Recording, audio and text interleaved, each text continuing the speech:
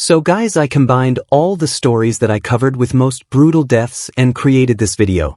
You can see the timestamps on the screen. Watch whichever story you want and subscribe for more.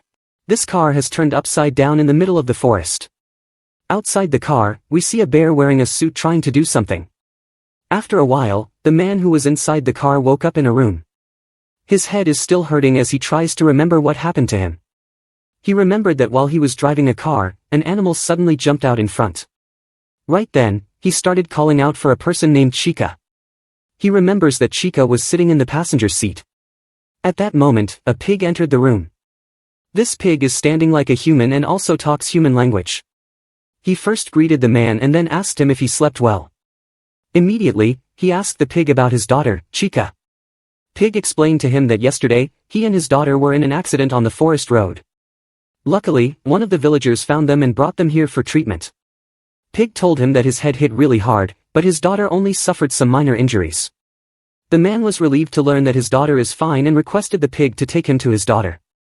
Pig agrees immediately and says that breakfast has been prepared and his daughter is waiting for him there. While walking toward the main hall, the man saw many images of different animals on the wall. He thought that this was a massive state. Judging by the interior, he concludes that this is an incredibly old building. Seeing the images of different animals, he thought that whoever lives here doesn't have a good taste. After thinking for a while, the man asked the pig about why he's wearing a pig costume. He asked if this is some kind of costume-themed hotel. Hearing the question, the pig let out a little laugh and said that it's quite an amusing thought. With that, they reached the main hall and the pig opened the door. Inside the room, there were many different animals sitting like humans. Seeing them, the man just wondered why there were so many people in animal costumes. Right then, a girl ran to him calling him daddy. He was really happy to see her and asked her if she's fine. She told him that because he didn't wake up, she played with animals. All the animals were looking at them and observing them.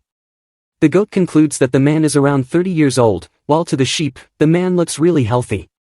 The cat said that this man is a bit on the slender side, and he also reeks of cigarettes. The dog said that as long as this man got the stamina, he should be fine. While the cow is wondering if he will be able to entertain them or not.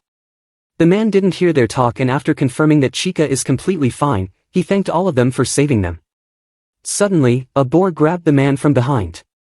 Seeing him, the deer, who's sitting in the main seat, asked the boar whose name is Hoensa to not scare their guests. Saying that, he invited both of them to sit down and enjoy the meal. Without wasting a moment, the man and his daughter sat on the seats and started eating like they haven't eaten anything for days. Every animal looked at them and were really happy because they're seeing signs of good health. After eating the fill, the man asked them about the way to get to the nearest hospital because he wants to get his daughter checked to confirm if she's completely fine. Immediately, the room turned dark. The man got startled and wondered if he said something wrong. The deer broke the silence saying that his concern about his daughter is good, but they're already here, so the deer asked them that they should at least tour around for some time. The man was hesitant thinking about refusing, but his daughter said that she wants to play for some more time, so he decided to tour around. The next moment, the pig became their guide and showed them around. While walking, the man was getting more concerned and asked the pig if they can make a call to book a taxi. The pig answered that they didn't have cell service here.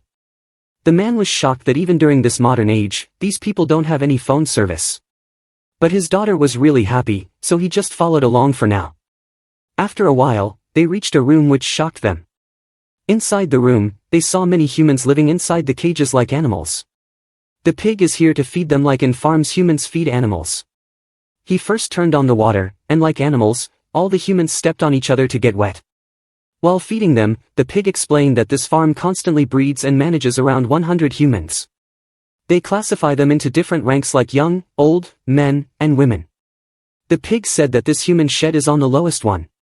Previously, Chika was playing with the pig and was calling him cute, now the pig is looking toward the humans that are in the cage saying that they are looking kind of cute. The pig said that humans in this shed can't speak, that's why they're his favorite. The man was really shocked and asked the pig what kind of joke this is. The pig didn't reply if it's a joke or not, but he asked the man to not get scared because he'll live in a much better shed.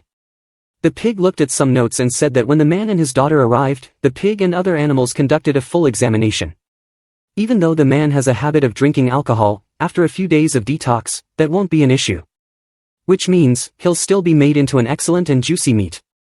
The man was really shocked and said to the pig that he is talking like he's some kind of livestock.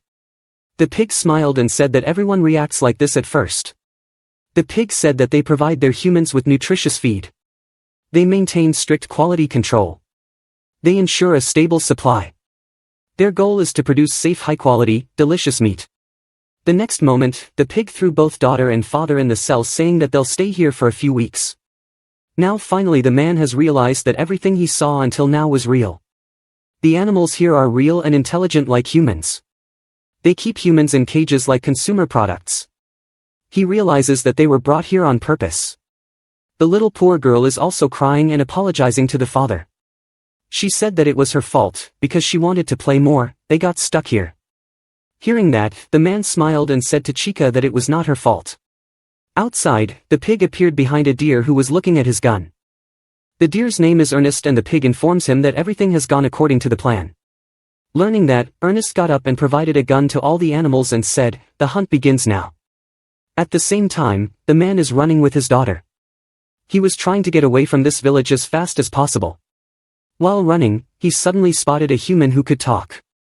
When the man went to see that human, he noticed a collar on his neck. Immediately, that man started acting like a dog and grabbed the man. At that moment, a dog arrived there holding a gun. This human is trained by this dog and is being raised as a pet. The dog pointed the gun at the man and shot him, but the dog accidentally killed his own man. Even if he killed one, that didn't matter because he has 3 more on leash. Without wasting a moment, the man ran outside the forest.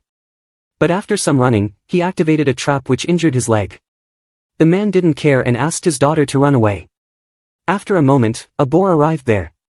He looked at the empty trap, and also couldn't smell the scent of the man. The man was hiding behind a tree trunk without letting out any voice.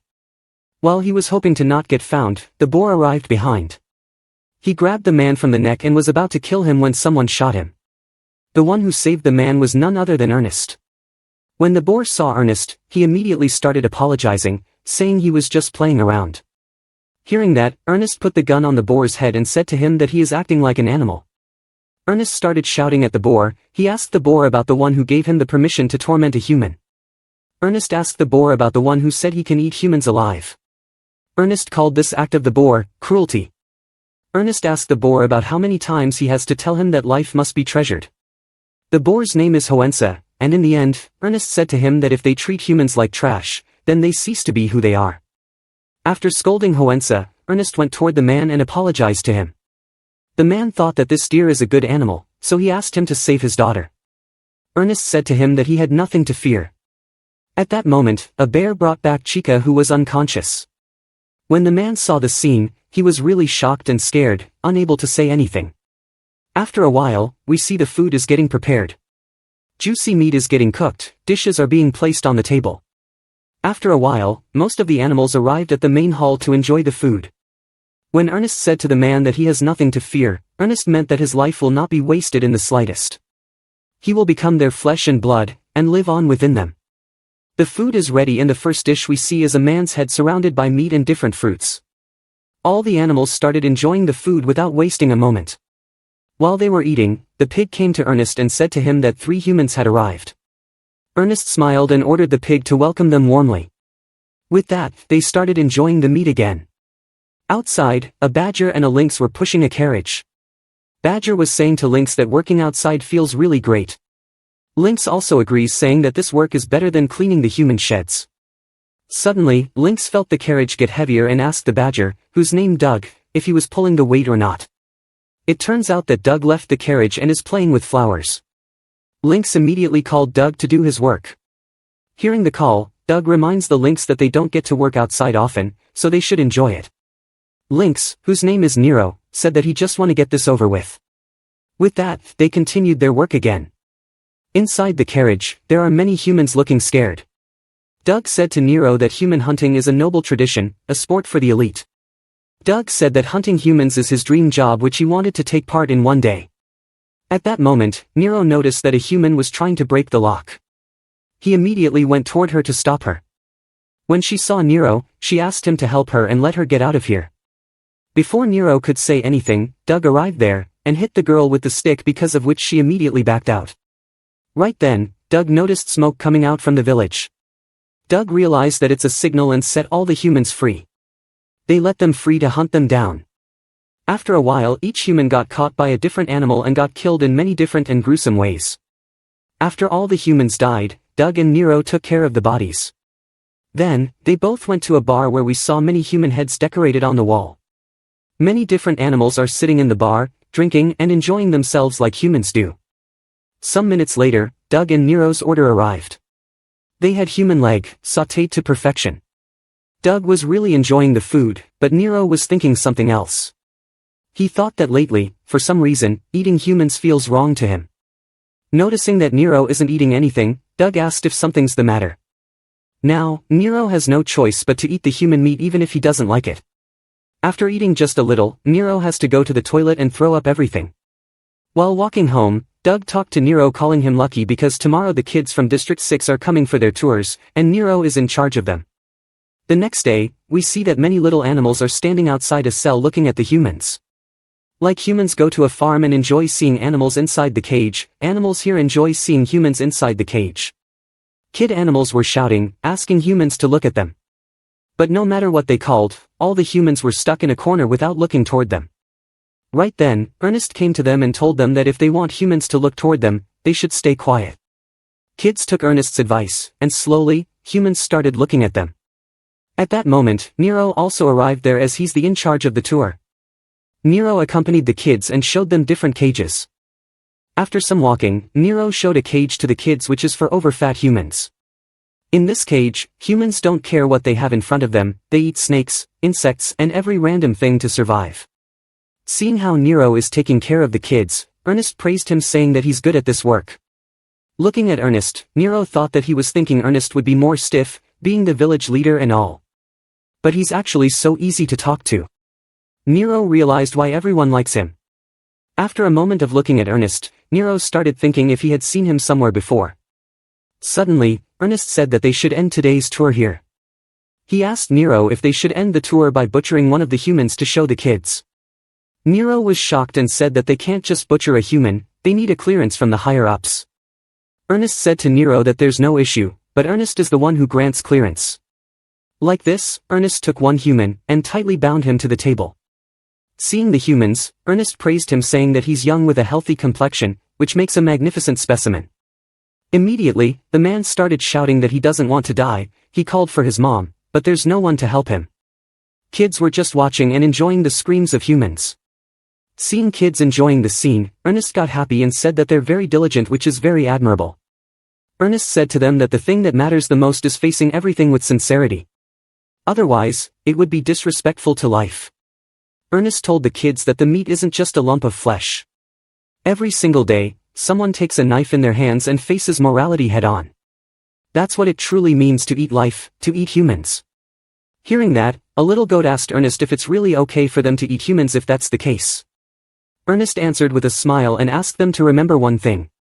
He asked them to never forget respect and gratitude. To be eaten and to be enjoyed, that is the greatest happiness for humans. Kids got even more happy thinking that humans are the happiest when they're eaten. With that, Ernest took the knife and slowly started butchering the man. Seeing the scene, Nero, who was also standing right there, remembered something. He remembered a sentence, "Your life will not be wasted in the slightest." He remembered the time when Chica's dad was getting hunted by different animals. He also remembers when a bear brought unconscious Chica in front of him. Nero fell to the ground realizing that he got eaten by these animals once. He finally remembers that he was once a human. This is Chica's father. After remembering everything, Nero jumped to attack when a little bear appeared in front of him asking him if he wanted some meat. Immediately, Nero stopped his action. Bear told him that Ernest cut up some meat for them. He also told Nero that it's fresh so they can eat it. After a while, all the kids said thanks to Nero for guiding them around and prepared to leave. Ernest also said thanks to Nero and said to him that if anything comes they'll call him again. On the other hand, Doug was in his house and was about to start eating the meat when someone knocked on the door. Doug went to check and saw Nero. Before Doug even said anything, Nero grabbed him and asked him if he had any memories from the time when he was a human. Sometime later, Nero has told everything to Doug, like how Nero used to be a human and after getting eaten, he became an animal like them. Nero knows that Doug will not easily believe him. And as he expected, Doug thought that Nero was just making up a story and praised him for coming up with this idea. When Nero said that he's telling the truth and asked Doug to believe in him, Doug turned serious. He said how he's supposed to believe in him and told Nero that humans are just meat. According to Doug, animals are children of God. There's no way they could ever be human. Doug believes that Nero is just exhausted, so he asks to rest here for a while and eat some meat. But the next moment, Nero disappeared from his house. Nero was walking outside alone thinking about his identity. He wonders why he's the only one who remembers the past. He thinks that Chica is already and wonders if she also ended up like him. While walking, Nero started doubting if he was really a human. He asked how he ended up in this animal body if he was a human before. He is confused and wonders if something like this is possible. He questioned what he's supposed to do now. After a moment of walking, he saw a donkey enjoying himself with a human female. Without wasting a moment, Nero ran away and stumbled upon a raccoon. This raccoon was grilling a human, and when Nero saw that, he ran away while throwing up from time to time. Next, he saw a dog walking on the road with her pet human. In the end, Nero wasn't able to endure it. He started crying saying that he wants to see Chica. On the ground, Nero wonders if Chica is somewhere out there trapped in an animal's body like him, or is she already dead? Nero has many questions like why he's the only one with his human memories. He wonders where this place is. Why are these animals like this? What is he here for? Slowly, he started remembering the old times he spent with Chica. He remembers the time when Chica was crying seeing a weak butterfly being stuck in spider net. Her father told her that this is how nature works, so they can't do anything. Hearing that, Chica asked her dad if she'll also get eaten because she's also weak. Her dad answered no and promised her that if any bad guy tried to hurt her, he'd beat them up. After a while, Nero started going back on the road. While walking, he saw the same donkey who was enjoying himself with a human girl a minute ago. When the donkey saw Nero, he asked him if he also wanted to enjoy. Nero didn't say anything and just looked at him with a straight face. Donkey took it as a yes and led the way. The girl was laying on the table showing no movement even after the donkey pressed a burning cigarette on her. When the donkey saw that his pet wasn't moving, he started beating her saying that he spent so much money on her, and now she's already broken. Seeing the scene, Nero thought that these creatures are neither animals nor humans. He also put himself in the same category. After beating the girl for a while, the donkey said to Nero that he should come back next time because his pet isn't working properly for now. Nero answered with 2 words, "Thank you." Donkey was shocked and asked what he did to get a thanks. Nero told him that he finally understands why he's alive. Immediately after saying that, Nero jumped and bit the donkey's neck. Then, Nero used his full force and bit out the flesh of the donkey. Next, he uses his hands and tears apart the donkey's face. While doing that, he thought that he was reborn for a single reason, and that is to wipe out the last one of these creatures. The next day, an animal named Gran was knocking on someone's door but was getting no answer. Doug, who was just moving by, saw that and asked Gran if something's wrong. Gran answered that no matter how he knocked the door, no one answered. The person inside told Gran that he'll go fishing with him tomorrow, but now that person isn't coming out. Doug assumes that the person inside has most likely passed from drinking too much. Hearing that, Gran left the house because there's nothing he can do now. Inside the house, we see Nero who has just finished eating his meal. And the thing he ate wasn't a human, but the donkey he hunted last night. After some days, many animals gathered in a hall because many animals are dying in the village.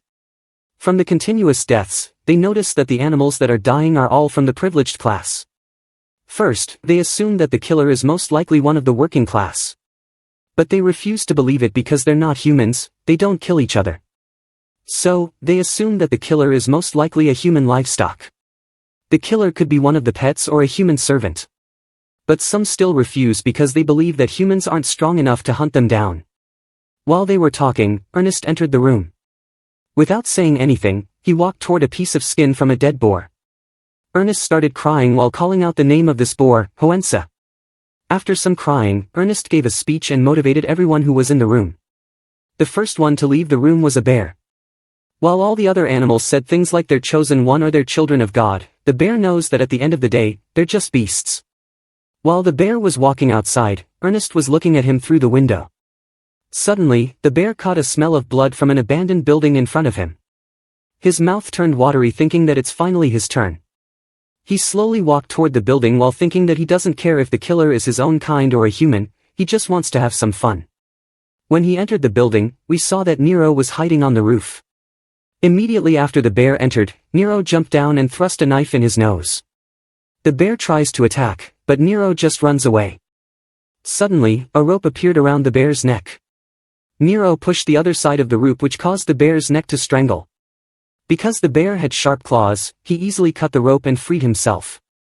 When the bear tried to attack Nero, he used the knife and cut down the bear's hand. But the bear didn't stop, he attacked with the second hand.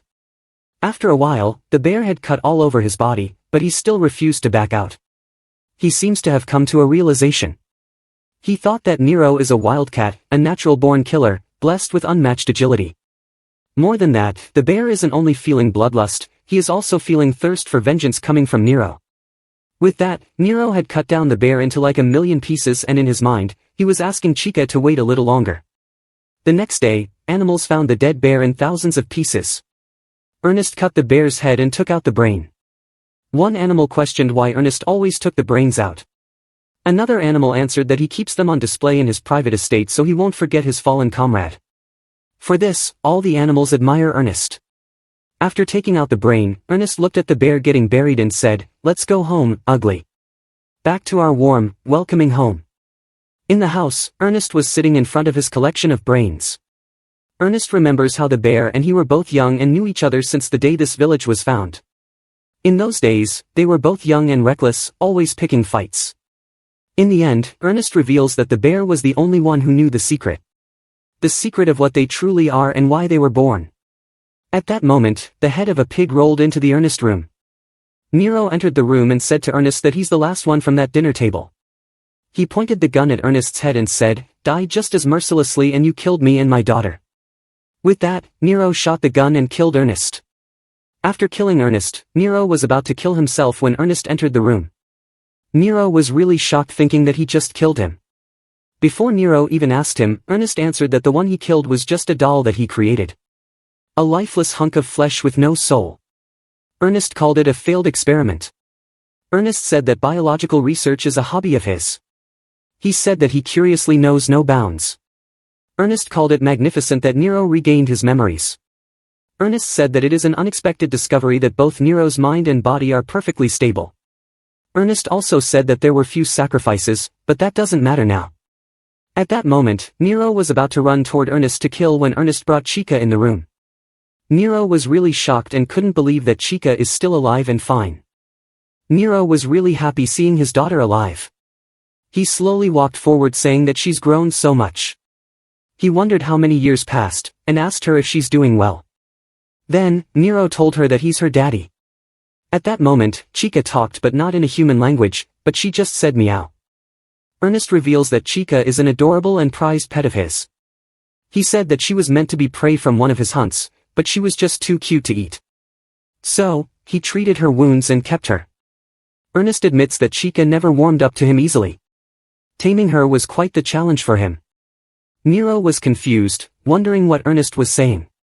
He said that Chick is his daughter. Ernest continues, he can't believe that the father from that hunt was Nero. He said that life has a funny way of bringing things full circle. Suddenly, when Nero ran toward Chica while heard that she's his daughter, Chica started licking Ernest's face like a cute animal. At that moment, Nero stopped on his way and said that if he hadn't brought her here, if he had realized sooner, if only he had protected her back then. He says sorry to Chica and tells her that as long as she's alive, that's enough for him. He doesn't want more. As long as she can smile, as long as she can be a happy human. Saying that, he ran toward Ernest to beat him up.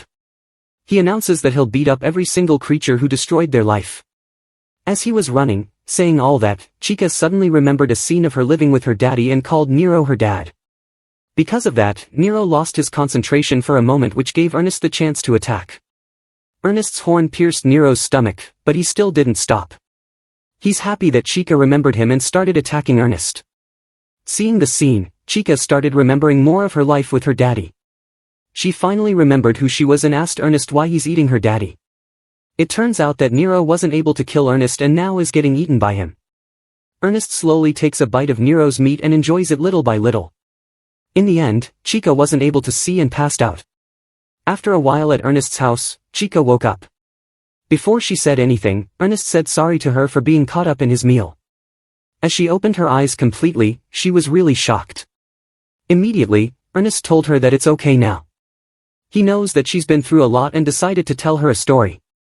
He said that it all started with a goat. She was the last of her kind, the final female before her species reached human-driven extinction. They called that goat, Maiden. In a desperate attempt to save her species, humans tried everything. Through genetic engineering, they rewrote her DNA, granting her the ability to reproduce without a male, something only certain insects and reptiles were known to do in the animal kingdom.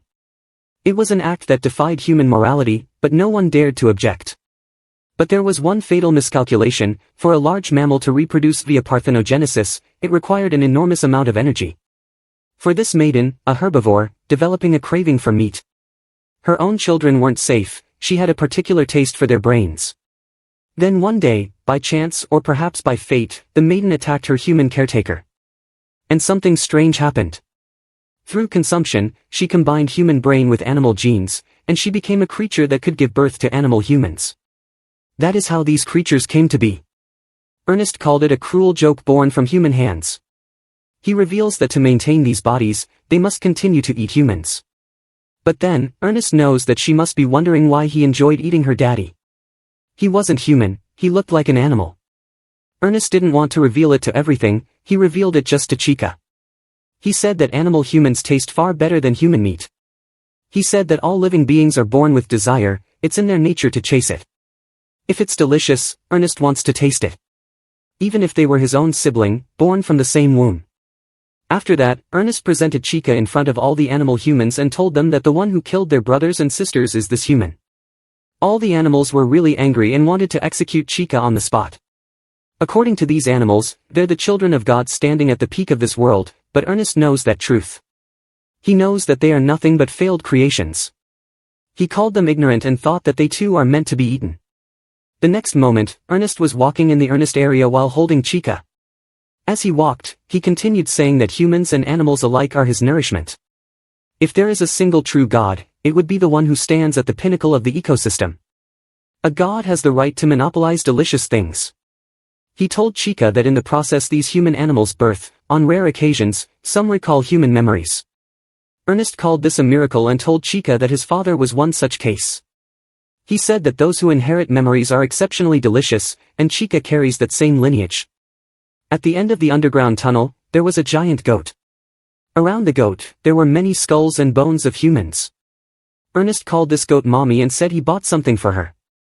Then, he gave Chika to the goat, and she started eating her. While she was eating Chika, Ernest's mouth was watery and he just wondered what Chika will taste like after she's reborn. He has to wait 10 months and 10 days. After that time, a goat was born. Ernest named this goat Chika and asked if she remembered her time as a human. As she didn't respond, he said that there's no rush. He asked her to just let her memory return slowly. Right then, he remembered that he brought a cake to celebrate. A rich, creamy one, made with human milk, extra sweet. The cake is on the table upstairs, so Ernest decided to go get it. After a moment, Chika heard footsteps of someone coming downstairs. Surprisingly, the one who came down wasn't Ernest but a human holding an Ernest head. He threw Ernest's head on the ground and reported that there's just a kid in the basement and asked the others to keep searching for the breeding specimen. Outside, many humans arrived in the village holding guns and started killing all animals. In a big city, a meeting was held where some people were talking about the incident that occurred at just one of the many farms. They said that there's no need to worry, they should leave this matter to the discretion of the local administrator. But some didn't agree with this suggestion because that local administrator was the one who caused the problem. A person said that it's a quality control error that should never happen, attempting selective breeding of its own volition. In other words, there's a real concern of genetic contamination. He said that their food security has been violated. For some reason, in this meeting, there's not only humans but also animals. They are sitting together like they are one, not like the animals in the town we see earlier. They said that if they ignore this minor issue, ripples will inevitably form. Even a small-scale farm plays the role of a blood vessel in the body. If it rots, that decay will eventually reach the organs. Therefore, the farm currently under siege, Farm E13, must be purged. Everyone raised their hands in the favor of this suggestion. Scattered across the world are countless farms. Each one of them exists under the unknown company's control. To sustain the lives of animal humans there, a stable supply of human meat is secured and distributed. In turn, these farms produce the finest quality animal human meat, which is then shipped across the world, serving as both nourishment and pleasure for the elites. A perfect dining table, where humans and animal humans alike consume one another. This vision is made possible only through that unknown company's tireless efforts. In the meeting, a human was looking at Ernest's photo assuming that he would have been an excellent meat. Beside the human, an animal human was sitting who asked him to not worry, they'll just make more. At that moment, they smelled something delicious. Are they humans, animals, or something else? No. The strong devour the flesh of the weak. That is the only law of this world. At the village, humans were killing all the animals without mercy. But they were sparing the elders and kids. They loaded all survivors in the trucks and announced that whoever resisted them would die. They also announced that they're going to transport all the survivors to another farm. In the truck, Chica was sitting. Her stomach let out a growl and she said with a smile, I'm hungry. At the farms partnered with ANN Pasieta, not only are safety and security guaranteed, but also the feed, living conditions, and levels of stress are carefully considered. By establishing strict quality standards for each livestock barn, they are able to produce exceptionally ideal and supreme quality anthro meat. This is Takanaji, head chef of ANN Pasieta. To him, anthro meat is the ultimate ingredient. He said that he's often asked, what's the secret to delicious cooking? He said that he simply listens to the voice of the ingredient, that's how he answers. What brings them joy, what gives them anxiety, their pain and fear, even their moments of peace and comfort. By exchanging words, Takanaji said he can understand them. He said that for a chief, it's like gaining 100 spices. Once you understand their heart, all that's left is to gently guide them to deliciousness. The finest ingredients, the finest staff, an unexpected dining experience, woven together with their finest guest, this is what restaurant ANN Pasieta offers. At the end of the ad, Takanaji said that they sincerely look forward to their visit. At ANN Pasieta, some people were sitting talking to each other. Takangi appeared there and welcomed them. He told them that tonight's menu has been crafted together with their talented staff. A one-of-a-kind full-course meal infused with personal tastes and preference. An encounter with cuisine they can't experience anywhere else. In the end, Takangi asked them to enjoy to their heart's content. People were really happy to see Takangi. All of the people that are here booked a year in advance to come here today. After that, the food was presented in front of everyone. Seeing the goat decorated on a table, everyone was really excited to try it. To surprise everyone even more, Takanaji did something unexpected. He rang the bell and the cooked lamb opened his eyes. He even talked and asked where he was. All the people who were present there were really shocked, they couldn't believe their eyes. Then, Takangi explained that even though the head has been removed and each part prepared, the body is connected through tubes, with transfusions and an artificial heart. They have administered life-extending measures. Next, Takangi decided to explain the dishes. First, the arm is served raw as a carpaccio to preserve its freshness, its signature lamb-like aroma is paired with edible flowers. The other arm was shaved down, minced and fried crisp in its own lamb fat, cricket style. The organs are blended with herbs into a merbled pâté, best enjoyed with bread, to your taste. The shank meat was simmered with bone into a rich, hearty soup. Prosciutto made from rib meat is wrapped around a bone-in thigh, a luxurious saltimbocca. As humans were eating the food, the lamb was really confused. At that moment, a man came in front of the lamb's head and asked him to tell them his story. The girl also talked, saying to the lamb that his meat is absolutely delicious, which made her curious about her story. She wants to learn about the wonderful farmer who raised him. As they were talking and asking the lamb his story, the lamb started crying. Right then, Takangi injected something into the lamb's heart. Takanaji is pouring alcohol directly into the lamb's heart, which made him feel really good. He asked the lamb if he's feeling good. Lamb just smiled like he's drunk and said thank you to Takanaji. Right then, Takanaji cut the lamb's tongue and blood started pouring out like a fountain. Everyone enjoyed the scene and the food, and after some time, all the humans left the hotel. Late at night, Takanaji was standing in the kitchen when an animal human walked in. This animal is the Minister of Food and Agriculture, Genso. Genso reveals that he watched everything from behind the scenes and praised Takanaji for his work. Then, Genso asked him if he's always alone after the staff leaves. Takanaji answered yes and said that it's habit of his. He replayed the day's dishes in his head and savored them mentally. Hearing that, Genso calls him an amazing chef and says that for the next dinner gathering, there's a rare special request. Genso said that the guest of honor has an extremely refined palate, they don't care for farm-raised or cultivated stock. In other words, a wild cough and natural human is what that guest desires. Inside the car, Takanaji was sitting with his son. His son asked Takanaji if Takanaji could make it to his next game. Takanaji answered yes and said he'll surely be there to see him play. Some time earlier, when Takangai heard from Genso that the guests needed a wild human, Takanaji got worried. He said that he only deals with anthro-humans, not naturally raised on. Right then, Genso reveals that a high-ranking official wants a personal chef, so if Takanaji was able to satisfy that guest, Takanaji will reach new heights. When Takanaji remembered all that, while sitting in the car and talking to his son, he thought that he's waiting for this day to come someday. The highest-ranking chef can reach. He thought that for his son and family, he seized this opportunity. After some days, all the chefs who worked with Takanaji were gathered at the same place.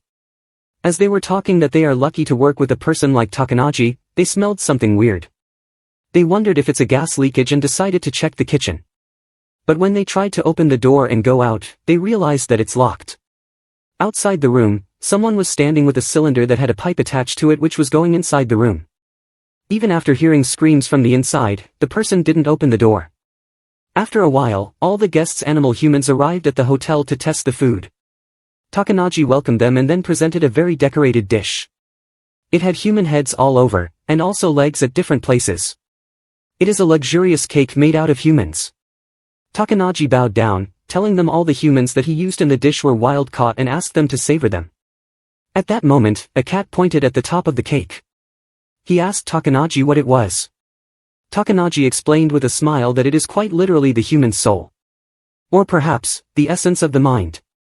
He said that he carefully extracted all 13 brains and blended them into a special bouillon sauce, simmered overnight. A single spoonful, infused with the depth of their complex inner words. He asked to enjoy it alongside the human's flesh and blood. As they started eating, Takanaji said thanks to his staff. He said that at the peak of his dream, he was able to adorn it with the flowers that are all of them. He thought that his path as a chef has truly reached its pinnacle here. But from here, he said that he will go even further beyond. While he was thinking that, he noticed a world who wasn't enjoying the food as much as the others. He went toward him and asked him if he's dissatisfied with something. This wolf's name is Sawtooth, the main guest. Sawtooth said that he wanted Takanaji to throw in everything he had.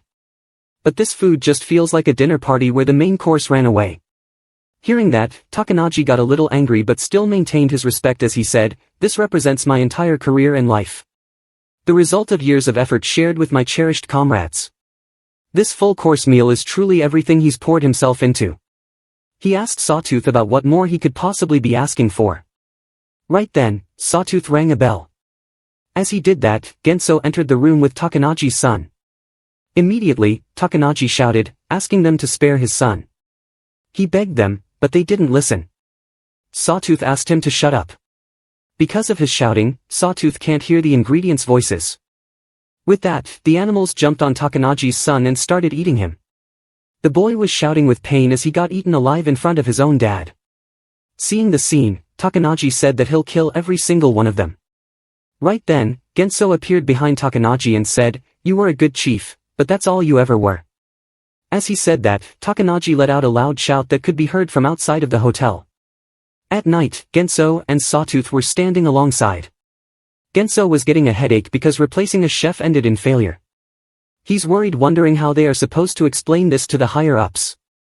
Hearing that, Sawtooth said no, there can be no compromise in their pursuit of culinary excellence. Sawtooth opened his watery mouth and said, "Surely that person will understand. It's all for the sake of creating the perfect dining experience for anthro-humans. After all, humans are just meat in the end." At an unknown place, a kid otter was sitting surrounded by toys. A wolf came into his room and told him that his shipment had been confirmed. After that, Otter was walking on the street with the wolf while other animals were congratulating him, asking him to not forget about them. The otter also said thank you for everything to the wolf. He said that he never imagined the day would come when he'd be shipped out with pride. He said thanks to the wolf and everyone who lived with him. They walked into a warehouse as the otter was saying that there's nothing that makes him happier to become someone's delicious meal. After some walking, they reached a no-entry place and asked the otter to get in. Otter was about to say something when the human that was with the wolf kicked him in. Because of that, the otter fell inside and got grinded.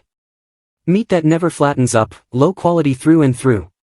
The wolf wondered how many they went through this month. Here, from the moment they're born, they condition the meat to recognize itself as food. So it grows stress-free, rich in sweetness and umami, a perfect finish. Even if it's been well-trained, any meat that doesn't reach a high grade is immediately culled.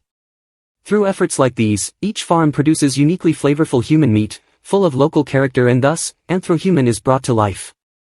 To the lives that allow them to become meat, we offer respect and gratitude.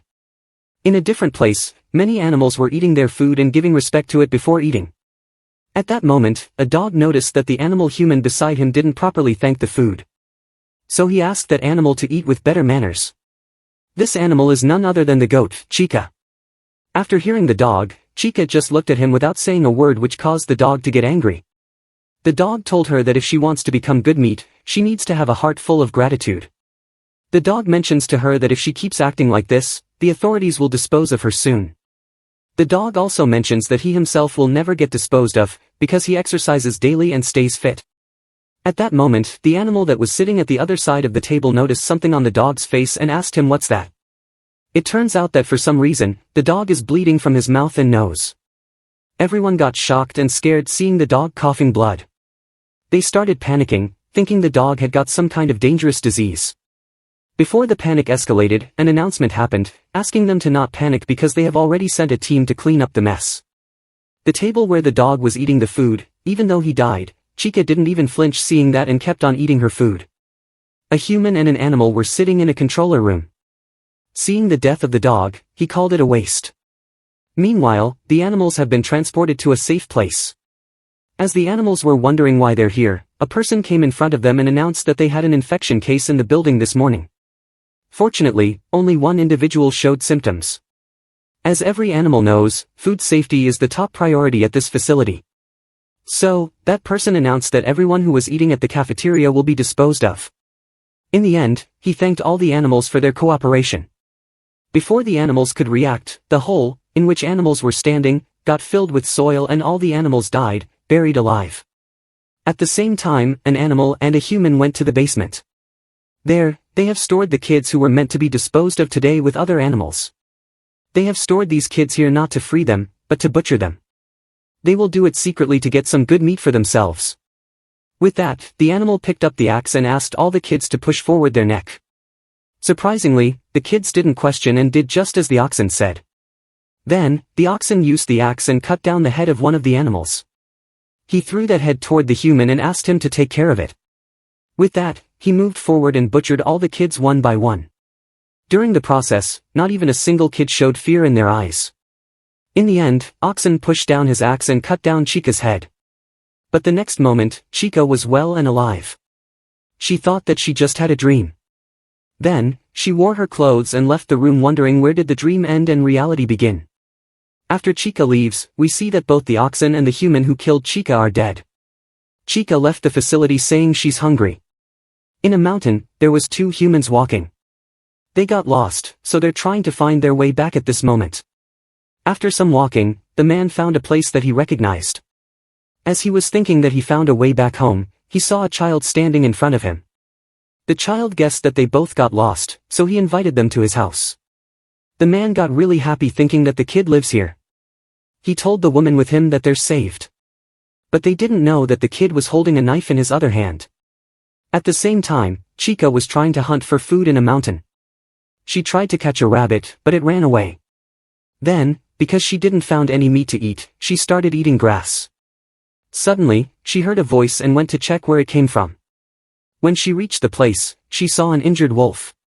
To end the wolf's suffering, Chica picked up a rock to kill it, and asked it if she could eat it after it died. Seeing Chica holding a rock, the wolf just sat down with a scared look on its face. As it showed a scared reaction, Chica threw away the rock and sat down in front of the wolf, waiting for it to die. After a while, the wolf died and Chica went toward it to eat it. Look at this scene, a goat eating a wolf.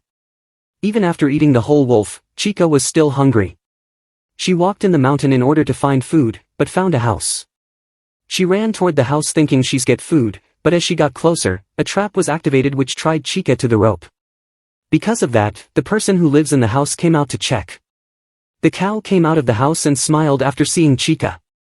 He freed Chika from the trap and then invited her to his house. Then, he also offered her a lot of food to eat. While she was eating, the cow apologized to her for scaring her with the trap. He said that people occasionally wander into this area by mistake.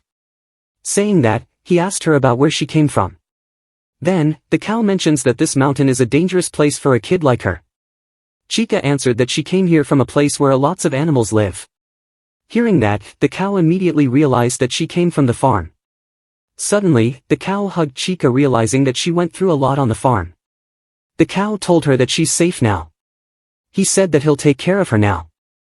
As the cow was talking to Chika, the same kid who we saw earlier was spying on them from the window. After a moment, the boy left the place and reached a warehouse where the man that we saw earlier was trapped. The kid came in front of him, and for some reason, removed his clothes. The man saw him and immediately asked him where his wife was. The kid didn't say anything and just held the knife in his hand. The next moment, the boy was holding a big chunk of meat. He went in the basement and appeared in front of a cell holding the meat and said, "Mom, it's dinner time." Meanwhile, after eating the food, Chika fell asleep. The cow picked her up and lay her down in the bed. Before leaving, he said, "At least tonight, rest easy." The cow said to Chika that she can live here forever, there's plenty of food. While walking, the cow said that today is a nice night. On nights like this, he just feels like drinking. Saying that, he opened the door of the room. Inside the room, there was a horrifying scene. Tens of women were tied to the roof with their breasts in front. The cow didn't waste a moment and started drinking the woman's milk straight from the source. I can't show this scene on YouTube. On the other hand, Chika woke up because she smelled something. She went out of the room while calling for the cow. Right then, she accidentally spotted a door that led to the basement. She went to the basement and saw a bear, whose condition was really bad, sitting in the cell. Chika moved forward her hand to touch the bear, but the bear cut her arm in an instant.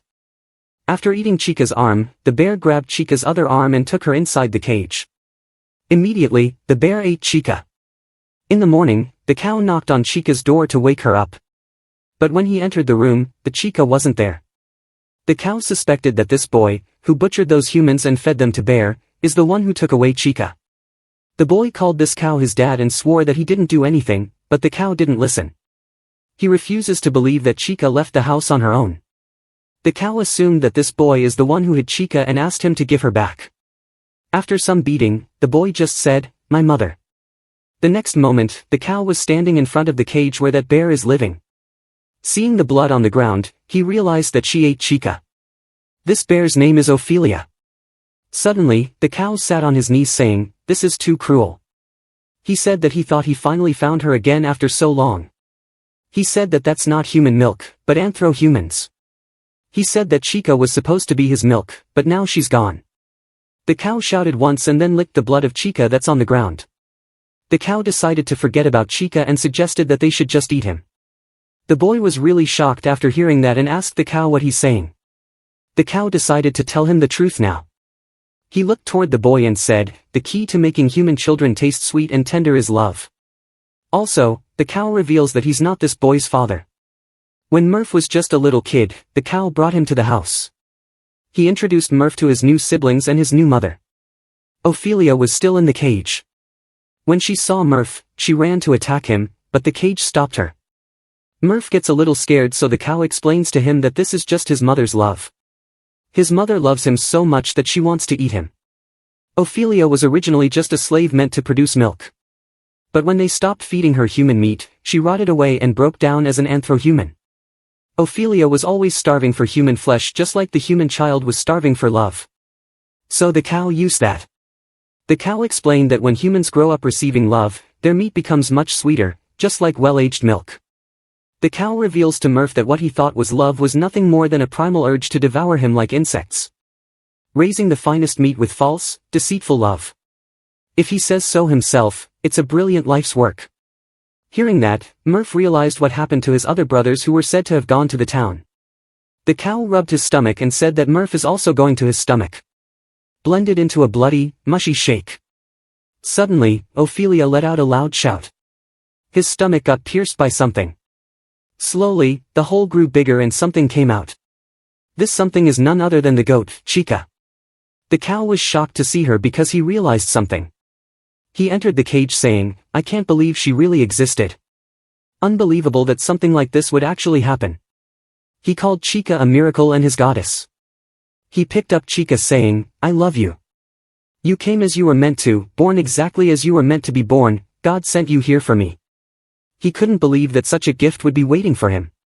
He decided to take a bit from a pure, innocent goddess. He put her on the table and tore her clothes. He was about to eat her when he felt something. He looked behind and saw that Murph had pierced him with a little spear. The cow asked him why he did this and also mentioned that it hurts. For some reason, Murph didn't know why he did it. It just happened. The cow grabbed Murph from the neck and was about to eat him when suddenly, Ophelia jumped from behind and bit him. The cow tried to stop her, but it didn't work. Because of the chaos, the lantern that was sitting on the table fell down and broke, putting the table on fire.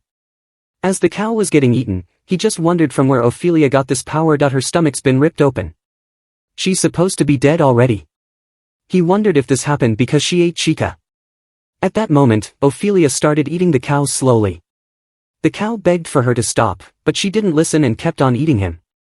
After completely eating the cow, Ophelia used her last bit of strength to move toward Murph, but before she could touch him, she died. Now, because the lantern fell and put the table on fire, the fire grew and slowly put the whole house on fire as all these events happened. All the human girls who were trapped in the house died and the house also got burned to the ground. Outside the house, Chica and Murph were standing.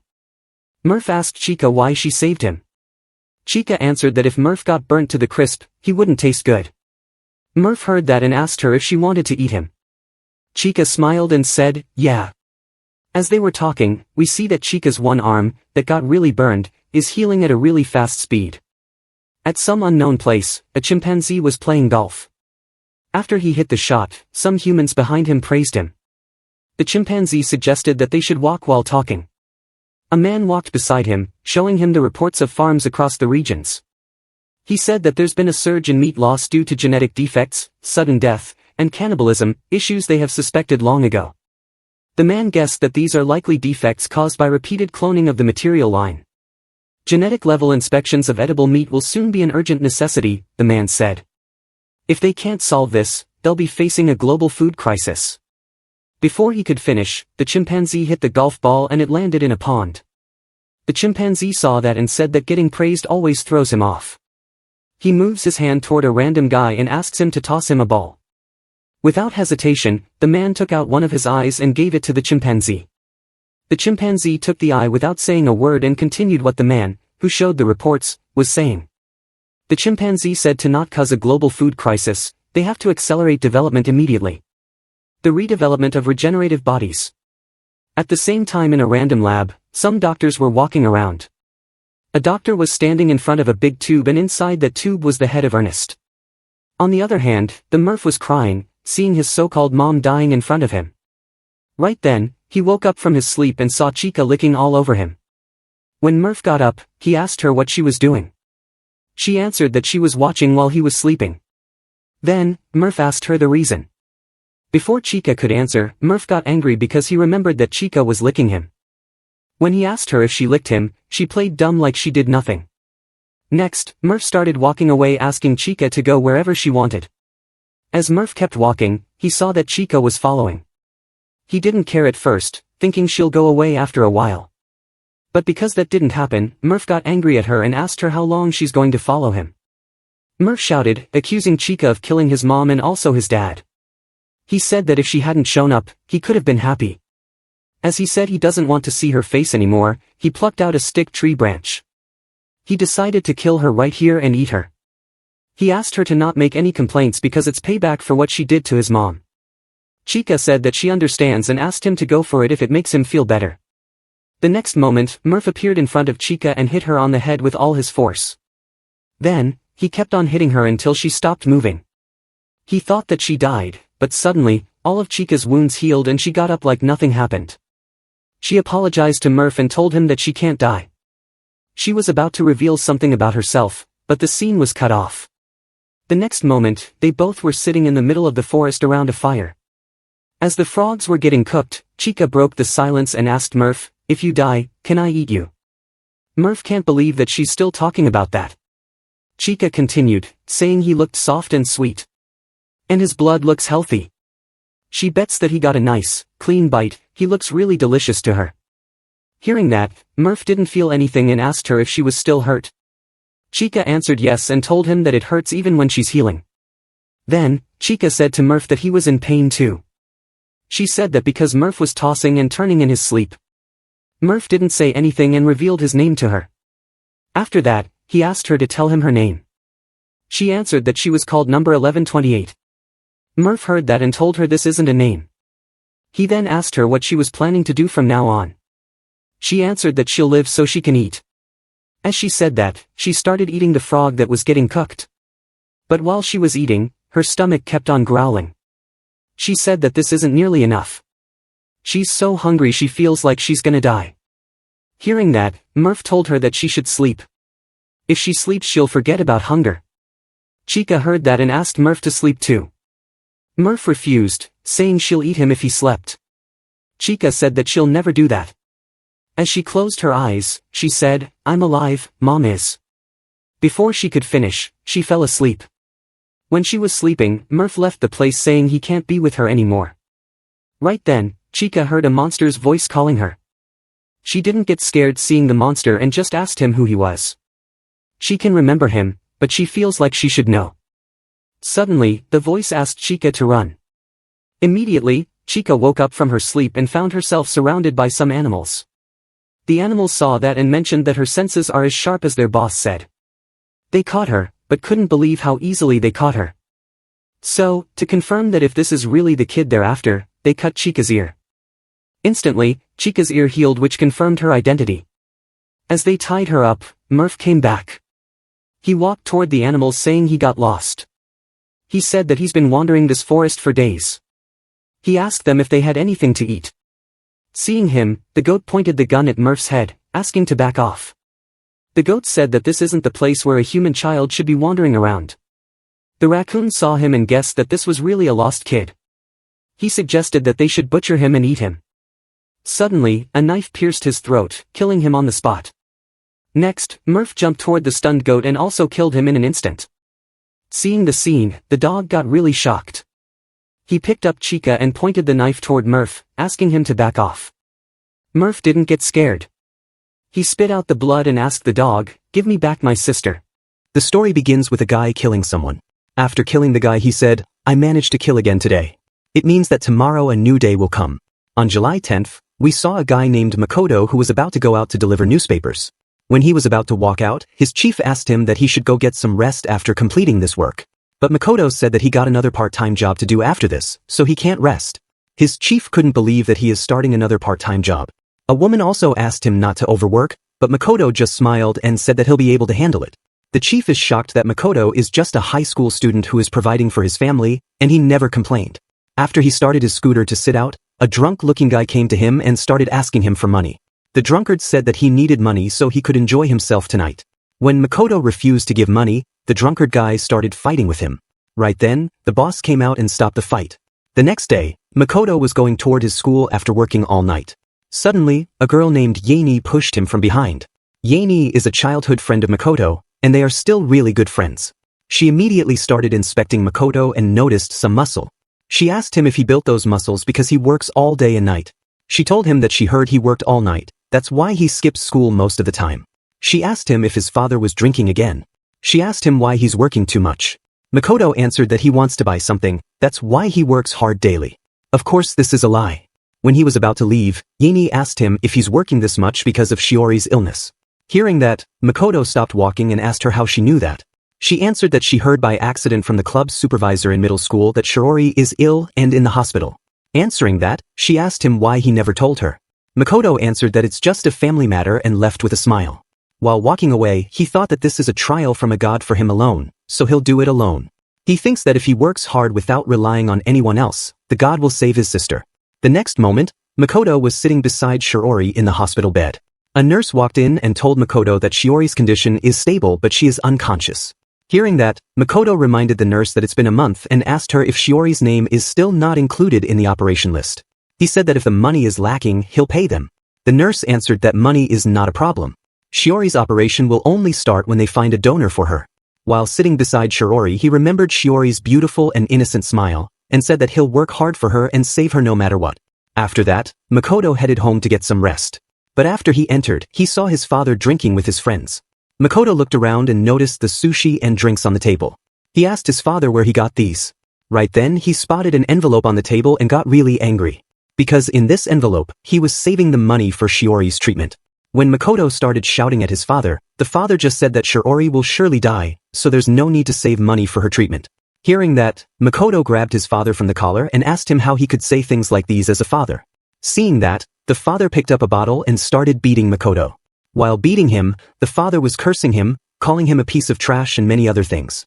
After a moment, Makoto wasn't able to hold on and ran away from home thinking that he can't endure this anymore.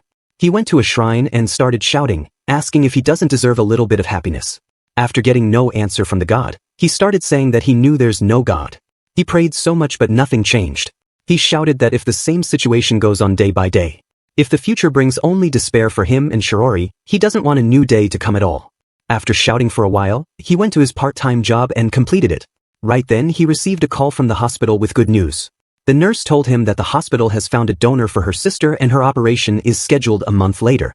Hearing the news, he got really happy and thought that the gods had heard his prayers. After that, he cleaned his face and decided to earn some more money because father had spent the money he had saved. Thinking this, he went to work and met the drunkard guy he met yesterday. Surprisingly, the guy said the same thing that he said yesterday. Makoto was really shocked and told the guy that he said the same thing yesterday, but the guy said that he didn't. Right then he spotted that the date on the newspapers is that of yesterday, July 10th. He immediately called his boss and asked him if these newspapers were old. When the boss checked the newspaper's date, he said that July 10th is today's date, so these newspapers aren't old. Makoto was really shocked, unable to say a single word. Later, he went to the hospital and asked the nurse about the donor, but the nurse answered that they haven't found a donor yet. Makoto was really confused and told her that she called him yesterday and told him about the donor. She assumed and told him that someone might have prank called him. Saying that, she went back to her work leaving Makoto alone. As he was in a hospital, there was a TV and a calendar around on both things, he just saw the date of July 10th. Seeing and noticing everything, he wondered if the time had rewound. Suddenly, another nurse came there and said that Shiori's condition had gotten worse. Makoto couldn't believe it because yesterday, her condition was stable.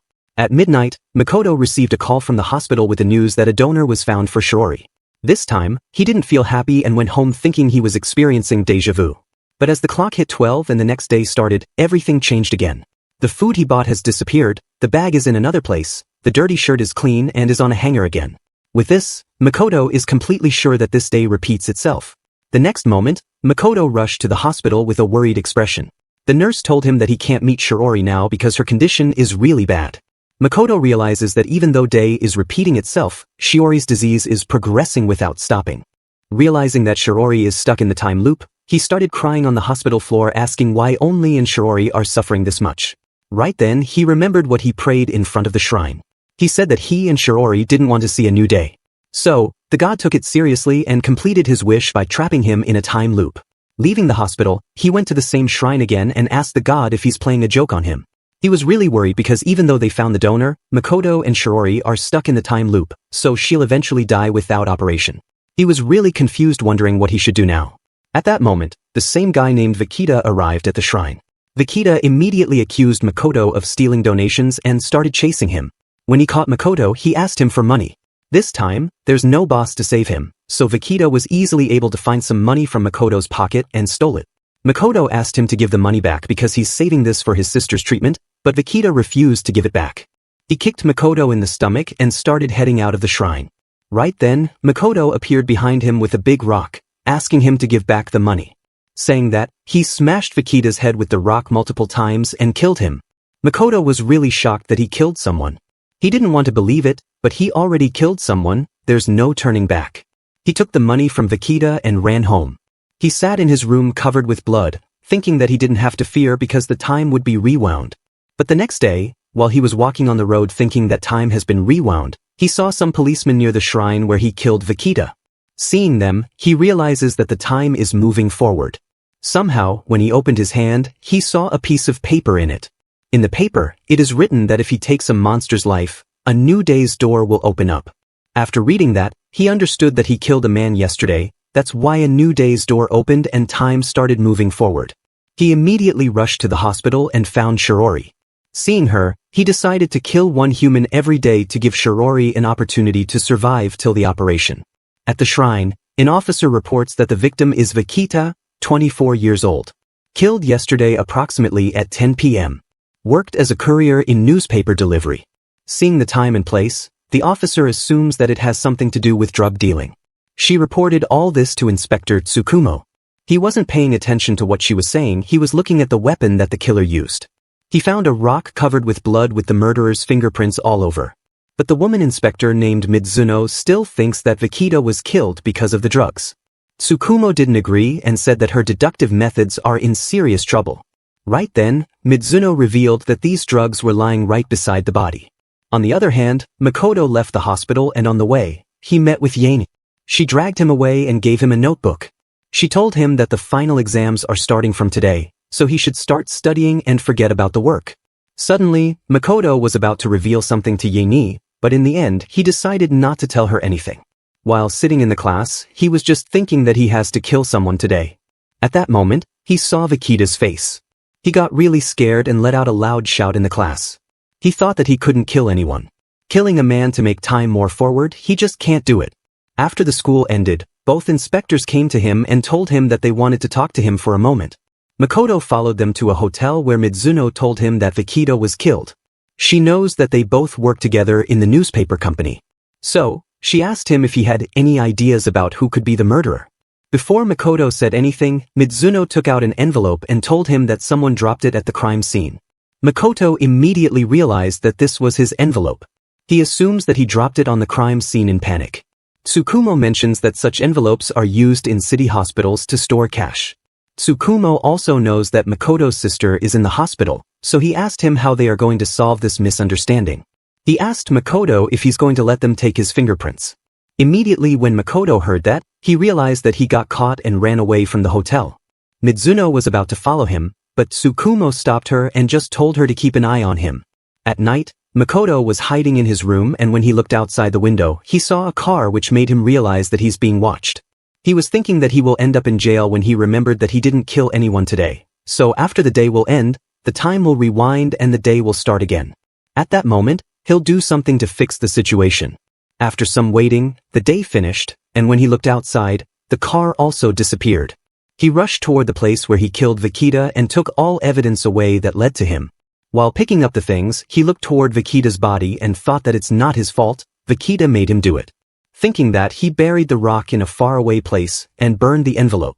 After destroying the evidence, he thought that by rewinding a day, he could destroy evidence and evade suspicion. So, he decided to kill as many people as it takes for his sister. Same as before, many police officers arrived at the scene and reported the body. But this time, the detectives didn't find any evidence. They didn't find any weapon or other things, but Tsukumo noticed a blood mark. Meanwhile, Makoto was in the hospital where a nurse told him that this night Shiori's condition worsened drastically. That's why they moved her to the intensive care unit. Unfortunately, transplantation can be made no earlier than August 10th. Makoto looked toward Shiori and thought that he had made a decision. He will continue. It doesn't matter how blood shall be on his hand eventually, he will lead her to tomorrow's day. Sitting in the class, Makoto was determined to kill someone today. He knows that Shiori will definitely be against his decision, but he has no choice. He thought that he'll help her to survive till the operation. He also promised that he'll not touch those whose deaths will make her sad. He will only kill those who deserve to die. After school, Yaini tried to talk to Makoto, but he didn't listen and just left. He is just trying to figure out whom he should kill today. While walking, he spotted a group of boys. He hid behind a tree to see what they're doing. It turns out that these boys are bullying someone. They have surrounded a girl named Katajiri and ordered her to come to an abandoned barn near the river. While walking away, the boys said to Katajiri that she'll be their slave for the rest of her life. After the boys left, she ran toward the tree but accidentally bumped into Makoto. She realized that Makoto heard everything about how she stole exam answers and asked him to not tell anyone about this. Before answering, Makoto asked her how she got mixed up with those boys. She explains that a guy from that group saw her stealing. And in order for him to not report her to the police, they force her to steal different things for them. She said that her parents divorced when she was in 3rd grade of middle school. She's been living with mom since then. But after her dad left the house, her mom started bringing random men home. Her mom completely changed and forgot all about her. That's why she studied hard. She wanted her to notice her. And that's how, because of constant stress, she committed a crime. Katajiri started crying, saying that her mom will definitely abandon her if Makoto reports her. Hearing her story, Makoto realizes that she is just like her and decides to not tell anyone about her. At night, Makoto was packing up different weapons to kill someone. He has no idea how to kill a man with a knife. Back then with Vikita, he didn't realize what he was doing.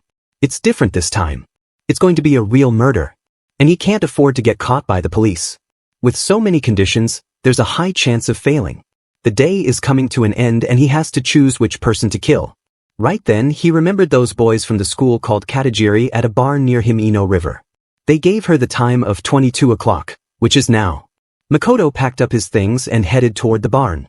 The place was so quiet that it made him think that there's no one here. He slowly walked toward the barn thinking if those guys really deserve to die. Because they didn't commit a big crime, they just threatened Katajiri a little. But he was wrong. As he got close to the barn, he saw what was going on inside. In the barn, we see that the boy has beaten Katajiri really badly and has also violated her. This isn't the end. The boys are determined to make Katajiri their slave and violate her whenever they want. Now Makoto is sure that these people deserve to die. After a while, 2 boys left the barn to go home while one stayed behind. Makoto jumped at that boy and started beating him. The boy started asking for help, saying that he doesn't want to die here. Seeing the boy begging, Makoto remembered his sister, which made him lose his grip a little. Taking the chance, the boy first hit Makoto with an elbow, and then he picked up a little rock and beat Makoto with it. After beating him for a while, the boy realizes that Makoto is the one who attacked him. The boy assumes that Makoto has a crush on Katajiri and is here to save her, so the boy starts saying bad things about her, which made Makoto really angry. He used all his force and popped the boy's eyes. Next, he drowned the boy in the lake and killed him painfully. With this, he killed someone, which means time will move forward. He called Shiori's name and said that he has made his decision to move forward to a new day. Right then, Makoto noticed Katajiri running away from there. Seeing her, he wondered if she saw him killing that boy. He immediately started chasing her, thinking that he had to kill her. But suddenly he stopped. He can't believe that he's having these kinds of thoughts. In the morning, the body of the boy named Savanoi was discovered. The same detectives from before came to identify the body. After checking the body, they realized that the victim fought back actively to survive. But there's nothing that led to the killer. The killer has erased all the evidence properly. Tsukumo can't believe that they found 2 bodies in 2 days in this small town. After some hours, almost all the people learned about the incident. At school, everyone was talking about how Savanoi died. Makoto was sitting at his seat looking really worried. Katajiri also came to school, but she's not looking at Makoto. During the break, other 2 boys called Katajiri and accused her of killing Savanoi. She said that she's not the one who killed him, but they didn't believe her. While the boys were talking to her, Makoto was hiding behind the tree, hearing everything. A boy asked Katajiri if she saw anyone else near that place. She answered that when she woke up, she saw no one and ran home right away. Makoto was relieved after hearing that she didn't see him. At that moment, one of the boys said that the police thought that they both were with Savanoi yesterday. So, he suggests that they should say the same. They should report to the police that Savanoi went to that barn alone. Hearing that, Morishita said that their story will not be able to cover them up, so they should just tell them everything. Kazuwara immediately refused the idea, saying that they can't tell the police that they violated a girl at that barn. Kazuwara suddenly remembered that yesterday, Morishita's mother wasn't at home, so Kazuwara decided that he'll report to the police that he was at Morishita's house. Because the police didn't have any proof, they'll probably be safe. Before leaving, Kazuwara said to Katajiri that she should also make up some story and warned her to not reveal anything in front of the police. While walking away, Kazuwara asked Morishita what they even did to deserve this. At the hospital, Makoto was sitting beside Shiori and told her that he had killed a man. He mentions that her operation is a month away, and now it's 1 day closer. Till August 10th, it's 29 kills. Makoto wonders if he'll be able to stay normal until then. He remembered how he decided to kill Katajiri just because of the probability that she saw her. Makoto is scared, wondering what will become of him after a month. The next moment, Yaini entered the room. First thing she noticed that Shirori is not in intensive care anymore. Makoto told her that doctors say that's stable for now. Next, she talked about the guy who got murdered and asked Makoto if he knew him. When he answered with no, Yaini was relieved because she worried that it could upset him because Makoto is so kind. Hearing that, Makoto asked her what kind of person she thinks he is. After thinking, she answered that he's a little shy and discreet, always thinking about other people's happiness. She called him kind and strong. When Makoto said that she's overpraising him, Yaini reminds him of an old day. When they were in junior school, her cat went missing and they searched for it. When others decided that the cat is gone for good, Makoto didn't give up and continued searching, and then, after several days he finally found the cat. Yaini then thought that Makoto is very responsible and a person can rely on him. Hearing that, Makoto said that she's wrong. He reveals that at that time, all he needed was money for school lunches. He heard that Yaini's parents will pay a reward to whoever finds the cat. He started shouting that he's not kind and couldn't care less about the other people's happiness. Right then, the nurse entered the room and told Makoto that they received a call from the police, and it's about his father. Makoto went to the police station and learned that his father had been drinking since noon, raged out, and smashed up one store nearby. If the store makes a claim, then Makoto has to compensate. Yaini was about to talk to Makoto's father when Makoto punched him in the face. Immediately, many police officers came to stop him. He started shouting that he's done with this. He asked the god why he has to endure all these hardships. At that moment, he heard a voice from behind. Makoto realized that it's the same detective he saw before and decided to stay calm. Right then, Makoto spotted Kazuwara. Kazuwara's parents are also here. They were really worried to learn that their son had been called to the police. Mizuno asked them to not worry. She told them that they just called him here to ask a few questions and now he's free to go. Seeing them happily leaving the police station, Makoto felt something. The next moment, Makoto was standing outside Kazuwara's house. He saw that Kazuwara is living a really good life. He has loving parents, a healthy sister, and money on the table. While Makoto is living a hellish life. He has to earn money himself, his sister isn't healthy, and his father just created more problems for Makoto. He remembered what Kazuwara did to Katajiri and wondered if he's going to live his life as if nothing happened. The life that is way better than Makoto. He got really angry and asked the god if this was a joke. Right after Makoto left the house, Kazuwara received a call. He picked up the call and Makoto said to him that he knows he has all the exam answers. He told Kazuwara that he also knows he made Katajiri steal them. Makoto called Kazuwara at the abandoned platform to have a talk. Kazuwara was really worried so he immediately went to meet Makoto. When Kazuwara reached the destination, he asked Makoto how he knew about Katajiri. Makoto didn't answer and just said to Kazuwara that Kazuwara never showed his true face to his family. While mentioning all of Kazuwara's crimes, Makoto jumped at him and grabbed him from the neck. Makoto asked Kazuwara how many innocent people Kazuwara had robbed of happiness for his own life. In the end, Makoto pushed Kazuwara off of the building saying that he'll rob him of his new day. Like this, the next day started. At school, Makoto was thinking that Vikita, Kazuwara, Savanoi, they all deserved to die. They made other people miserable and continued to enjoy their lives, while all that awaits innocent Shirori is demise. At a different class, Morishita was really worried because he had learned that Kazuwara also went missing. He wonders if he's going to be the next. After school, Makoto went to the hospital to meet Shirori and saw the same nurse he saw every day. Makoto asked her about Shiori's condition. She answered that she is pretty much good today. She explains that even since they moved his sister from intensive care, her condition is out of danger. If everything stays as it is, she shall be secure till the day of operation on August 10th. Saying that, she asked Makoto if he's okay because looking at his face, it seems like he's not in good condition. Makoto just answered that he's fine and asked the nurse to not worry about her. Hearing that, the nurse said that all the boys are trying to look strong, but the reality is that they are weak. Then, the nurse reveals that she also has a son. She explains that her husband spends too much time at work, he barely sees his son. She also works night shifts often, that's why their son is alone at home. She guesses that he probably feels lonely at home. Learning that, Makoto feels awkward because the nurse named Suzuhara never talked about her personal life. Suzuhara agrees that she keeps her personal life to herself during work because people's lives depend on her. Her rule is to not mix up personal life with professional life. She even used her maiden name in the hospital. She revealed her life a little to Makoto because today is a special day. Today is her son's birthday. At that moment, Makoto said that he's going home. Suzuhara couldn't believe that he's going home this early, so Makoto told her that he has something to take care of. The next moment, Makoto was standing in front of injured Morishita. Morishita begged him to stop, but Makoto didn't listen. He took out a pole with a stone attached on top. He used this pole to smash Morishita's head.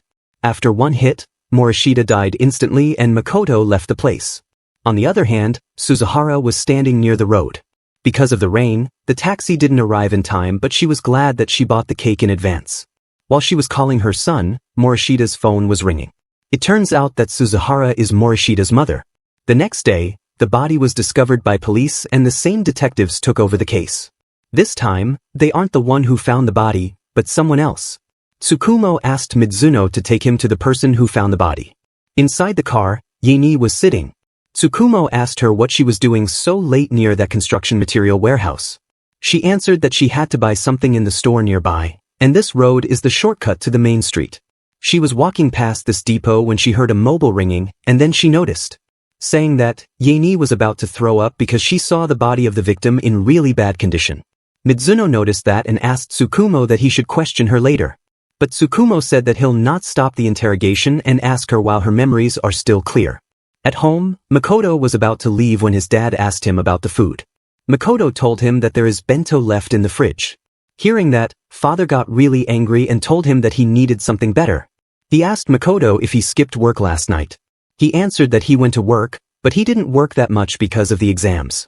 The father still didn't stop and told him that he should go to work.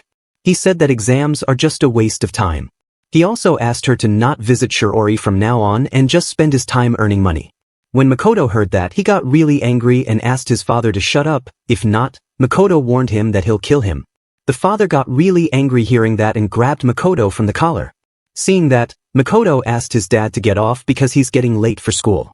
Suddenly, the father fell to the ground completely scared. He realized that Makoto was really going to kill just by looking at his face. At school, the principal talked about the boys who got killed and asked the students to be careful from now on. After school, Makoto received a message from someone named Shinjo. This person messaged that they have something important to talk about and asked Makoto to call them when he's free. The next moment, Makoto went to the hospital and saw that Suzuhara wasn't there. They asked the different nurse if she took the day off. So, the nurse explained everything to Makoto. Makoto was really shocked to learn that Morishita was Suzuhara's son. Right then Suzuhara arrived outside the room. A nurse asked her why she came to work today. She should be at home. Suzuhara smiled and said that Morishita had to attend the autopsy. He isn't home today. She was too bored waiting for his returnal, so she came here. The nurse was about to say something else when Suzuhara shouted, asking them to leave her alone. At that moment, she spotted Makoto standing in front of her. She started crying and grabbed Makoto's shirt while calling out her son's name. Suddenly she said, "I will kill him." She said that the one who stole her son from her, she'll kill them. She started shouting that she'll kill the murderer of her son, so the other nurses took her away. While she was being taken away, she was shouting that she only had Morishita. Makoto fell to the ground thinking that he had no idea Morishita was her son. He realizes that this is what it means to kill people. He called out his sister's name and asked what he should do now. He thought that he had already handled these thoughts. Turns out he's no better. While trying to save his sister, he stole Suzuhara's happiness. He thought that he is as scum as they are. He realized that he caused grief that's impossible to forget. He wondered why he didn't think of this earlier, even if he's doing all this for Shiori. Right then, Yeni entered the room and when she saw Makoto crying, she asked him what happened. Makoto just said that it's all fine and thought that he can't tell her anything. Then, Yeni revealed that she found Morishita's body. She asked him if he didn't see anything yesterday. Hearing that, Makoto got really worried and asked her what he should have seen. Then Yeni mentions that he was there yesterday. Makoto asked her, where? Yeni assumes that he probably didn't notice her. She explains that yesterday he was riding a bicycle by the road leading from the warehouse where the murder took place. Makoto was really shocked and asked her if she told anything to the police. Yanis said that she just mentioned briefly. Seeing him shaking, Yeni asked him if something's wrong. Makoto didn't mention anything and asked her the time when she told the police. Yeni answered that she talked to the police a little less before midnight. Learning that, Makoto realized that now there's no point in rewinding this day. A new day came after he killed Morishita. He couldn't change yesterday. Now the police know about him, There's no way to alter that. Yaeni sincerely believed him. The thought that he could be the killer didn't even cross her mind. But the police are a different matter. A man riding from the crime scene just after Morishita was murdered. This single face is merely enough for them to count Makoto as a murderer, or at least a suspect. Right then, Tsukumo and Mizuno entered the room and said that they have to ask him something. They went to the interrogation room and told Makoto that Yaeni saw him last night near the crime scene, so they asked him what he was doing there. Shaking, Makoto answered that he was not going anywhere, he just wanted to take a walk around the area. Hearing that, Tsukumo asked him why in the rain and at midnight. Makoto realizes that he's under suspicion. Before July 14th, Yaeni told the police that she saw him near the crime scene. That's why, even if he rewinds the day, he can't avoid the police knowing about him. He called out Shiori's name and asked what he should do. After some questioning, Makoto left the police station. Yaeni, who was standing outside, saw him and asked him if they clarify their suspicions about him. When Makoto didn't answer, she apologized and told him that she didn't think this would turn out like this. It didn't cross her mind that the police would seriously believe it was Makoto. As she said that, she noticed that Makoto didn't stop for her. She asked home where he's going and mentioned that his house is on the opposite side. Makoto just asked her to leave him alone. But she didn't leave, she chased him saying she'll go with him. She thought that she can't leave him alone in a situation like this. After walking for a while, they reached a train station. Yaeni asked him if he's going there. Before he could answer, some people approached Makoto. One of them said that he knew this boy. He mentions that Makoto worked with Vikita. The guy remembered that he heard Makoto was going to give Vikita some money. He asked Makoto to give money to him since Vikita is already dead. The guy asked him to empty his pockets while slowly getting closer to Yaeni. Makoto noticed that, so he hit the guy, grabbed Yaeni's hand, and ran inside the train. Sitting in the train, Yaeni remembered that when those hooligans approached them, Makoto's face didn't change. She thinks that current Makoto is nothing like the one she knew since she was a child. She wondered what was going on with Makoto and why he's not telling her anything. Right then, Makoto called Yaeni and asked her to imagine that due to certain circumstances, to protect the life of someone important to her, she has to kill people. If that happened, what she would do. Yaeni was really confused and asked him why he's asking her something like that. Makoto said that it's just his curiosity and asked her to answer. She answered that if she had to kill someone to protect her life, she wouldn't know what to do. But she thinks a killer, until his last days, he is forced to live with the misfortunes that his crimes brought. But, if there was not a single person willing to help her to protect that person so important to her, then she would endure living with any kind of suffering. Makoto heard that answer and thought, endure the suffering. At 6:54 p.m., Yaeni and Makoto entered a park. When she asked him why they're here, Makoto answered that once a long time ago, he came here with all his family. Back then, he couldn't even guess what the future held for his family. And that day, Shiroti smiled dazzlingly. Hearing that, Yaeni grabbed Makoto's hand and said that exam season is over, and tomorrow is Sunday, so they should enjoy it here. After spending some joyous time together, Makoto sat near a tree. Yaeni asked him what he's doing here and mentioned that she was looking for him everywhere. Yaeni was worried because the station is already closed, how they'll spend their time here. Then, Makoto asked her not to be worried because she'll be home very soon. He said that today he couldn't kill anyone, and in a minute, when it is midnight, the time will rewind 24 hours, and restart this time loop. He told her that everything that happened today will fade. She will be taken to the moment when the police interrogate her and she will live this day again. Yaeni was really confused after hearing all that. Then, Makoto said that the time doesn't affect her. Therefore, as soon as the day restarts, he will stay here. In other words, it will seem to her that he mysteriously disappeared from Miyako and at midnight, he reappeared in Tokyo. Before Yaeni could ask him anything, she disappeared from there. After she disappeared, Makoto got up and went toward a supermarket. He entered the market and stared at the camera for a while. After that, Makoto returned to his town again and everything that happened on July 14th, repeated again. Like before, both Mizuno and Tsukumo came to him to ask him some questions. At the police station, Mizuno was shocked to hear that Makoto was in Tokyo from last night until this morning and came on the first train. When Tsukumo mentions that Yaeni saw him last night, Makoto told them that it's possible she mistook him for someone else. He said that yesterday he went to Tokyo to relive his memories with Shiori, but he missed the last train. He also mentions that he went to the store inside the park around midnight. He told them that it'll be easy for them to verify through security cameras. After Makoto left, Tsukumo and Mizuno immediately asked for the security camera recording from the store manager that Makoto visited. And like Makoto mentioned, they clearly saw him in the camera video. Mizuno instantly believed that Makoto was telling the truth, but Tsukumo felt something weird. On the other hand, Makoto was killing the same guy who asked him for money and tried to do bad things to Yaeni. While strangling the guy, Makoto called himself a wicked being. He thought that he's not going to look away, he will just bear the suffering, and he will bring a new day. Right then, Katajiri was about to call Makoto. After killing the guy, Makoto was going home when he spotted Katajiri standing in front of his house. She first apologized to Makoto for appearing this late in front of his house. She first mentions that she was thinking if she should call him or not, and then asks him if she can talk to him for a bit. Inside Makoto's room, Katajiri said, I saw you killing Sawanoi. She said that she was shocked, she didn't expect Makoto would do something like that. Then she asked him why he did that. She guessed that it wasn't for her sake because they hardly talked in class. It's very unlikely Makoto would go this far just to save her. So, she asked him the reason for killing Sawanoi. Makoto said that he can't tell her because even if he did, she would not believe him or understand him. Saying that, he asked her if she's going to report him to the police. Katajiri answered with no and also said that she will not ask him about the reason. But in return, she asked him to help her again. Hearing the word again, Makoto asked her what she meant. At that moment, she started crying and sat on her knees. She said that if they don't do something, her mom will die. Katajiri explains that the man her mom brought in recently forced her to do drugs. From then on, morning and midnight, she would scream like an animal.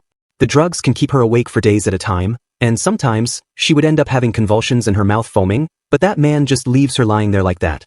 If that goes on, he will kill her mom sooner or later. She said that they have to do something before her mom dies. Makoto realizes that she's asking him to kill that man, so he immediately says no. Makoto said that killing that man is too risky, the death of that man will bind Makoto even more to Katajiri. He doesn't want the police to grab him again.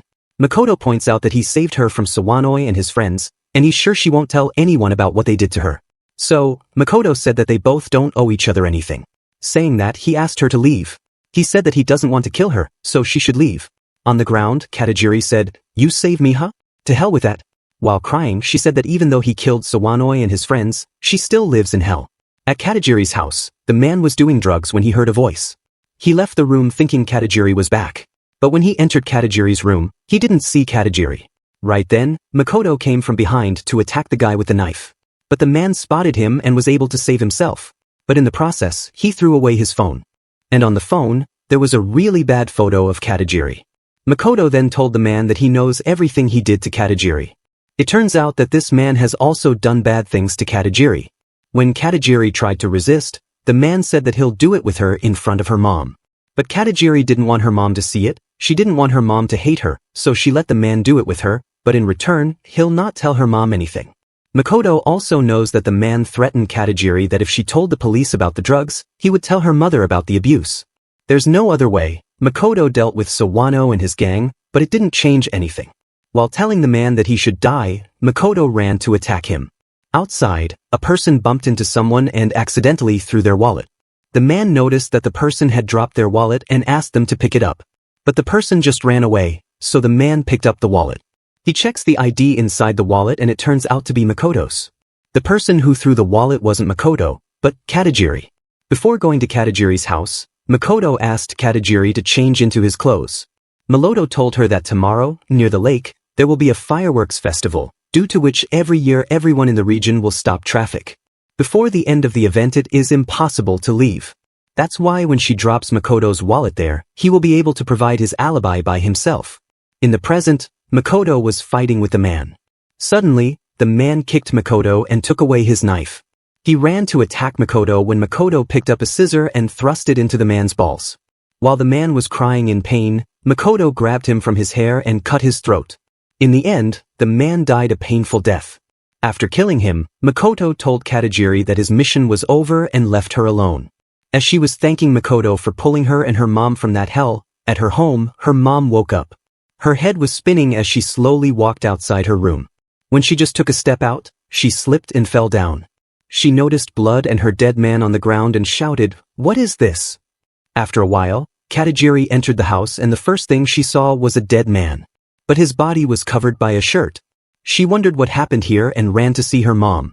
However, her mom wasn't inside her room. She immediately realized that her mom had run away. On the other hand, Tsukumo is still looking at the recording they got from the shop that Makoto visited. Mizuno asked him if there's anything unusual about the video. Tsukumo points out that Makoto isn't soaked. At that time in Tokyo, there was heavy rain and Makoto came on foot without an umbrella. It's strange that his clothes aren't completely soaked. Mizuno also noticed that, but it didn't change the fact that Makoto was in Tokyo. In the end, Tsukumo asked Mizuno to keep an eye on Makoto. At Makoto's home, Makoto was looking at a mark on his hand. He said that he needs something to cover it up. Right then, someone threw a rock at his window, and when he looked outside, he saw Katajiri. He invited her into the room and learned from her that her mom had run away. When she asked him to help her find her mom, Makoto immediately refused to help her anymore and asked her to go home. But Katajiri was really desperate. She said that she'll do anything while slowly getting closer to Makoto. Katajiri was ready to remove her clothes, but Makoto stopped her. He told her that he's not like Sawanoi or his gang. Hearing that, Katajiri apologized and asked him to forget everything as she slowly walked toward the door to leave. At that moment, Makoto stopped her. He decides to help her and warns her that even if they find her, going with him means she will see hell. At Katajiri's house, Makoto noticed that the house was a complete mess and said that her mom really freaked out. Right then, Katajiri picked her mom's phone from the ground and showed Makoto a message that her mom received yesterday. The message just said the letter Y. As Makoto assumes that this might be a message from her drug dealer, Katajiri reveals that one day, she saw a similar message and she followed mom. Under the bridge was a Yamazite. She met a shady guy and bought some drugs. She guessed that Y is short for Yamazite. She mentions that that area is mostly factories, and during the weekend no one visits that place. Such a place is perfect for shady deals. So, they decided to head to that place. At the same time, Yeni went to visit Makoto at his home, but no one opened the door. She was holding a pot that had Makoto's favorite pudding inside. Suddenly, she noticed that the door was open and entered the house. Immediately after entering, she saw Makoto's dad lying on the ground. Yeni woke the guy up and asked him about Makoto. He said that he doesn't know where he is and mentions that the last time he saw him was in the middle of the night with some girl whispering something to her. Hearing that, Yeni left the house assuming that Makoto got a girlfriend. At night, a guy was sitting near the bridge smoking cigarettes. Right then, Katajiri appeared behind him and asked him if he's waiting for Yuriko. Before Katajiri introduced herself, the man noticed that she's Yuriko's daughter. The man thought that her mom sent her here to buy drugs, so he asked her to pay the money, take the drugs, and get lost. Then, Katajiri revealed that her mom has disappeared, so she's here to ask him if he knows something. But instead of answering, the man got angry and hit her and asked her to pay the money that her mom owes him. Before the man could hit her further, Makoto appeared from behind and grabbed him from the neck with a sharp weapon pointing at his ear. Makoto asked him about where Katajiri's mom might be, and when the man didn't answer, Makoto pierced the man's ear. Then he asked the man again. This time, he said that he doesn't know where she went, she just bought drugs from him and that's it. But Makoto still didn't stop. He pierced the man's shoulder and asked him to answer honestly. After getting injuries all over the body, the man finally spoke up. He said that when she needed a dose, they would sometimes meet at the love hotel named Refrain, by the highway. She said that she uses that place for secret meetings. The man said that this is everything he knows. When Katajiri asked Makoto to let's go, the man asked her what she'll do after finding her mom.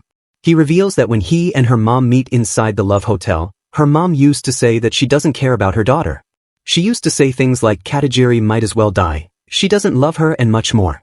Hearing that, Katajiri was really shocked. She, who wants her mom's love and nothing else, learned that her mom hated her so much, she started panicking. The man didn't stop there, he revealed many other things that her mom said about her daughter all the time. At that moment, Makoto suddenly pierced the man's eye. He didn't stop just there, he attacked the man again and killed him painfully. Seeing the scene, Katajiri threw up. When Makoto saw her, he told her that if she can't endure this, she should just leave him alone. But instead of leaving, Katajiri hugged him from behind and said that she wants to work with him. The next moment, they dismantle the body of the man to hide it. Now, nothing can separate them. They are partners in crime. While burying the body, Katajiri remembered that her mom didn't love her and wished for her to die. So, she looked toward Makoto and said, "Swear that you will never betray me." This girl named Asumi was just scrolling through social media when she suddenly received a notification that someone named Pumpkin Knight had followed her. She saw the profile picture of Pumpkin Knight and started laughing, saying that it's not even Halloween. Thinking that Pumpkin Knight looked like a cool person, she followed her back. Immediately, she received a message from Pumpkin Knight that said, "Asumi, time to die." When she saw the message, she started freaking out because Pumpkin Knight knows her real name. While she was trying to figure out who this Pumpkin Knight is, someone rang the doorbell. Hearing the doorbell, she got really scared because there's a chance Pumpkin Knight is the one who is on the door. She decided to see from the window before opening the door. When he looked outside, she was relieved to see a person holding a package to deliver. She immediately went out and opened the door. But as the door opened, that delivery man fell on her hands. She got really scared to see that the delivery man's head had a big hole in it. Before she could understand what was going on, she saw Pumpkin Knight standing in front of her holding a big knife. She immediately locked the door and tried to understand what was going on. She was wondering what she should do to survive. Suddenly, she received a call from a guy named Kazuya. She immediately picked up the call and started shouting for help. Kazuya said to her that Naoka has escaped. When Asumi couldn't remember who Naoka was, Kazuya reminded her that Naoka was their classmate during junior high school. Naoka was the one who they used to bully in school, and because of that her mental health worsened and she was admitted to a mental hospital. However, this morning she killed all the nurses and patients and escaped. Right then, Naoka stabbed Asumi from behind. Asumi started crying asking for forgiveness. She admitted that she was wrong and said sorry. But Naoka has no intention of forgiving anyone. She used the scoop spoon that was attached to her knife and scooped Asumi's eyes like ice cream. Because Kazuya is still on call, he was hearing Asumi scream and was asking her what is going on. But Asumi was in no shape to answer and ran outside the house. Behind her, Naoka was slowly chasing her holding her phone. As Asumi can't see because of her eyes being scooped out, she accidentally walked into a road and a fast-moving truck crushed her. Kazuya was still on the phone and asking Asumi about what was going on. But as Naoka is the one who's holding her phone, she told Kazuya the Asumi is no more. Naoka cuts the call warning Kazuya that he's next. Next day, Asumi's funeral was held and many students joined it. Kazuya and his friends, who are also a target for Naoka, also joined the funeral. The big guy's name is Arita, and the girl's name is Saki. Arita assumes that Kazuya still hasn't spoken to the police even though he was the one who last talked to Asumi before she died. Right then, a guy named Naruto arrived there and said that they shouldn't tell the cops. Because if they tell the cops, police will also suspect them and investigate them. After junior high school, it's their first time getting together like this. Many news reporters arrived outside the mental hospital from where Naoka had run away. They report that more than 20 people have been killed by the suspect A, who is Naoka. On the other hand, Naoka is dancing happily while watching the news.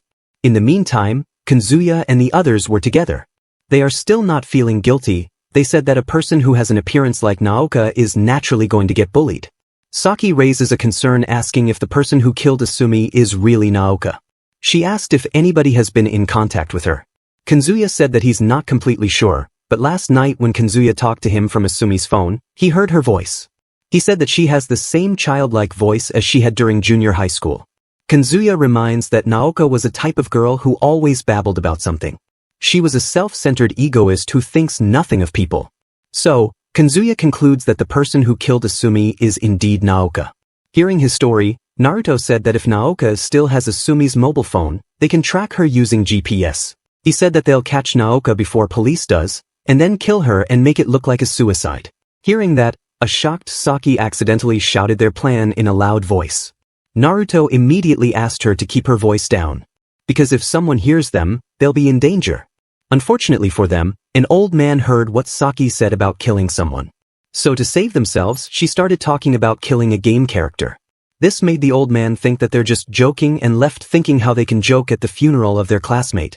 After the old man left, Saki asked Naruto if they really had to kill Naoka.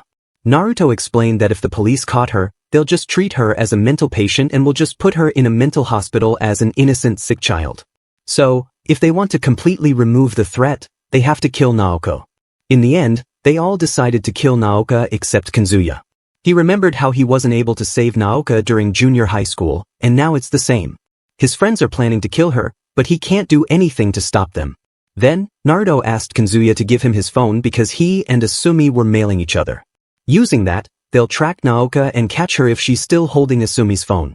When Kazuya unlocked his phone to give it to Naruto, he saw that Pumpkin Knight had sent him a message. Seeing that, Saki revealed that a guy named Pumpkin Knight has also followed her. Arita and Naruto also revealed that Pumpkin Knight has also followed them. Seeing the situation, Saki assumes that Pumpkin Knight is Naoka, because the thing that made her go crazy was a Halloween pumpkin. She started freaking out saying that they will have to pay for what they did to Naoka and ran away alone. When Kazuya tried to stop her, Naruto said that they should just let her run alone and use her as bait to catch Naoka. So, they run after Saki to find her and use her to catch Naoka. In the meantime, Saki was sitting on the stairs crying that she didn't want to die. Right then, an old man standing behind her asked her why she's saying something like "don't want to die." This is the same old man who almost caught them making a plan to kill Naoka. When she was about to leave, the old man stopped and said that he heard what they said was familiar with the deceased Asumi from junior high. He asked her to tell him if she knew something about Asumi's death. He revealed that there are suspicions that Asumi's death was not an accident but a murder. Hearing that, when Saki turned back to ask the old man to go away, she saw that the old man had already been stabbed in the head. The Pumpkin Knight is here to get her revenge. Without wasting a moment, Naoka took out the knife from the old man's head and hit the other side of the knife on Naoki's nose. Saki started crying with pain after just getting hit once. Naoka asked her to stop crying because there's plenty more to come. With that, she proceeds to hit on Saki's nose again and again. Meanwhile, Naruto is trying to find Saki. While he was finding her, a girl named Nozomu arrived there. This girl is here to make a move on Naruto and smash him. But suddenly, someone started the fire alarm, which caused panic in the funeral hall and everybody had to get out.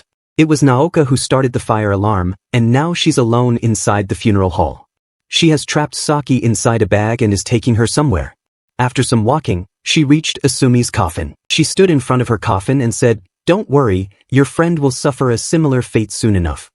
Meanwhile, people have finally realized that no fire has broken out and assumed that someone has pulled the alarm as a prank. Kanzuya and his group, who were trying to find Saki, weren't able to find her. In the end, it's now finally time to take the coffin and cremate Asumi. There, Kanzuya overheard two girls talking how Asumi's body is messed up, and she'll be cremated without anyone seeing her face.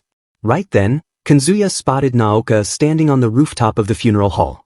When Kanzuya saw her waving her hand, he realized that Saki was inside the coffin with Asumi, and Naoka was waving her hand to say goodbye to Saki. Now, Kanzuya has told Naruto and Arata that Saki is inside the coffin.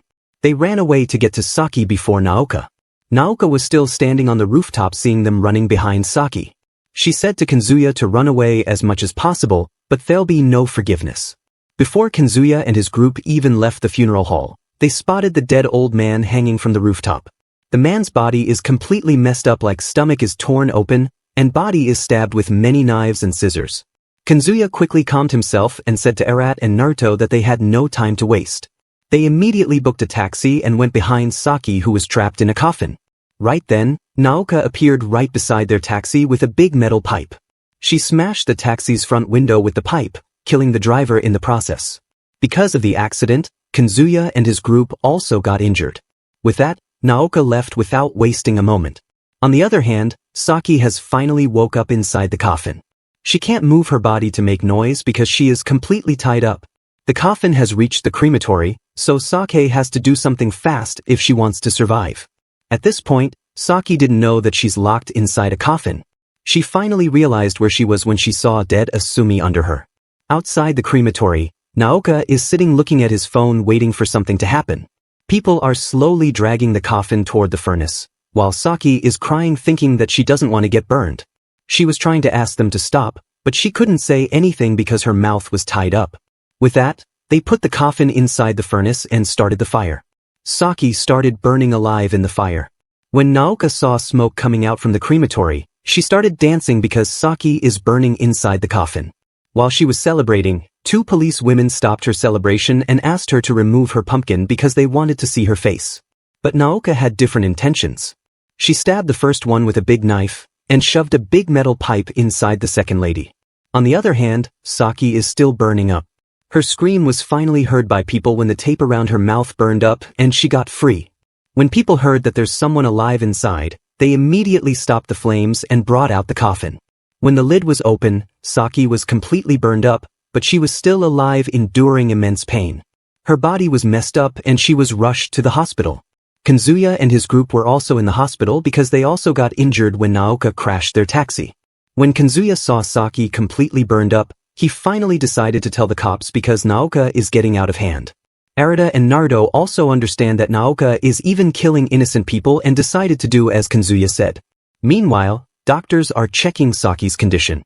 Suddenly, she started freaking out. The doctor thought that she's in shock because she went through a very painful experience, but she is panicking because Naoka is here. When doctors finally spotted Naoka, she didn't stop. she immediately started killing all the doctors. She stabbed one with a knife, and brutally killed others using the tools that were there for performing operations. Now it's Saki's turn. To kill her, Naoka gave her a high-voltage shock, because of which, the power of the whole hospital was cut off for a moment. When Kazuya saw the power suddenly getting cut off in the hospital, he immediately rushed to check on Saki. When he reached the operation room, he saw that Saki is still alive but her face has cut all over it and it's completely messed up. It turns out that the one lying on the bed isn't Saki but Naoka. This is Naoka's real face. But Kazuya and the group still thinks that this is Saki and just put bandages around her face. Saki's parents were abroad, that's why they'll come tomorrow. Arata said that all the nurses and doctors died but Saki survived because they came before Naoka was about to give the final blow. Hearing that, Naruto told them that Naoka has left Saki alive on purpose. He said that she has no intention of killing, she's just playing with them to torment them. Arata refuses to believe that because Asumi died by Naoka's hands. Then Naruto reminds him that Asumi died because a truck crashed here. There's a chance that Naoka didn't intend to kill her like that. After telling his thoughts, Naruto said that they'll not tell the cops and deal with Naoka themselves. Because she will not kill them immediately, their chances of catching her are high. While they are talking about killing Naoka, she is hearing everything lying on the bed. When Naoka saw Kazuya looking sad, she thought to herself, asking Kazuya to not make such a gloomy face as she'll end all this soon. At the police station, police officers found a pumpkin that was under the operating table. They also found schoolgirls' uniforms at the same place. Head police officer analyzes everything that had happened until now and concludes that all the deaths and this pumpkin are connected. He asked the cops to give him the names of the friends of the victim who is in the hospital. Cops gave him the list of 3 friends. When the head officer saw Kazuya's picture, he said that Kazuya is the one who'll most likely confess. On the other hand, a nurse came running to the doctor and told him that including the doctors and nurses from the ICU, there should be 8 bodies carried to the morgue. But there are 9 bodies instead of 8. And the extra body is of a woman who has severe burn marks and also electrocuted. Meanwhile, Kazuya is sitting near the bed where Naoka is lying instead of Saki. Seeing how Naoka is sitting beside her, it reminds Naoka of her old days. Naoka thought that after she got rid of Saki, she hurt herself enough so no one could recognize her and lay on the bed in Saki's stead. While injuring herself, she didn't feel pain because she's used to it. Right then, Naoka got up and was about to strangle Kazuya as he's sitting here all alone. But before she did that, Kazuya called her name even though he's sleeping. Back in junior high school, Naoka and Kazuya used to be really good friends. You can say they were girlfriend and boyfriend. Now, Naoka was chosen to become a Halloween queen. Naoka knows that she got chosen to become a queen because someone has prepared a trap for her. But Kazuya said that this is not a trap and asked her to be confident. Immediately when Kazuya said that, she got really happy and said that she'll definitely become the Halloween queen. But when she became queen, her face completely burned because of some trap. Suddenly, Kazuya woke up and he was seeing these old things in his dream. He thought that nothing would have happened if he only had tried to stop students from bullying Naoka. After that, he left the room. While walking in the hallway, he was thinking that he wanted to apologize to Naoka. He wanted to calm down her anger, but he couldn't do anything. Right then, someone appeared in front of him wearing a pumpkin head. The imposter didn't say anything to him and just ran away. Kazuya followed her thinking that she is Naoka, and she led him to a corner. When Kazuya caught up to her, he saw a head police officer and Naoka standing behind him. It turns out that the head police officer used Naoka's pumpkin to lure Kazuya and asked him some questions. Without wasting a moment in useless questions, the police officer asked him to tell them about the story of Naoka and what they did to her to make her angry. While they were talking, Saki's parents finally arrived at the hospital. When they saw their daughter, they freaked out and asked doctors about what happened to her. On the other hand, police officer is showing Kazuya the pictures of everyone who got killed by Naoka's hand. When Kazuya was looking at the pictures, he spotted Saki's photo. Seeing that, he immediately realized that the one who is lying on the bed is not Saki but Naoko. Meanwhile, Naoko got up and stabbed Saki's mother with an injection. After that, Naoko threw many more injections at Saki's dad. Finally, Saki's mother realized that the girl in front of them is not Saki but Naoko. She immediately called Naoko a monster and said that her daughter used to tell her that there's a girl in her class who is a complete weirdo. The mother said that Naoko's face got burned because she was a monster. Hearing all that blabbering, Naoko got really angry and started stabbing Saki's mother with multiple injections again and again. Meanwhile, Kazuya finally revealed the story of how Naoko's face got burned. He said that when Naoko was chosen as the Pumpkin Queen, a pumpkin head was put on her face as a reward. There were firecrackers inside the pumpkin head. Kazuya said that Naoko was an oddball and was bullied because of it. The bullies put the firecrackers inside the pumpkin head on purpose to make fun of her. She was supposed to be humiliated in front of the whole school. However, the firecrackers went up in flames, Naoko's hairspray caught fire and the pumpkin itself started to burn. As the fire couldn't be seen outside the pumpkin, everyone just laughed and watched as Naoko rolled on the floor. After hearing the story, the police officer decided to stop Naoko and asked Kazuya and the cop girl to stay on guard. When the lift doors opened and they were about to leave, many people ran inside the lift in panic. It turns out the fire has broken and everyone is running to save their life. In the crowd, Kazuya also spotted Naoko. When the police officer and the girl were finally able to leave the lift, he spotted Naoko inside the lift, but it was too late as the life doors closed right then. Suddenly, a nurse screamed behind them. The police officer immediately ran to them and asked them what was going on. When the police officer and the girl entered the ICU, they both got scared to see the state in which Saki's parents are. Like both of their heads are gone, the husband's stomach is cut open and intestines not to different places. In the end, both husband and wife's head are placed inside the husband's stomach.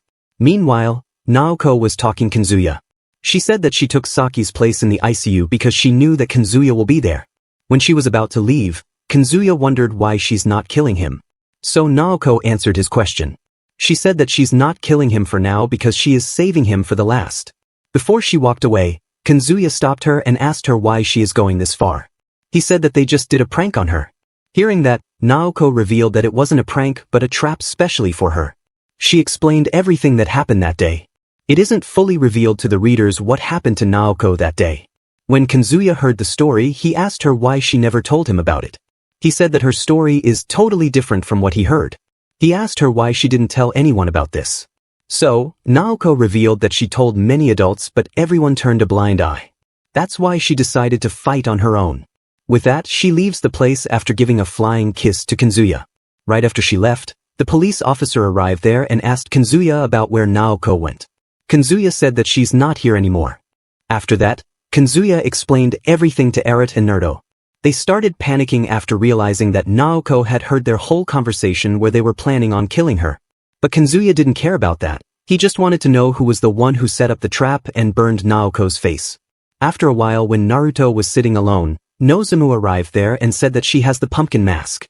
When Naruto asked her how she knew about that pumpkin, she answered that during junior high school, she was the one in charge of the Halloween party. While preparing for the party, she saw Naruto doing something with the pumpkin. And during the party when Naoko's face was burned after wearing the pumpkin, she saw Naruto and Erita laughing out loud. Seeing them enjoying the scene, she realized that Naruto is the one behind and she also took the pumpkin back home with her. Now, if Naruto doesn't want her to reveal everything, he has to satisfy her. But when the fun was just about to begin, Naoko arrived there and popped Nozomu's balloon with a fishing rod. Now that Naoko knows that Naruto is the one who is behind everything, Naoko is here to punish him. Seeing her angry, Naruto started shouting that it was just a prank and asked her to calm down.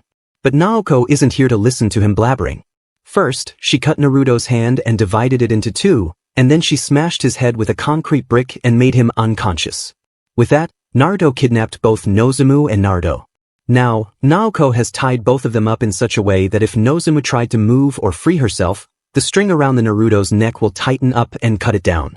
Naruto also spotted another pulley and wondered what that is for.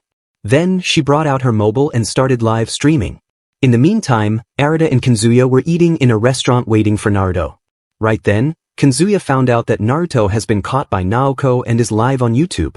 Meanwhile, when Nozomu tried to go near Naruto, the string around Naruto's neck slowly tightened up, making him feel immense pain and blocking his breathing. So, to keep Nozomu away, he started kicking her in the face asking her to back away. When the live stream gained enough viewers, Naoko came to Naruto and asked him to confess everything. In the end, Naruto had no choice but to confess everything on the live stream. He revealed that he put the sulfuric acid in the mask. He took the sulfuric acid from the science prep room and he filled polythene bags with it. Then he taped them inside the mask. That way the bags would pop with the slightest touch. Then when Naoko wore the pumpkin head, the acid completely melted her face. He did all this just because he didn't like Naoko's face. Everyone who watched the live stream got really angry and said that they should report to the police. Kazuya also got and grabbed Arata from the collar. He asked him about the reason why they did such a thing to Naoko. Arata revealed that there wasn't any reason, they just did it because it was fun. After confessing everything, Naruto asked her to let her go. But Naoko had no intention of letting him go. So Naruto tries to waste her time while slowly loosening his rope to break free. Suddenly, Naoko pierced Nizumo's head with the knife and killed her. Then, Naoko picked up another string and attacked it to the door by passing it through the second pulley. Now if anyone comes to save Naruto and opens the door, he will die. Immediately, Naruto started asking for forgiveness, saying that he knew what he did was terrible. But Naoko has no intention of doing that because when they were bullying her, she also screamed and asked for forgiveness, but they never stopped. Saki, Asumi, Arata, and Naruto, all four of them bullied her non-stop. Only Kazuya was the one who at least didn't take part in bullying her. Right then, Naruto was finally able to free himself and without wasting a moment, he attacked the string that was around his neck to Naoko's hand. Suddenly, Arata and Kazuya arrived there and opened the door. And when the door opened, Naoko's hand popped like a balloon. Arata also didn't waste a moment and started beating Naoko immediately. While he was doing that, Kazuya was just standing and watching like he did when Naoko was getting bullied during her days in junior high. Suddenly, Kazuya finally built up the courage and kicked Kazuya from behind. After saving her, Kazuya hugged her and confessed his love to her. But while they were hugging each other, Arata and Naruto hit both of them from behind and knocked them out. Immediately after that, all the videos of Naruto confessing his crime were deleted from the internet. Also, the police was ordered to stop the investigation. It turns out that Naruto's dad is mayor and is a very influential person who can do anything. At the time when Naoko got burned, he was the one who forced everyone to change their testimonies to save Naruto. Now, Naruto and Arata are sitting in a van with Naruto's dad while they have tied up unconscious Kazuya and Naoko and put them in the back seat of the van. After a while, they reached a construction site. They are here to bury both Kazuya and Naoko. Inside the construction site, there's a big hole. First, they drop dead Nozomu in the hole, and after that, they drop Kazuya and Pumpkin Knight in the hole. Luckily, Kazuya fell on the dead body of Nozomu because of which he survived. But Naoko wasn't that lucky. Many metal rods pierced her and killed her. Seeing her like this, Kazuya started crying. Right then, a girl climbed down the hole holding the pumpkin head of Naoko. This is the same policewoman who was working on Naoko's case. When Kazuya was going back to the town with the policewoman, he finally snapped. He decided to become Pumpkin Knight himself and kill Naruto, Arata, and the mayor, Naruto's father. As Halloween is coming closer, many people are setting up pumpkins and purchasing them. When Arata saw pumpkins everywhere on the streets, he was getting scared thinking of Naoko. He got so scared that he even accidentally punched a lady holding a pumpkin. Immediately he ran away and went to Naruto. He told Naruto that he can't stop thinking about Naoko. And Naruto also realized that Arata's mental health is getting worse and worse as Halloween is coming closer.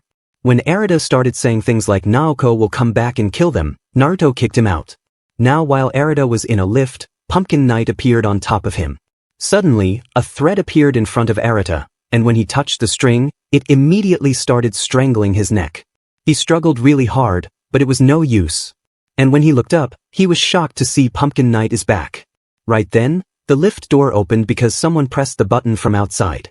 Arata immediately started asking for help from the person who opened the door. But it turns out that it's the same lady whom Arata punched today in the market, so she took her baby and ran away without wasting a moment. With that, the door closed and Arata was still struggling for his life. Suddenly, Arata grabbed Kazuya's hand and dragged him down, also freeing himself in the process. When he grabbed the arm, he immediately realized that the person was not Naoko, and from the voice, he realized that it's Kazuya imitating Pumpkin Knight. Then, Arata was about to smash Kazuya's pumpkin head, but Kazuya took out some knife and inflicted deep wounds on Arata's leg. Without wasting a moment, he kicked Arata's wounded leg again and again.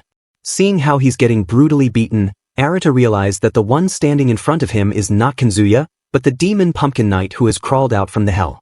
Kazuya didn't waste a moment. He grabbed his knives again and started making holes on Arata's back. Suddenly, Kazuya accidentally tripped on the blood that was on the ground and lost his balance. Arata took the opportunity and pushed him outside the lift. Then he immediately closed the door and went to the higher floors. After reaching the destination, he slowly dragged his injured body toward Naruto's room. But he has to hurry up as Kazuya is climbing the stairs at full speed. Arata started banging Naruto's room's ring bell nonstop, calling him. At that moment, Kazuya also reached the floor and ran toward Arata.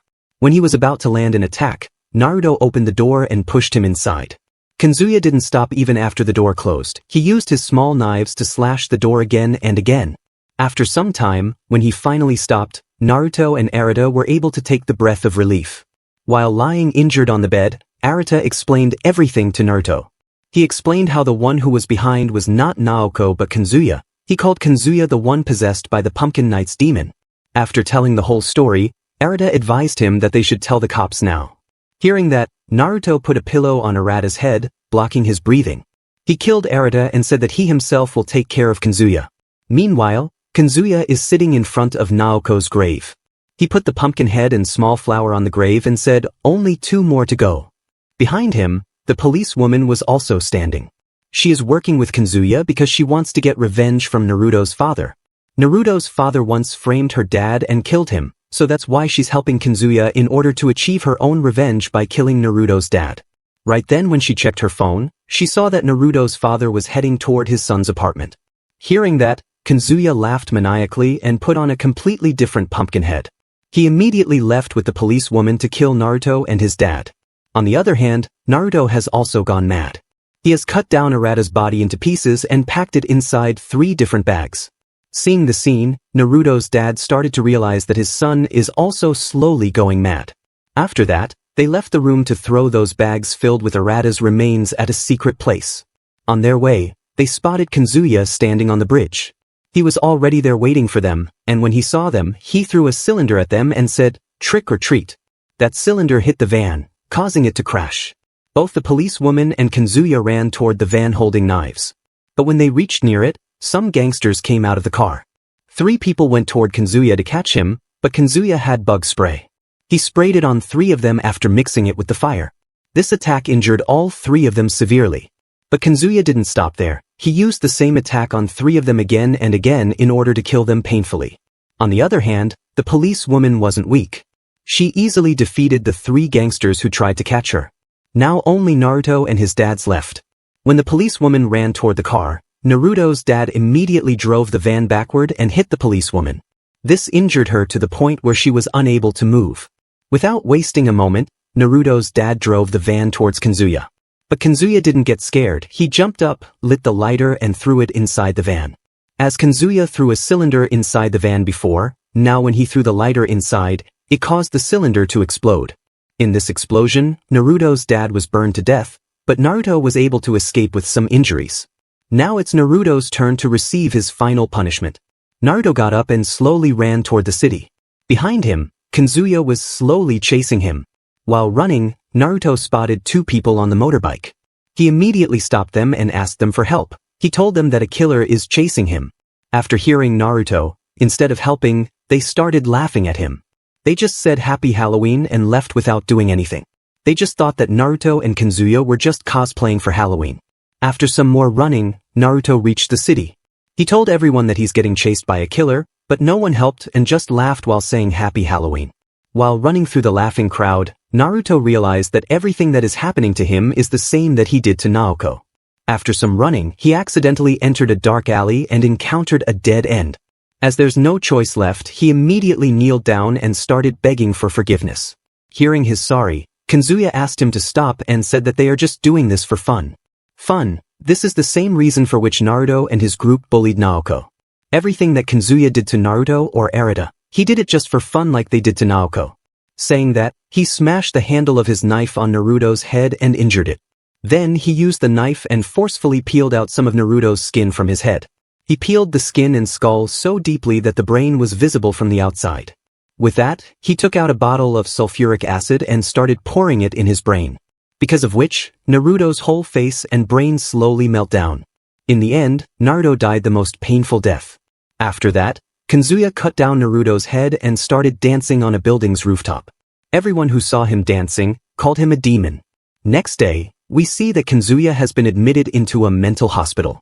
He has completely lost his mind and gone mad.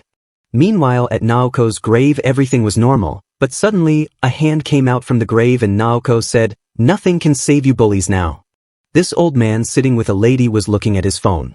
He showed a picture of his grandchild to the lady and told her that his grandchild is coming to visit him with his parents.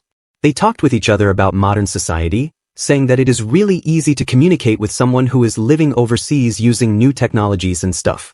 After some talking, the lady congratulated the old man for getting discharged from the hospital. Right at that moment, the lady's head was blown up, her eyes and brain matter scattered everywhere. She died instantly without even knowing the cause of her death. Old man and the driver got really scared, so they decided to immediately call the police. When the old man looked behind through the broken window, he saw a girl wearing a pumpkin head, holding a shotgun, riding in a motorbike coming toward him. Naoko loaded the gun and started shooting at the car. Old man immediately lay down to save himself. Unfortunately, a guy, who was sitting beside the driver's seat, got hit by a bullet which blew half of his face into bits. He also died on the spot. Because of the sudden attack, the driver wasn't able to control the car. The car randomly moved to the other side of the road where construction work was going on. A machinery that was drilling the road cut the car into two pieces, and the driver also got cut into two. Like this, 3 people died a horrifying death. Only an old man is left now. Old man asked for the reason for killing these people from Naoko. Before saying anything, she first loaded her gun, which scared the old man even more. Old man immediately started begging for his life. Hearing his pleading, Naoko brought out a phone and showed the old man a picture. She said that this woman and her kid wanted to talk to him, that's why Naoko needed to kill him. Before killing him, she said to the old man that she wanted to ask him some questions. She asks him questions about some accidents. She asked him how fast he was driving when that accident happened. She asked him how come he didn't help the victims after the accidents. She asked him why he didn't call his subordinates to call 911.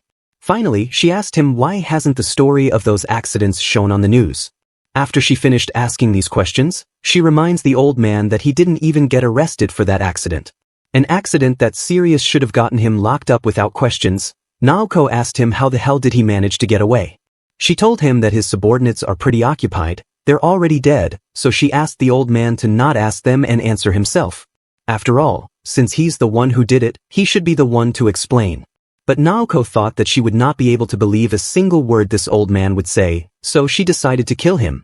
At that moment, from the hand of the gun, some spikes came out. Seeing those spikes, the old man started crying, saying that he'll turn himself in if she lets him live.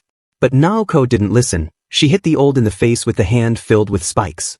After getting pierced with a spike when Naoko took away the gun, a pool of blood started pouring from the old man's face. After a while, news about a pumpkin head killing someone appeared on the TVs. People weren't even shocked at this point because this is already the 5th case. Another reason why the people aren't caring about these murders is that everyone that died by the hands of that pumpkin head were the ones who committed some crimes, but never got charged for them. On the other hand, the head police officer was digging out a grave. This is the place where Naoko was buried. The policeman is here to confirm if Naoko is dead or not.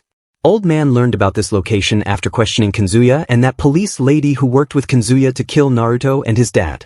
He knows that this is where they buried Naoko, now he's just hoping for her to be dead. While digging, he said that there are people who think Naoko is a hero, but he will never see a killer as a hero no matter what. In the end, after digging for a while, he confirms that Naoko is alive. While he was really tired and gasping for air, there was someone on the tree behind him, seeing everything. The person said with a smile, "Trick or treat." The next moment, the person appeared behind the policeman, which shocked him. Because this person is Naoko and she has a completely fine face with not a single scar. Without doing anything, Naoko ran away from there. The policeman ran behind her asking to stop, but she didn't listen. The policeman is really shocked and wonders why Naoko's face doesn't have a single scar on her face. The policeman thought that this whole case was full of mysteries. It's been a year since it started and he still doesn't have any answers. He questioned who Naoko really is. While running, he accidentally tripped and hurt his ankle. But he didn't stop, he slowly moved forward in order to find Naoko. After some walking, he found a mansion in the middle of the forest. He can't jump inside the mansion because there's a dog inside. Inside the mansion, Naoko was standing near the window looking at the policeman standing outside. She wonders who that man is. She asked why she felt like she knew that policeman. Thinking about that policeman, her head started hurting. She can't remember anyone from before. At that moment, a man walked inside the room and called Naoko's name. This man is a doctor, and asked Naoko to not push herself. He told her that she'll gradually remember things over time. When Naoko saw him, she was really happy. Doctor went toward the window and noticed that there was someone outside. Naoko told him that the dog chased him away. Doctor asked her if she went outside again. Naoko didn't answer and just smiled, which means yes. Suddenly, the doctor put his hands on Naoko's shoulder and said to her that he knows she wants her memory back. That's why she goes outside from time to time. The doctor told her that she can't put herself in danger like that. Doctor said to her that he'll not be able to live without her. Hearing that, Naoko answered that she understands and will not go into the forest alone anymore. At that moment, the doctor noticed something on her. The doctor noticed a mark on her face and thought that it's cyanosis. He called it another failure. He thought that it doesn't stick very, so he'll need to do another surgery. Noticing that the doctor is worried about her face, Naoko smiled and told him that he doesn't have to worry about her face, she's super lucky just to be alive. Hearing that, the doctor hugged her and remembered the time when he found Naoko. When he found her, she was really injured crawling on the ground. At that moment, the doctor took Naoko home and treated her. He thanks God for letting him help Naoko. But when he looked at the pumpkin head, and many different weapons on the wall, he thought that maybe it was the devil who let him help Naoko, not God. Meanwhile, the policeman has found the details of the person who lives inside that mansion. The person is Ryuichi, 58 years old, graduated from the Imperial University School of Medicine, and he's a doctor. On the other hand, we see a guy throwing money everywhere. While he's throwing the money, his underlings are picking up the money from the ground. At this point, he's so happy that he thinks that he can take over the world if he wanted to. A guy asked him why he's so happy. So, he told him that he never thought he could make so much money with just a phone call. Suddenly, their celebration stopped when someone started banging on their door. They thought that the police were here. Boss immediately started panicking, saying that if the higher-ups find out about their little side business, they all will die. Seeing the boss panicking, a guy told everyone to hold their weapons and stand in front of the door. He said that they'll cause confusion, and in the confusion, the boss will run away. Boss also cheered them to hold the front while he planned to run away. While he was shouting, someone stabbed him in the back from the behind and cut it like a cake. The Pumpkin Knight is here to purge the evil. Now Pumpkin is already famous, so they immediately realize why she's here. Seeing her, the secondary boss ordered all the men to hold their weapons and attack her. He thought that it's just a high school girl, she's not their match. At the same time, all the men ran to attack her. First, Naoko dodged these two men's attacks, and immediately slit the throat of one of them, and cut the stomach of one of them. From the stomach, his intestine poured out everywhere. Like this, both of them died painfully. After that, one more guy came to attack her. She easily dodged his attack and his head like a cake. Seeing the horrifying scene, all the men got really scared, thinking how a high school girl is taking down a yakuza. They realize that she's totally a prop killer, so everyone starts running away. Secondary boss begged them to come back, but they didn't listen, saying that only an idiot will fight a demon like her. When these men opened the door to go out, someone else was already waiting for them. This guy is wearing a unicorn mask with the word bleach written on it. He loaded his shotgun, saying that it's time to clean up some trash. Immediately, he shot everyone in the stomach and killed them on the spot. The secondary boss got really scared seeing another guy and thought that this person must be the one pressing the intercom. At that moment, Naoko grabbed him from the head and said that he's right. While crying, he asked Naoko why they're doing this. He asked why they're specially targeting them and not any other gang. Naoki answered that there's some people who want to see him. She showed him a photo of an old couple. She reminds him that he was the one who stole this couple's retirement saving and drove them to suicide. Now then, Naoko decided to ask him a question like she asked the old man before. Before asking, she said that there's a whole mountain of victims like this couple. She asked him why he did that. What did he need all the money for? Naoko loudly guessed that he's going to quit scamming people from now on. He started crying, shouting that he'll quit everything from now on, and asked Naoko to forgive her. He held her leg and asked her to not kill her. But Naoko didn't listen. She started kicking the guy in the face with no sign of stopping. Doctor, who was wearing a unicorn mask, saw the scene and thought that she's really amazing. He thought that released from an innocent soul, Naoko is a being of pure violence. In the end, Naoko cut down the head of the guy and killed him. Doctor called Naoko pure and thought that if she ruled the world, it'd also become just as pure. 1 year ago, Ryuichi found Naoko in the forest in almost dead state. She had multiple puncture wounds and was losing a lot of blood between all of the bruises, bone fractures and ruptured organs. She was a huge mess. And yet, she was somehow still alive. Even after being buried in a state of suspended animation, her strong will to live allowed her to escape. Looking back, it was at that moment Ryuichi was first drawn to Naoko. He took her to the lab inside the mansion and thought that he had been exiled from the medical world, but he was able to build his own intensive care unit in secret. It was made under the cover of darkness and illegal surgeries, but his operating room was much better than the ones at the local hospitals. When Ryuichi was about to start the treatment, Naoko asked him who he was. Hearing that, Ryuichi got really shocked. He can't believe that Naoko is still conscious. So, Ryuichi asked her not to worry because he's a doctor. Answering that, the doctor asked her who she was. She answered that she's the Pumpkin Knight. With that, the doctor started the surgery and it took him 10 hours to complete it. He had to use all the blood bags he'd saved up along with his most expensive drugs. But it was all worth it. Because he had a feeling that this girl would help him make his dreams come true. He had a feeling and it was right. In the present, Naoko showed the half head of the guy to Ryuichi and told her that she did it. Ryuichi praised her and thought that with her great physical abilities, violent aggression, and no conscience, she can do it. Ryuichi thought that she'll be able to help him purify this rotten world. He is also happy that Naoko lost some of her memories, which made it easier for him to order her. On the other hand, Kazuya was in the mental hospital. He was sitting in the corner like a dead person. Doctor told the policeman that he's been like this for the past year. The doctor said that Kazuya keeps staring at the wall. He shuts himself in his room and won't talk to anyone. He doesn't react to anything either. He does sometimes engage in self-harm, but the medicine helps him calm. In the end, the doctor told the policeman that he won't be able to interrogate Kazuya. But the policeman didn't listen and went toward Kazuya to talk to him. When the policeman talked to him, as the doctor said, Kazuya didn't show any reaction. But the policeman was already expecting and had something up his sleeve. He whispers in Kazuya's ear, "Naoko is still alive." Hearing that, Kazuya showed a reaction and looked toward the policeman. Kazuya started crying, asking if Naoko is really alive. The policeman smiled and answered with yes. He told Kazuya that it feels like no one can kill her. As Kazuya started crying even harder, the policeman told him that it's not the time to cry. He said that in order to help Naoko, they had to stop the Pumpkin Knight. Saying that, he talked to the staff, asking them to call whoever is in charge of this hospital. While the staff was confused about what was going on, a lady hiding behind a wall messaged someone that Kazuya had awakened. At the same time, the doctor, who healed Naoko, was checking her face. He noticed that Naoko's face was slowly disintegrating. Her face is slowly returning back to being fully destroyed. The doctor thought that all of the subcutaneous tissue that melted had hardened and become like a wall, causing necrosis in the new skin grafts. As he thought that it's impossible to recreate, he wondered if that's the only way. Outside the mansion, Naoko was standing. She has a mask on her face and she said that the doctor keeps sulking in his room since the operation was a bust, but Naoko couldn't care less. She ran in the forest saying that the doctors are usually busy, so it makes sense that he's frustrated. But Naoko is worried about him. She said that they can't give up yet, they have to be strong. And she still likes him. As she said that, she tries to remember the person she likes, but she can't do it. She remembers that there's someone who accepts her for who she was. That's why she couldn't care how she looks.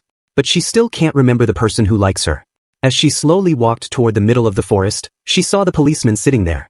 Seeing her, the policeman immediately got up and said that he was waiting for her. The policeman also noticed that Naoko's face had changed back again. He guessed that the other one was just temporary. He asked her if Dr. Higo was not able to fix it.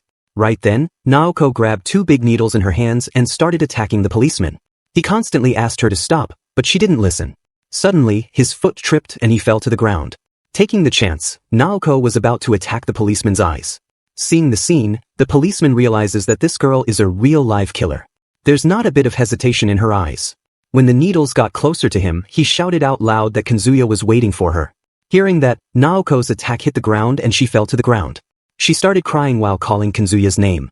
Now she has remembered all the moments she spent with Kazuya. While crying, Naoko said that she remembered now who likes her. The policeman saw Naoko crying really hard and wondered if she had sealed away her memories. He knows that Naoko has been through hell, so she must have forced herself to forget so she could stay sane. The policeman heard everything that happened to Naoko until now from Kazuya. And as he heard that, he thought that it's all too cruel. Then, Naoko talked, asking the policeman about where Kazuya was. The policeman answered that Kazuya is being treated in a mental hospital right now. Hearing that, Naoko grabbed the policeman's arm and asked him the name of the hospital. Before he could talk, Kazuya asked if it was the Hirayama Clinic. At the hospital, Kazuya was sitting in his bed with a smile. He was thinking about Naoko, who's still alive. He learned from the policeman that a doctor was able to save Naoko, and now the Pumpkin Knight is taking down the bad guys. Thinking that, he laughed, saying that that sounds just like her. Pretty messed up as usual. He was really happy that Naoko was still alive. At that moment, the door of his room opened and some big guys entered. Kazuya noticed that these people are all wearing the staff uniforms, but he knows that there's no way these people work here. From behind, a lady came forward and told Kazuya that he's in big trouble now. She said that he should never let the policeman speak with him. She said that she came here as soon as she could. Kazuya was shocked to see her because this lady looks just like Naruto. At the same time, Naoko asked the policeman if the hospital he's talking about is affiliated with the Kuroki family. As he heard that, he realized that the chairman of that hospital is Sae Kuroki. He asked Naoko if Essie is Naruto's mother. Naoko answered yes and said that she knows because she was locked up there too. She said that they kept her restrained from midnight to night, forcing her to take all kinds of medicine. Her mind was so foggy. She could barely remember her name. She didn't even have enough energy to stand up, so she slept on a floor full of human waste every day. But one day, she came there to inspect the place. As soon as Naoko saw her face, it all made sense. The Kuroki family was the one that had left her to rot in there.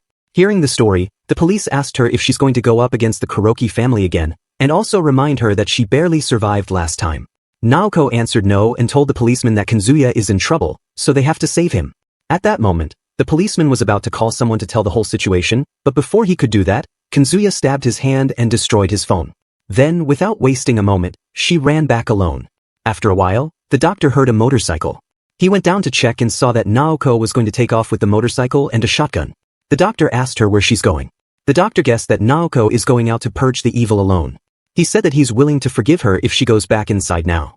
Naoko straight up answered that she doesn't want to. Hearing that, the doctor started shouting that Naoko belonged to him.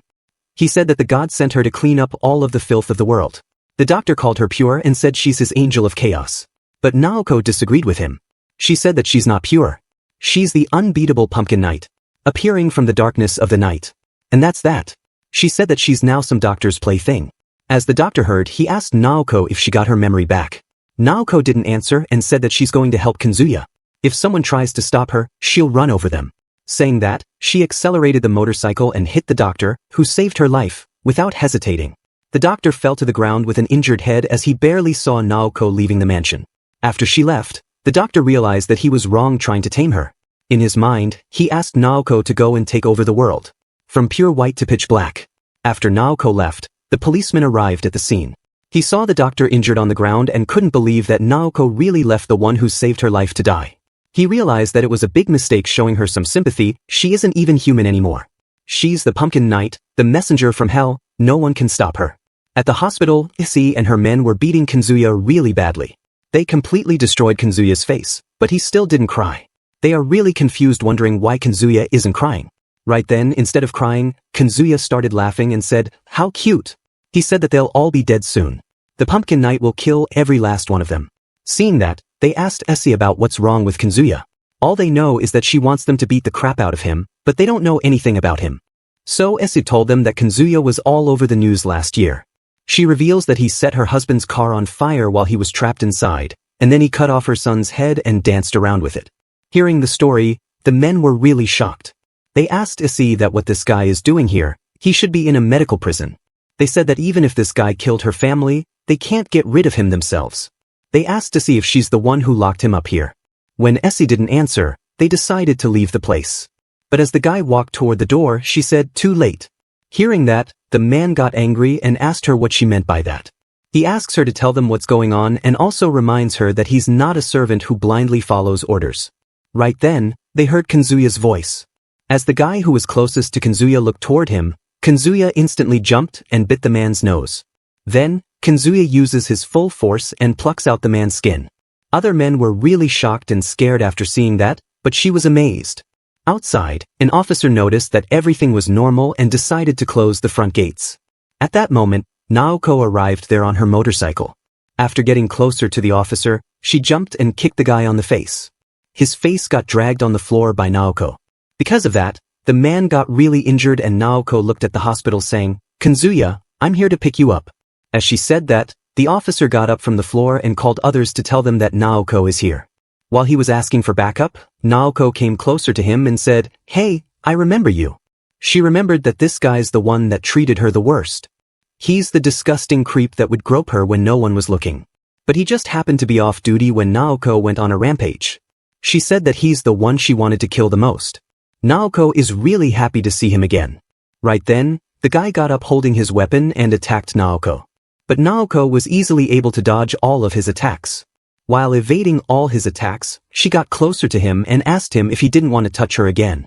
As she said that, the guy put his foot on her foot and started applying force on it. He asked her if she liked that. He asked her if weight on an adult hurts. Then he was about to attack him, saying he'll touch her to his fill after basing her head. Right at that moment, from Naoko's foot, a spiky weapon came out. With that, she pierced the guy's leg, which caused him to be unable to stand up properly. Next, using the same weapon, she pierced the man's face and plucked out his skin. His skin was sent flying, including his eyes. Then, she pierced the guy's neck and killed him painfully. At that moment, the backup arrived to take down Naoko. A man in front called her idiot for coming all the way here alone. The man was about to run to attack Naoko, but the other guy stopped him. He asked him to not kill her, just stun her with the taser. He also reminds him that she got a gun. Right at that moment, the man's head blew up. Half of his head got almost completely severed from his body. Before everyone could react properly, another shot came and killed one more guy. Like this, the barrage of bullets didn't stop. One by one, the guards fell. In the end, only one guy left. Before he could talk, Naoko also killed him. On the rooftop of the hospital, SE and some doctors were seeing everything. While the other doctors were panicking, he was asking Naoko to shoot all of them in her mind. At that moment, they were about to call the police, but she stopped them. She smiled and said that Naoko went through so much trouble to be here, so it would be stupid to call the cops now. Hearing that, the doctors got worried and asked SE if she didn't notice that Naoko had brought a gun. They are worried that at this rate, Naoko will kill all of them. Seeing the panic, SE revealed that Naoko has a weakness. She said that even if she's a vicious killer, she is still very vulnerable. Her mental state is incredibly fragile. She is sure that all of the reprogramming they did on Naoko is still in her subconscious. On the ground, Naoko noticed that she's almost out of bullets. She hit her head and said that she got a little carried away there.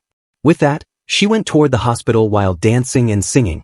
She entered the hospital hoping to get back home with Kazuya, but she saw something else. She saw a girl tied up like a mental patient. Her half face is burned up and she's also beaten up. Naoko looked at her and was really shocked. Naoko called this woman, and she can't believe Ayumi is still alive. Immediately, Ayumi started shouting, asking Naoko to run away. She asked her to forget all about her and just run away. But Naoko couldn't run away, and because of that, she got surrounded by some men. They pinned her down to give her an injection. As they were giving her an injection, Ayumi was shouting, asking them to stop. At that moment, SE and another doctor were standing beside Ayumi. The doctor was happy because their plan worked nicely. Then, the doctor asked SE about Ayumi. Who is she? SE answered that Ayumi is Naoko's former clinical psychologist. She so rudely ignored the rehabilitation program she had made. Instead of treating Naoko like Ayumi was supposed to, she decided to influence her to be what she is now. By the time she noticed, it was already too late. Her treatment was totally ruined. And Ayumi was the one who helped Naoko escape from her grasp. He grabbed Ayumi's destroyed face and said that such an awful woman deserves an awful face like this. SE said to Ayumi that now it's her turn to go through the program. Hearing that, Ayumi asked SE to not mess with her. She shouted, "To hell with your rehabilitation program. This is just torture. You just want to brainwash patients into slaves. It's no better than a lobotomy." Ayumi said to SE that her whole program is bull crap. She believes that Naoko will never give in to SE. At that moment, she smiled and said, "But you enjoyed the program, didn't you?" SE said to Ayumi that she seemed like she was having lots of fun during the treatment. She asked Ayumi if she didn't enjoy it. She said to Ayumi that it must have been nice to have a loyal little slave that obeyed your every command. And that program is still alive deep inside Ayumi. He looked at Naoko and said that her free will is as good as gone now. As they were dragging Naoko away, Ayumi was crying while apologizing to her. Inside the room where Kazuya was sitting, men heard some gunshots. They don't know what's going on in this hospital anymore. It's definitely not a normal one. At this moment, they have pinned down Kazuya. And the guy whose nose was plucked out by Kazuya is crying in pain. At the same time, Naoko was being dragged away to a different place. After some walking, they reached a laboratory. Seeing the room, Naoko immediately recognized it. SEE saw Naoko's reaction and said that this is the corrections room where they do the reprogramming. She said she'll be reprogramming Naoko herself this time. Suddenly, Naoko started laughing like a maniac while saying, "Reprogram? That sounds super fun." This laugh of Naoko really scared SEE. The next moment, Naoko was sitting on a chair and getting shocked in her head. Seeing that nothing was happening to Naoko, SE was really shocked. She thought that the voltage is enough to make a grown man scream, but Naoko isn't even making a sound. Suddenly, voltage hit 0, so SE asked the doctor what happened. The doctor answered that they've been doing this for 2 hours now. If they continue, Naoko will surely die. Everything they did until now will be pointless if she dies. Right then, another doctor checked the machine and said that Naoko isn't even scared. He said that there's no discernible reaction. Her brain activity and heart rate are both normal. There's almost no difference in them. Even after being hooked up for so long, she doesn't seem to be bothered by it. Naoko isn't even scared, but looks like she's actually enjoying getting shocked by high voltage. Suddenly, Naoko laughed and asked them if that was all. She said that she wants more and asked them to start another round. She guessed that the massage wasn't over already and asked them to turn on the machine again. Hearing that, SE and the other doctors got really scared and shocked. He looked at Naoko laughing Naoko and thought that it's bad. She mentions that Naoko is always one step ahead of her. Suddenly, he realized something and said with a smile, "Oh, I see. The pain is helping you endure the treatment." Saying that, she asked the doctor standing beside her to go prepare a dose of methamphetamine. The doctor was shocked after hearing that and asked SE if she's really going to use that. SE answered yes and asked him to get it. As SE was preparing the injections, she said that if it's the pain that's helping her resist treatment, she wondered if Naoko is going to be more cooperative on painkillers. At the same time, Yumi was in her cell crying. She called out Naoko's name in her mind, asking her to not lose to SE. She asked Naoko to not give in and mentioned that Naoko isn't a human. She is the unbeatable pumpkin knight. The messenger from hell. Why does this line feel really cringe? On the other hand, Ryuichi, the doctor who saved Naoko, was on a bed with bandages everywhere. He was muttering, "I'm the unbeatable pumpkin knight. I'm not human." He said to the police officer standing beside him that that's what Naoko said to him after she crawled out of the ground. Ryuichi mentions that Naoko had been buried for 4 days, but was still alive somehow. After Naoko's condition stabilized, he looked her up online by searching Pumpkin Knight. He said that there were plenty of results. Like the full story of the incident, even the video of Naoko being tortured. Hearing that, the police officer jumped and asked Ryuichi where he found that. Ryuichi answered that they can find it on most sites, they have to go deeper, on the dark web. He explains that the dark web is an international online network run by criminals. Illegals, drugs, adult videos, and even hitmen can all be found there easily. He reveals that all of the info about Naoko was gathered by hacking police databases. He advised the police head to get a better cybersecurity system. The police officer didn't comment on their cybersecurity and asked Ryuichi about what dark web wants with Naoko. Ryuichi answered with shining eyes, "We love her." He said that the whole world is in love with Naoko. The officer was confused and asked him what he's talking about. He called Ryuichi a fool. He can't believe that the criminal underworld's in love with Naoko. Ryuichi said that criminals are humans too.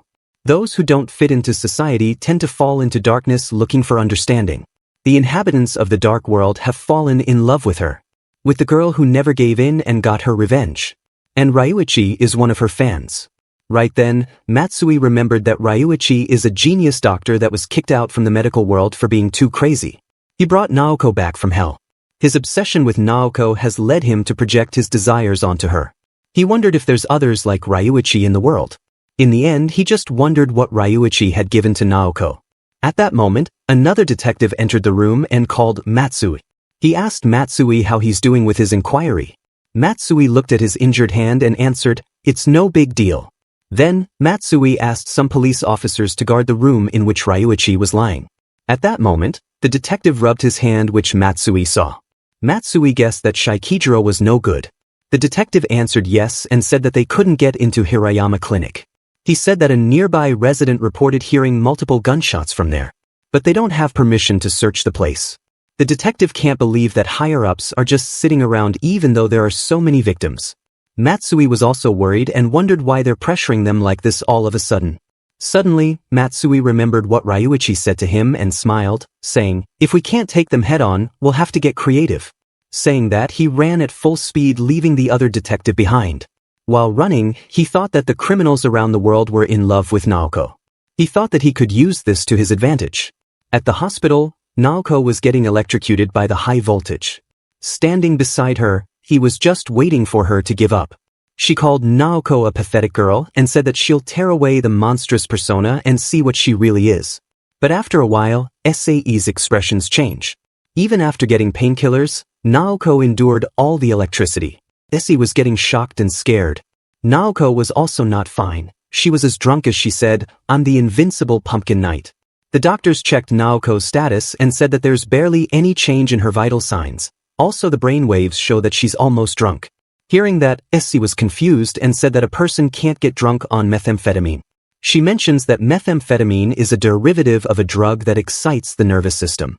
It promotes the release of neurotransmissions like dopamine and noradrenaline. The patient it's given to falls into a state of extreme excitement. It can lead to increased mood, better concentration, and help reduce fatigue. But it doesn't last long. In the end, the doctor guessed that the drug didn't work on Naoko. She might be able to control them. Everyone was shocked and couldn't believe what they just heard. The doctor continues, saying there are some people who are capable of controlling their own neurotransmitters. It makes sense considering what they know about Naoko. Her excellent physical fitness and athletic abilities combined with her lack of fear, boldness, and capacity for cruelty make it the only logical explanation. The doctor gave an example in the end. It's like a car with only an accelerator. The more you step on the gas, the faster it will go. SAE was really shocked and couldn't believe that there really are people like that. Right then, a doctor suggests that they should do an MRI test. With that, they can look at the brain and see if this really is a special case. Hearing that, another doctor points out that it should be a problem with the frontal lobe. As the doctors were talking, he was eating her own nails, thinking if Naoko is even a human. The next moment, they laid Naoko on a bed and rushed her to a different room. At the same time, Ayumi smiled and said, "Pointless. No matter what you do, it's pointless. You can't beat Naoko." Ayumi said that not even the latest technology can win against Naoko. She knows this because she tested it on her. On the other hand, the doctors did her test and were shocked to see that there isn't a single abnormality in Naoko's brain. They checked again and again in order to find at least a little problem, but they didn't find anything. Right then, the doctor asked a nurse to increase the output. Hearing the order, the nurse points out that it'll hurt the subject. The doctor smiled and answered that he doesn't want to miss the breakthrough of the century, so he doesn't mind hurting the subject a little. As the nurse heard that, he immediately went to increase the output. But as he was turning the wheel, someone crushed his hand. It turns out that somehow Naoko is able to move. Suddenly, the nurse realized that the sedatives didn't work on her.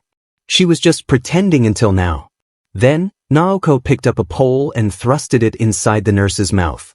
Because of the pole going in his throat, it injured him and even tore apart his face.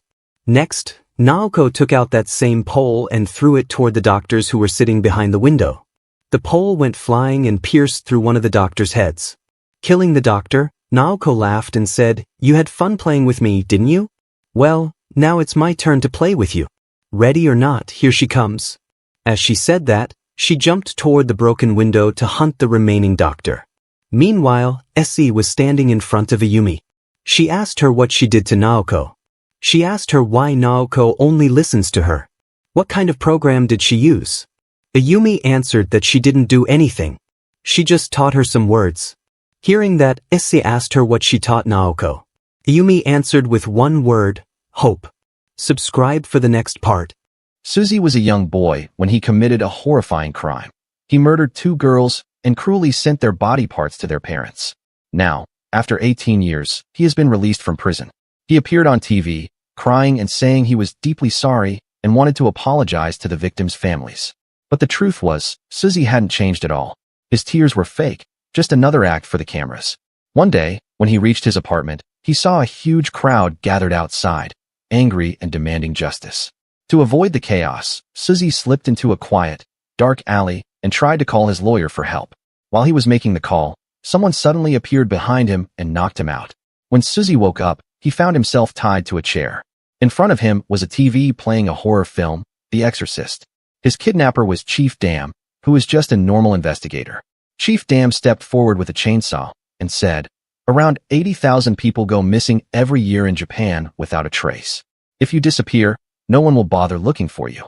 With that, he turned on the chainsaw and slowly began cutting into Suzy's arm. Suzy screamed in pain, blood pouring from the wound.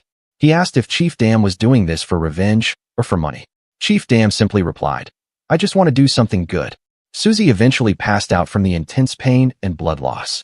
When he regained consciousness, he was placed in front of a mirror. What he saw shocked him. Both his arms and legs were gone. Chief Dam stood beside him and showed him a Christmas tree made from Suzy's own severed legs. Then, Chief Dam took a photo of him. Moments later, Suzy died from blood loss and unbearable pain. Yasuno was just a college student when she went out with her classmates for a party.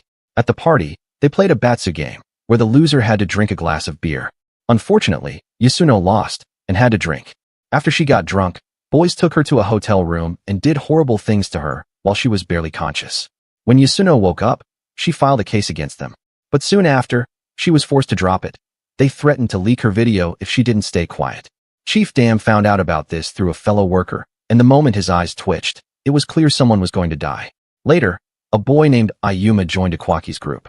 Ikwaki's group was made up of some college boys who helped others lose their virginity, no matter how dark the method. Ayuma was desperate and wanted to try something wild. So Ikwaki repeated the same thing he did to Yasuno. They kidnapped another girl and gave Ayuma a chance to do as he pleased. But there was a condition. If Ayuma ever found a girl he liked, he had to share her with the group. Eventually, Ayuma fell in love with a co-worker. Because of that, he decided to leave the group and live a normal life with her. He informed Ikwaki, got his permission, and left, promising never to expose anything. But one night, while walking with his girlfriend, a van pulled up and kidnapped them both. It was all part of Ikwaki's plan, to teach Ayuma what happens to those who betray him. Right in front of Ayuma, Ikwaki and his gang abused his girlfriend. Afterward, broken and devastated, she tried to end her life, but failed. When Ayuma found out what had happened, he lost control. He stormed into the group's hideout with a hammer and killed every last one of them. Ikwaki tried to escape, but Chief Dam appeared and blocked his way. Later, Ikwaki woke up in a dark place. He was naked and tied to a table. Chief Dam stood before him, holding a cross covered in sharp spikes. Without hesitation, he inserted it into Ikwaki's hole and thrust it in and out, over 650 times. In the end, Ikwaki died from the unbearable pain and blood loss. This man is Masaharu, a self-righteous journalist. One day, he showed up at a house holding a microphone. A frightened woman opened the door. Masaharu had come because her son had committed a mass murder. Without knowing the full truth, Masaharu falsely reported on live television that the woman had abused her son and that her mistreatment had turned him into a killer. Though none of it was true, Masaharu spread the story everywhere. Unable to cope with the judgment and hate from society, the woman ended her own life. She also had a daughter. The girl was seen crying, clutching her mother's photo, when Masaharu arrived again. This time insulting her mother, calling her a poison who raised a murderer. At school, another situation was unfolding. A group of girls was bullying their math teacher, and the leader of this group was Masaharu's daughter. One day, the teacher, pushed to the edge, accidentally shoved her in self-defense. Soon after, Masaharu stormed into the school and accused the teacher of physical abuse. Even without solid proof, he broadcast the story live, demanding strict punishment. Because of the public outrage, the teacher was harassed non-stop outside his home. Overwhelmed and hopeless, he killed his wife, and then took his own life. Later, it was discovered that the teacher had left behind clear evidence on his laptop, showing how he was being bullied by students. When this was revealed to the public, the same girl who had led the bullying, Masaharu's daughter, was now being labeled a murderer. Crushed by the hate, she eventually ended her life too. When Chief Dam learned that Masaharu only reported one-sided stories and misused his position, his eyes twitched. You know what that means. One day, while Masaharu was driving, Chief Dam kidnapped him. When Masaharu woke up, he found himself tied to a chair with Chief Dam standing in front of him. Without saying a word, Chief Dam poured acid onto Masaharu's face. Then, he forced him to drink acid, which burned his throat and silenced his voice forever. Masaharu died in agony, drowning in pain. One day, Chief Dam was commuting to work by train. On board was a man named Oga, someone who deeply hated both children and women. During the ride, A young mother stood nearby holding her crying baby. Annoyed by the noise, Oga began criticizing the woman, accusing her of being inconsiderate and disturbing everyone. Chief Dam, however, stepped in and called the baby cute, saving the woman from public embarrassment. Later at work, when Oga received a cup of tea from a female coworker, he made an inappropriate joke, saying she should use her own milk next time. The women in the office reported the incident, and Oga received a stern warning from his boss to watch his behavior. Angry and bitter, Oga walked home through a crowded street. As he moved through the people, he purposely bumped into several women, insulting them and spreading hateful comments. He even shoved into a woman pushing a stroller, forcing her to apologize to him as if she had done something wrong. The next day on the train, a similar scene repeated. Another mother was standing with her baby strapped to her chest. As she was about to get off, Oga secretly loosened the strap on her baby carrier, trying to make the child fall onto the tracks. Luckily, the mother managed to catch her baby just in time, but she was injured in the process. Right behind Oga was Chief Dam. His eyes twitched. You all know what that means. Later that evening, Oga went to a bar, ranting about how women shouldn't have rights and spouting nonsense. Chief Dam sat silently beside him. Not long after, Oga began to feel lightheaded, but still boarded the train home. On the train, a pregnant woman was standing. Oga figured no one would offer her a seat, but a kind woman did stand up to give her the spot. Before the pregnant woman could sit, Oga rushed in and took the seat himself. Soon after, he passed out from the dizziness. When Oga woke up, the train was completely empty, except for Chief Dam, watching him from the shadows. Moments later, Oga found himself tied up inside a baby stroller, placed on a narrow railway bridge. Chief Dam stood next to him, fastening the rope securely. Oga cried and begged for forgiveness, swearing he'd change, but it was already too late. Chief Dam pushed him off the bridge. Then, using a safety rope, Chief Dam jumped down too, and took Oga's picture midair. Oga hit the rocks below, and died instantly. Naoki was a young man who posted videos on social media, doing challenges like buying the entire menu from a restaurant. Despite his efforts, his videos never gained much attention, unlike other successful channels. Please subscribe, guys, he would say, hoping for a boost. One day, while driving, Naoki witnessed a tragic accident. A school student was killed on the road. Instead of calling for help, Naoki whipped out his camera and began recording. Although the accident was clearly an unfortunate mistake, Naoki uploaded the video, falsely claiming that the old man driving the car had done it on purpose. The video went viral, bringing him instant fame. To keep the momentum going, Naoki even went to the old man's house, hoping to get more footage. But when he arrived, the man wasn't home. Undeterred, Naoki still uploaded a video, urging his followers to spread more hatred. Soon, other influencers began showing up at the old man's house, hoping to either capture footage or stir up more hate. One day, Naoki returned to the old man's house. Police officers stopped him, asking him to leave.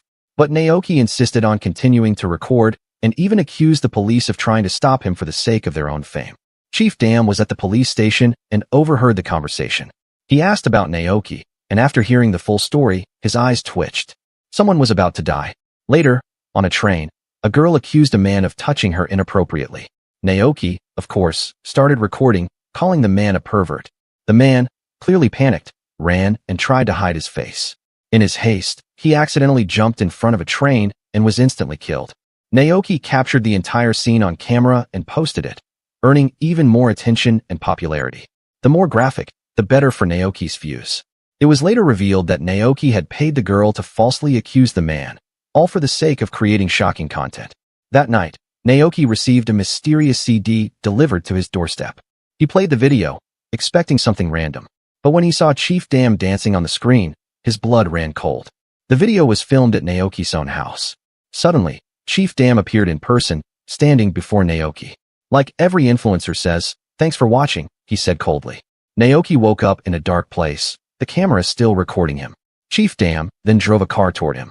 The tires, spiked with sharp metal, crushed Naoki's legs. Screaming in pain, Naoki saw the horrifying scene live on a large screen. Everything was being broadcast. But Chief Dam wasn't done. He returned to the car and crushed Naoki's limbs, one by one. Despite all the pain, Naoki was still alive, enduring the agony. Finally, Chief Dam set him on fire, ending Naoki's suffering in the most brutal way possible. These three boys, Tasano, Tamutso, and Takashi, were out with three girls. They all stopped by a local store to grab some snacks and buy fireworks for the evening. While inside, Tamutso casually opened a drink and started sipping it before paying. The store had a simple rule: pay before you consume. The manager politely reminded them of this. But instead of just apologizing, Tamutso got offended, accusing the manager of calling them thieves. The group mocked the poor man, humiliated him, and even forced him to apologize for simply doing his job. Later, they all went to an open field and began lighting fireworks. An elderly homeless man nearby approached them and gently told them that fireworks weren't allowed in that area. As soon as the girls heard that, they decided it was getting late and left. Blaming the homeless man for ruining their night, the boys grew furious and planned to get back at him. The very next day, they found the old man's small shed and destroyed it completely. Then, without even checking, they set it on fire and walked away. When the old man returned and saw what was left, he began to cry, not over losing his shelter, but because a precious photo of his family had been inside.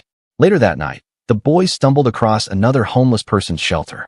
Without a second thought, they set that one on fire too. But this time, someone was still inside, fast asleep. The man suffered severe burns in the fire. The following day, the three boys were walking through a quiet alley when they crossed paths with the old man whose shelter they had destroyed. Recognizing them instantly, the old man confronted them, accusing them of the act. Panicking, the boys did the unthinkable. They attacked and killed him. They took his body deep into the mountains, intending to bury the evidence. Coincidentally, Chief Dam was nearby in the same forest, gathering mushrooms. Suddenly, the old man's dog ran up to him, whining and tugging at his clothes. Following the dog, Chief Dam was led straight to the fresh grave where the boys had buried the old man. Unaware, the boys were making their way back down the mountain when a thick fog suddenly engulfed them. They fell unconscious, and when they woke up, they were tied up, completely unable to move. Standing in front of them was Chief Dam, this time with an excavator by his side. Without saying much, he began operating the machine, using it to bury the boys alive, slowly and deliberately. Even as they cried, begged, and screamed for forgiveness, Chief Dam didn't flinch. To him, this was justice. Another good deed done. This guy is Fuwa, who is an active dad commentator. He gives good advice for parents, like dad should also change baby's diapers and also help mother to raise the baby property. He gives many interviews like this and also has many fans. Of course, all of them are women or mothers. Fuwa also has a wife and 2 children. He always uses them as examples in his interviews, saying how he helps his wife in raising children. But it turns out that Fuwa is not someone people think him to be. He has another female with whom he is in a sexual relationship. After that, when he was about to go home, he accidentally dropped his handkerchief. Coincidentally, Chief Dam was also there with his dog. He picked up the handkerchief and went to Fuwa to give it back to him. But he thought that Chief Dam is just his fan who is here for an autograph. So, he gave him the signed copy of his book and left without taking back the handkerchief that he dropped. At home, he was welcomed by his wife and kids. But he didn't respond and looked towards the food. When he saw that it's not that great, he asked his wife why she didn't cook the food properly. She answered that she had some serious period cramps. That's why she wasn't able to work properly. Hearing that, Fuwa got angry and said that she is just making excuses. He doesn't even help his wife in raising children, and if she made even a little mistake in taking care of kids, he gets angry and beats her. Today, he was out on a picnic with his family because it's weekend. He is acting good outside and taking care of his family just to show people how he works hard in the studio and also takes care of his family. Right there, he got a call from a girl named Himari. She's a girl who also used to have sexual relationships with Fuwa. She has called him to tell him that she is pregnant. Hearing that, Fuwa got really angry because when they were doing the deed, he thought that she had eaten a birth control pill. So, he met Himari and learned how she has left being an idol and is working in a convenience store to earn a little money. Hearing her story, Fuwa took out a load of money and gave it to her. He asked her to abort the baby and never contact him again. Himari took the money and left with a smile. After 10 months, when Fuwa was about to leave the studio, Himari was standing outside with her baby. She took Fuwa to her room to explain everything that happened. She said that she was about to abort that baby as he suggested, but when he reached the hospital, she felt the baby moving in her stomach and decided to give birth to the baby. But Fuwa thought that she was doing all this for money and threw a load of money at her, asking her to not come to him ever again. Himari picked up the money from the ground, which made him sure that she is doing this for money. But he got shocked to see that she was giving the money back to him. She told him that she called him here not for money, but to give the money that she took from him to abort the baby 10 months ago. Seeing that, Fuwa got really angry and started beating her. Filled with anger, He beat her so hard that he didn't even realize that she had died from his beating, because of which he got really scared, wondering what he should do now. In the end, he picked up the crying baby and put him in the closet. After that, he removed all of his fingerprints or his traces of being here and left the building. Next day, the body was discovered and police started investigating the scene. Chief Dam was also one of the investigators. Fortunately, the baby was rescued from the closet and survived. After some days of searching, the case was going nowhere because there's no evidence who committed this crime. One day, Fua was talking about this incident in an interview, saying how bad this incident is and blah blah. But suddenly, Fua talked about how the baby was found in the closet. These words of his made Chief Dam's eye twitch. This happened because police or investigators never told anyone that the baby was rescued from the clothes. In the next moment, a ninja appeared in Fua's resting room and kidnapped him. When Fua woke up, he was in a water tank, completely tied up. The tank was filling up slowly with water. In front of him was the Chief Dam standing. After a little, Chief Dam stopped the water because the tank was almost filled. When Fua asked Chief Dam why he's doing this to him, he answered that he had tortured and murdered Himari. When the Chief Dam was about to start pouring in the water again, Fua himself admitted all his crime. It turns out that Chief Dam also knows how Fua abused his wife physically and kids mentally. When Fua asked him if he was doing this for revenge, he said that he's just a cop, a killer cop. With that, Chief Dam opened up the water supply, which caused him to drown. In the end, Chief Dam took Fua's final picture and completed the punishment. After that, all the crimes of Fua started coming up on TV, and everyone learned how bad of a person he was. Some days later, Chief Dam went to a mountain with his team to enjoy vacations. There, his colleague asked him about his girl type. Chief Dam answered that he was once in love. He said every time he saw his love, his heart started beating intensely. His colleague asked him about what his love is doing now. Chief Dam answered that his love died in a crime. In a nearby room, a chairman of some big company was bullying one of his employees.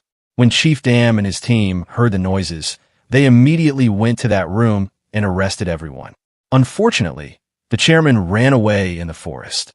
But this was his biggest mistake, as Chief Dam found him and shot him with a face gun.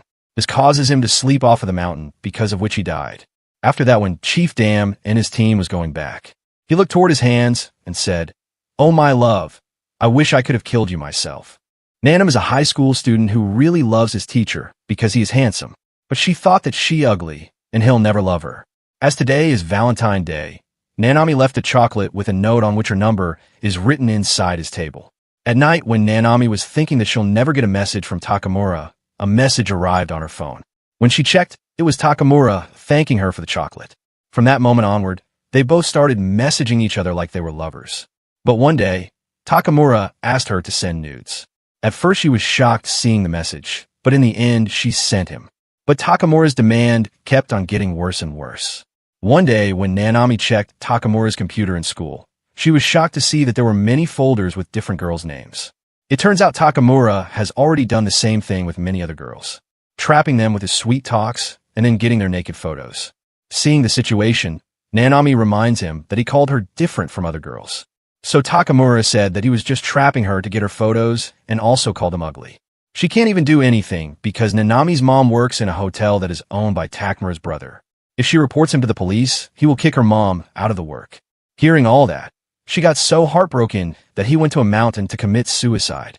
Meanwhile, Chief Dam was also on the same mountain. And guess what? He's here to buy this whole mountain. Now we know how he gets space and money to punish all the criminals up until now. Bro is damn rich. Suddenly, Nanami jumped from the cliff.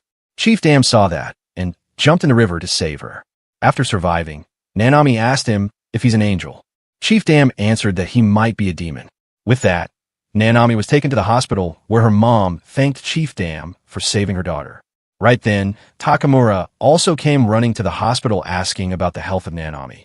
In the room, when Nanami tried to find her phone in which all her photos are, she wasn't able to find it.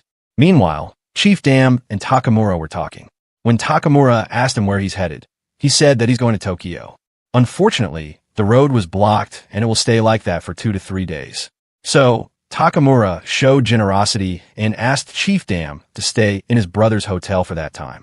In the hotel's bar, Takamura was talking to his brother about everything he did until now. And the phone that Nanami lost is also with Takamura. He talked about everything that he did to Nanami and other girls. Coincidentally, Nanami's mom, who was here for her work, heard their conversation and talked to them. She said that she will report to the police and left. But there's someone else who also heard everything. And that someone is Chief Dam. When he heard everything, his eyes twitched. At night, Takamura was going to the school because he had to remove all the evidence from his computer. When he reached there and turned on the computer to do so, an anatomy dummy moved and kidnapped Takamura. He woke up on a mountain where Chief Dam was burning marshmallows. Chief Dam gave him two choices. First is folk dancing, and second is burning to death. Hearing the choices, Takamura started shouting angrily. In the end, he ran out of time without giving any answer. So, Chief Dam brought gasoline and poured some of it on Takamura. With that, he tied him with a chair and brought him to the end of the cliff. Now Takamura realized that Chief Dam will not listen to his normal begging. He started saying that his dad will give him a lot of money if he'll let him. But Chief Dam said that he doesn't work like that, and also reveals that he is doing this because he overheard what they were saying in the bar. With that, Chief Dam put the guy on fire and asked him to jump in the river if he wanted to survive. But when Takamura jumped down, he died after hitting a rock. In the end, Chief Dam just danced majestically. This chapter begins with a Christmas concert. A team of people were performing and some kids and adults were sitting enjoying the show. At that moment, Mamiya and her team arrived at the scene wearing costumes. While they were cheering each other, a kid came from behind and kicked Kuruda. Because of that, Kuruda got really angry, but he didn't do anything to the kid. Right then, Santa Claus arrived at the scene. This is none other than our majestic Chief Dam. Kuruda saw him and called him Chief Dan and said that he's looking great. Hearing that, Chief Dan rubbed his chin and said that he's no Dam, but Santa Claus from Finland. Chief Dam is in character. He sat at a table to meet with people. Everyone stood in a line and met with Chief Dan one by one. They took selfies, got presents, and made some wishes. When a family's turn was done, Mamiya called the next person. As she said that, two kids arrived there. They were wearing very thin clothes even in winter and were looking ragged up. The Chief Dam didn't say anything and gave them 2 bags of candies. They immediately grabbed the candies and ran away from Santa Claus. After some running, they sat down in the middle of the crowd and started eating like they haven't eaten in years. After finishing the candies they got, the girl grabbed her little brother's hand and decided to get in line again to get more candies. But before they got there, Mamiya appeared in front of them and offered them hot tea. At that moment, the girl hesitated for a while and then they ran away without taking hot tea. Mamiya asked them to stop, but they didn't listen and kept on running. Right then, Mamiya heard 2 girls talking. They were talking about those 2 kids from Onodera's place. The other girl asked if those 2 are going to be okay. When Mamiya heard that, she came in front of them and said that she's Mamiya from the Metropolitan Police Department. She asked them to tell her about those kids. One of them answered that she and Onodera go to the same preschool, but they're not close friends.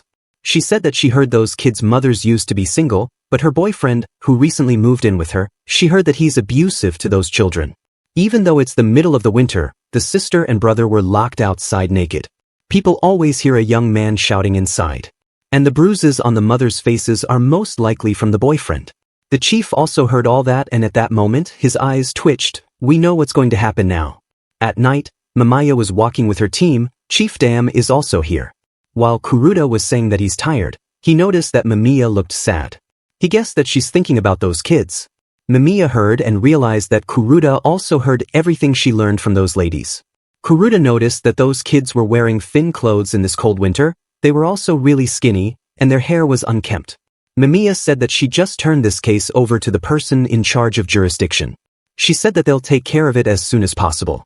Hearing that, Kuruda said to her that she already did as much as she could. So now they should leave. Right then, Kuruda invited Mamiya to dinner. The blonder-haired guy, who is also in their team, heard that and said that he's also ready for dinner. Kuruda didn't want him to go with them because he's specially inviting Mamiya with him on a date. At that moment, the guy noticed that the Chief Dam wasn't with them. At the same time, both kids were walking in the middle of the crowd. As they walked toward their home, the girl thought that their new daddy was really nice to them at first. He played with them every day and she loved it. Now he hates talking to them and mommy, and he gives them only a little bit of food because he doesn't want to waste money. She thought that when her mommy's at work, daddy hits them a lot. So even if it's cold, they wait outside until their mommy comes back home. As she was thinking that, we saw that both of them were sitting outside of their house wearing very thin clothes. The The girl tries her best to make her little brother happy. At that moment, their mom arrived there. When they saw her, they immediately ran to hug her. Then, mom and both kids entered their house. Inside, a guy named Toshi, who is unemployed, was sitting. He was eating chicken comfortably. When he saw them, said that they're late. Mom immediately said sorry to him and told him that the store was bust and she was asked to work overtime. Hearing that, Toshi moved his hand forward like he's asking something. Onodera saw that and took out her monthly salary from her bag. She gave that to Toshi, and as Toshi received that, he separated a very little money from it and gave it to Onodera, calling it her living expenses. Onodera took the money and after hesitating for a while, she said that Riku doesn't have any more diapers, so she needs a little more money. Hearing that, Toshi threw the leftover bone from the chicken in the trash bin and suggested that she should just leave the diaper on for a couple of days. This will save them money.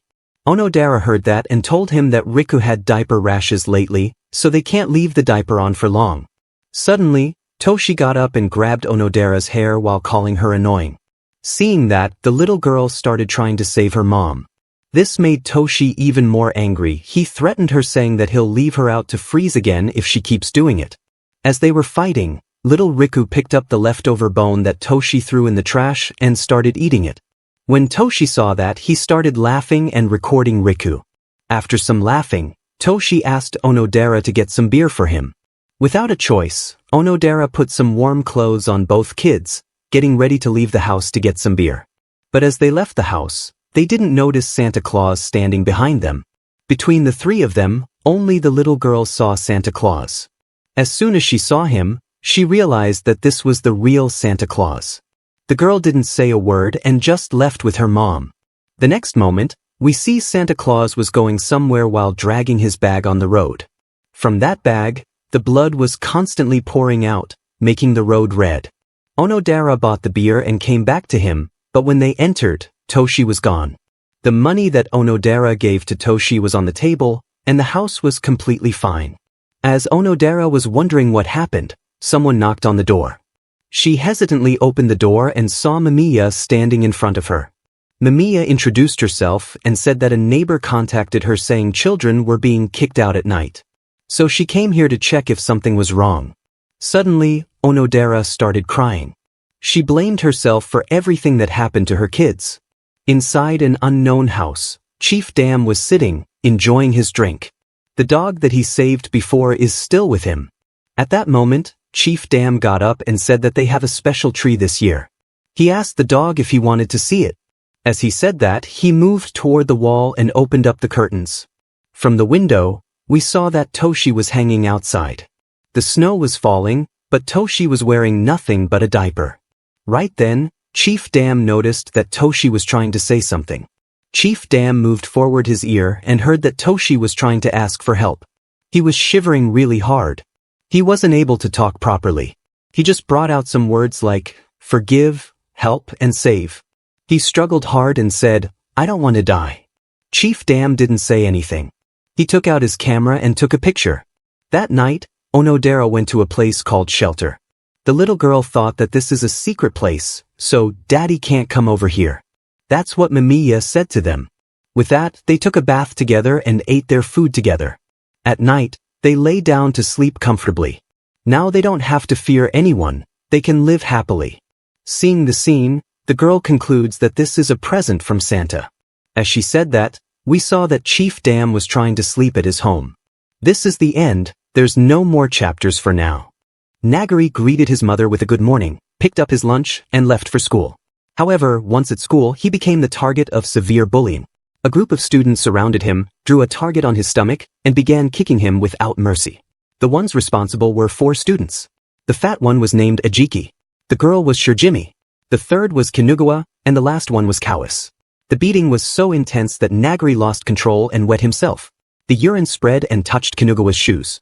In a rage, Kinugawa kicked him even harder and shouted at him, demanding to know if he understood how expensive those shoes were. At that moment, their leader Okaya arrived. He told Kinugawa that he had already warned him not to hit Nagari's face. Kinugawa immediately backed off and apologized. But Okaya wasn't done.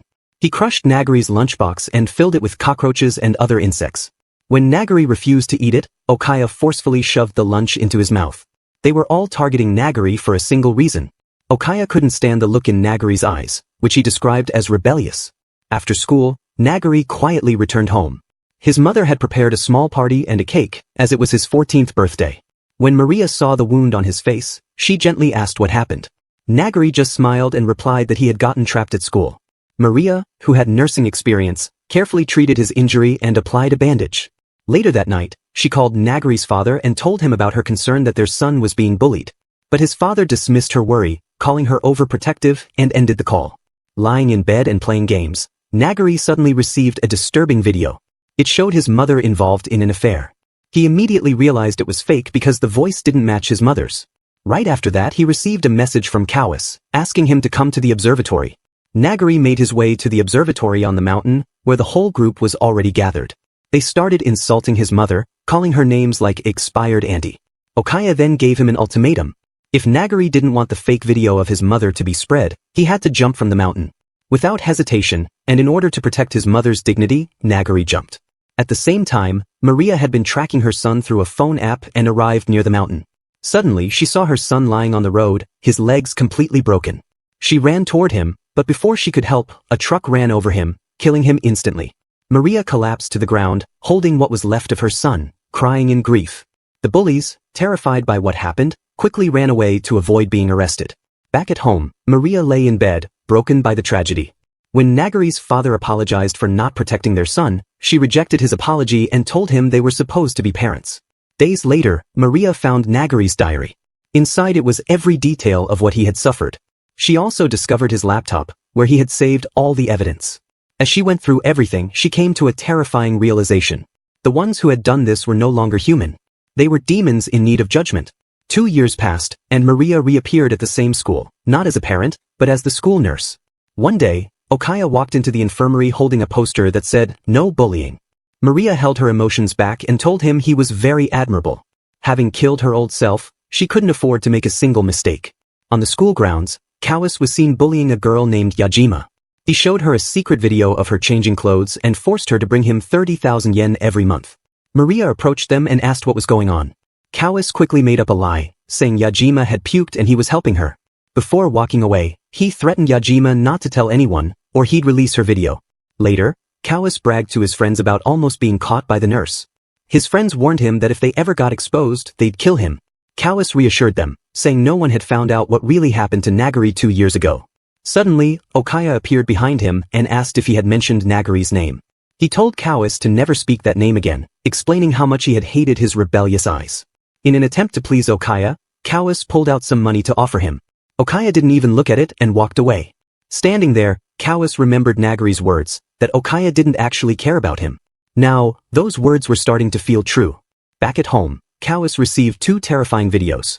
One showed him bullying Nagari, something he thought was deleted years ago. The other was a personal and humiliating clip of himself. A message followed, demanding 3 million yen. It was sent by Maria.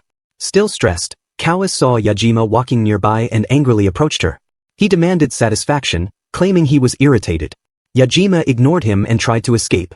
Since she never acted like this before, Kawis believed she had sent the videos. He dragged her away and began torturing her, trying to force the truth out.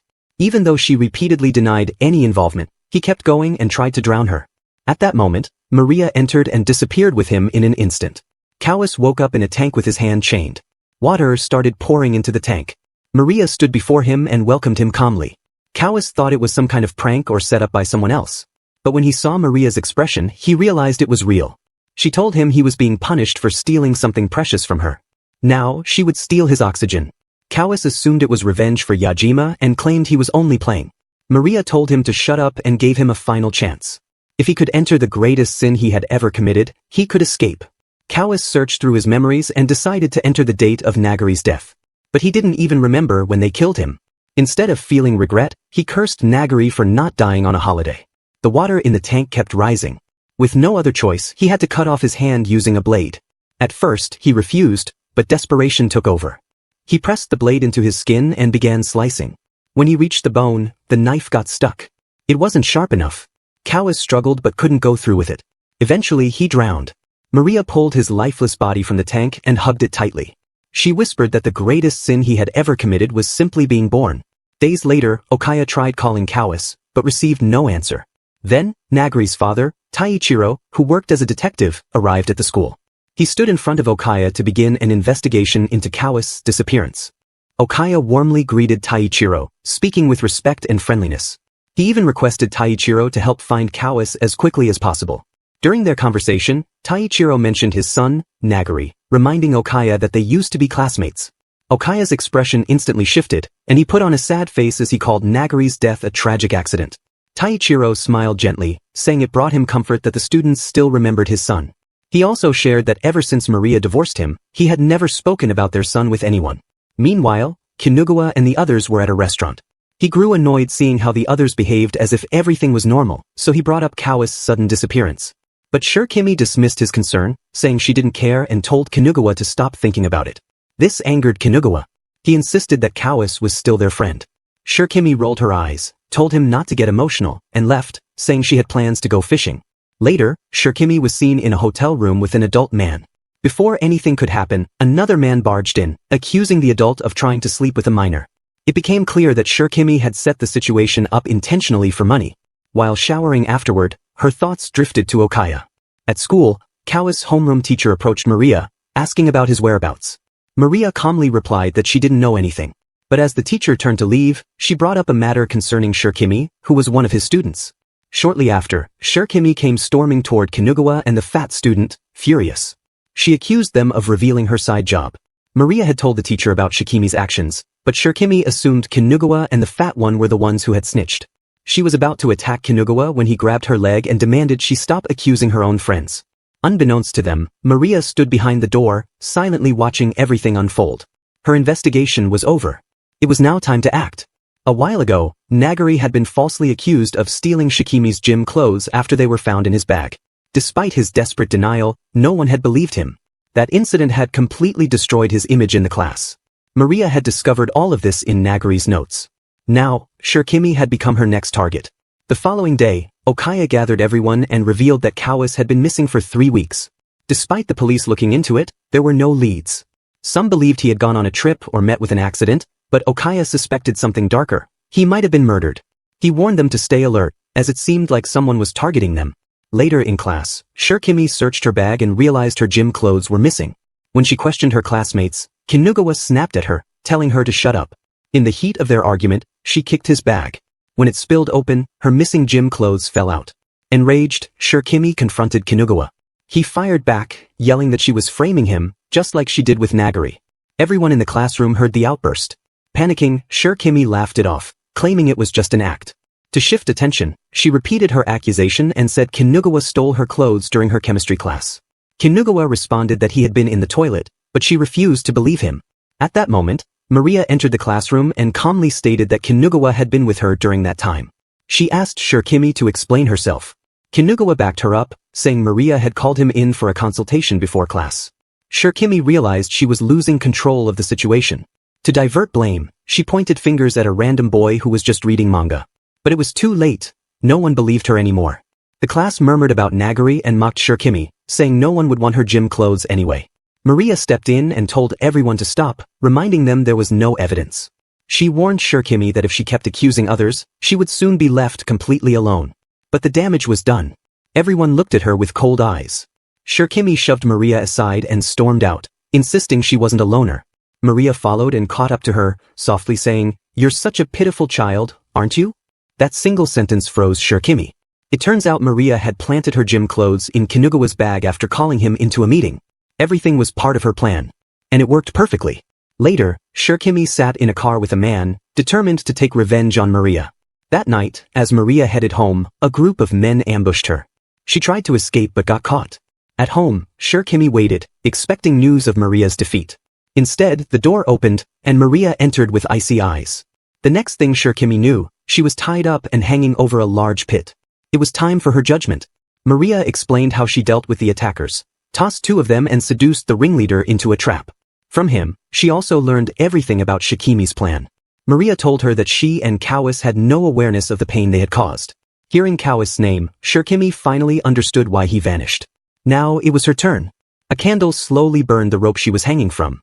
Below her, the pit was filled with swarming insects. But Maria gave her one chance.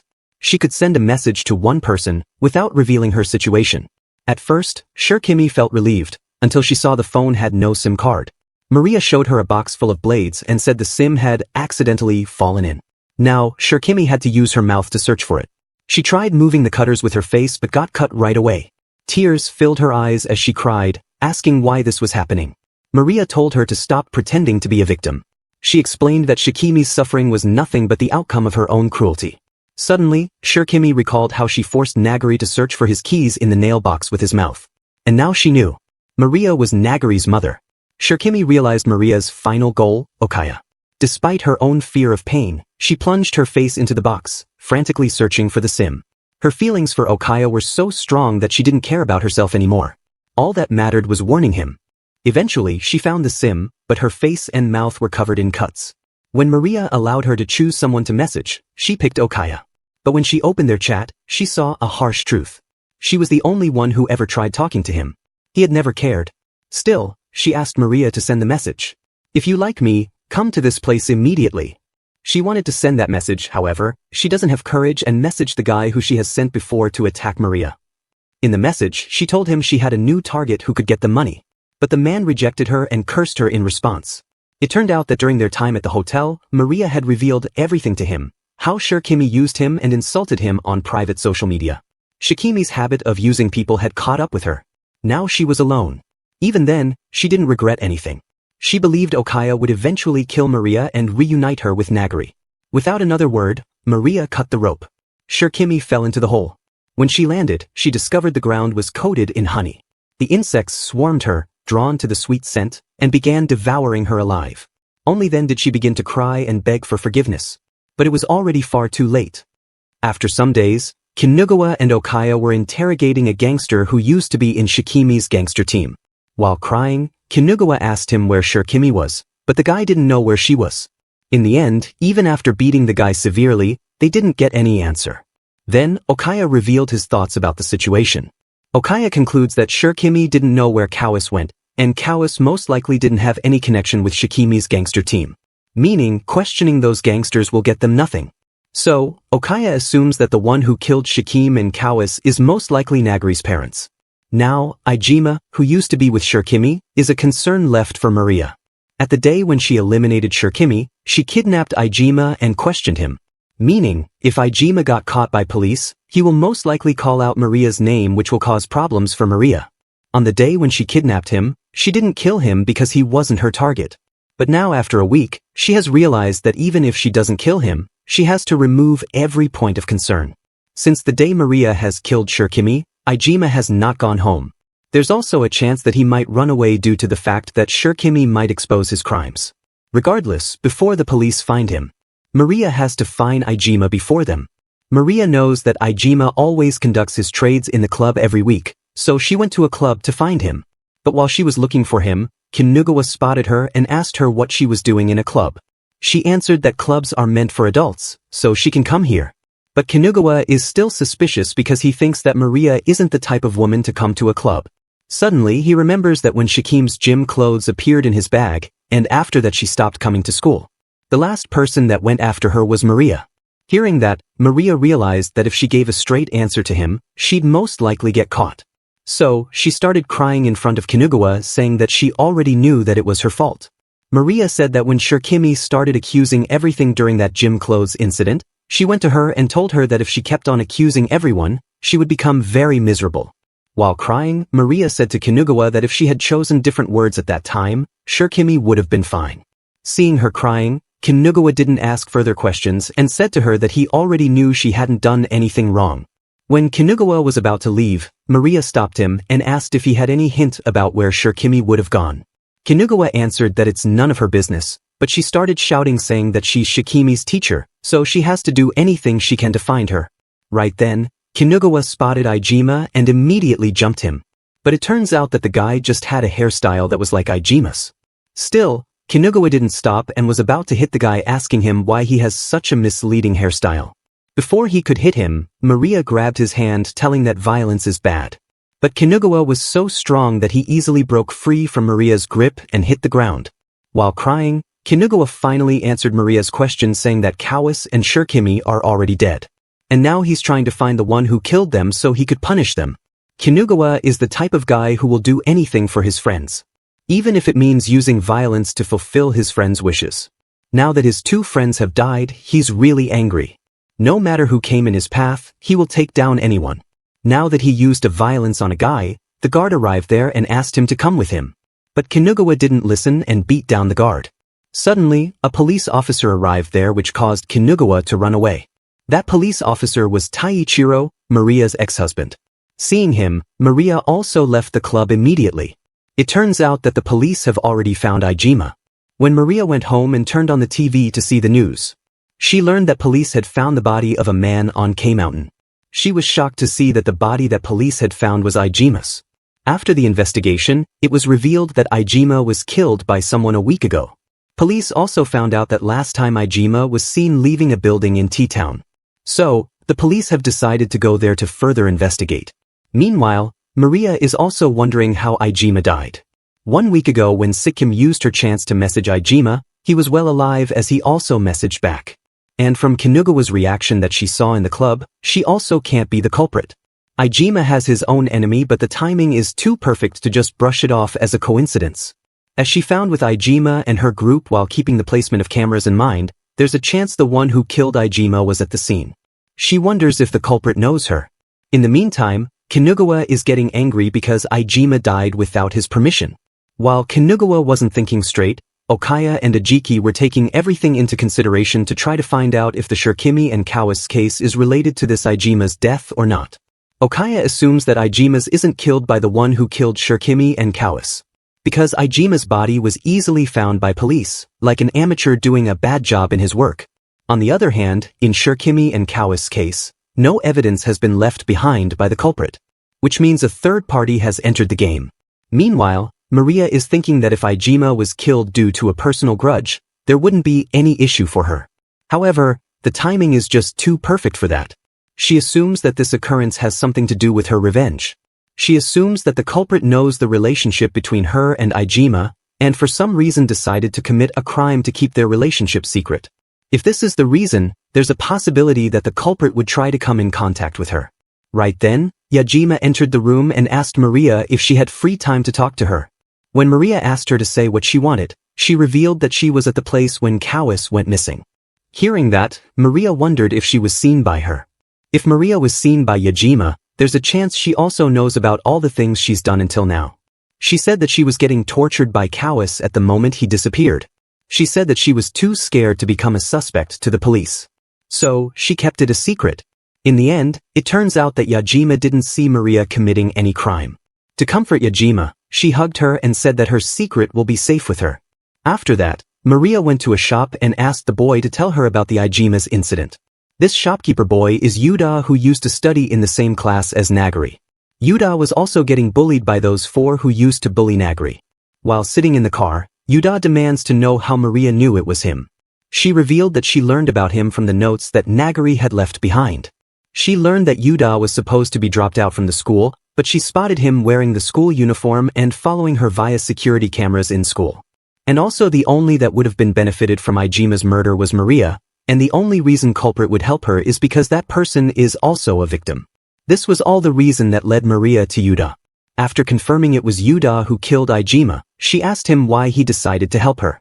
He revealed that from the start he always ran away from his problems. Yuda still regrets how he left behind Nagari to suffer in school, and he alone ran away. After Nagari died, Yuda couldn't stand seeing the one who killed Nagari living a happy and peaceful life. From that moment he decided to punish them. Yuda's first target was Kawase. He wanted to crush his eyes and slit his throat. He wants to rob him of his ability to scream and slice open his stomach. He wanted to pull out his intestines and stuff it into his mouth. But he was too scared to do it. When he lost all hope, Maria appeared before his eyes.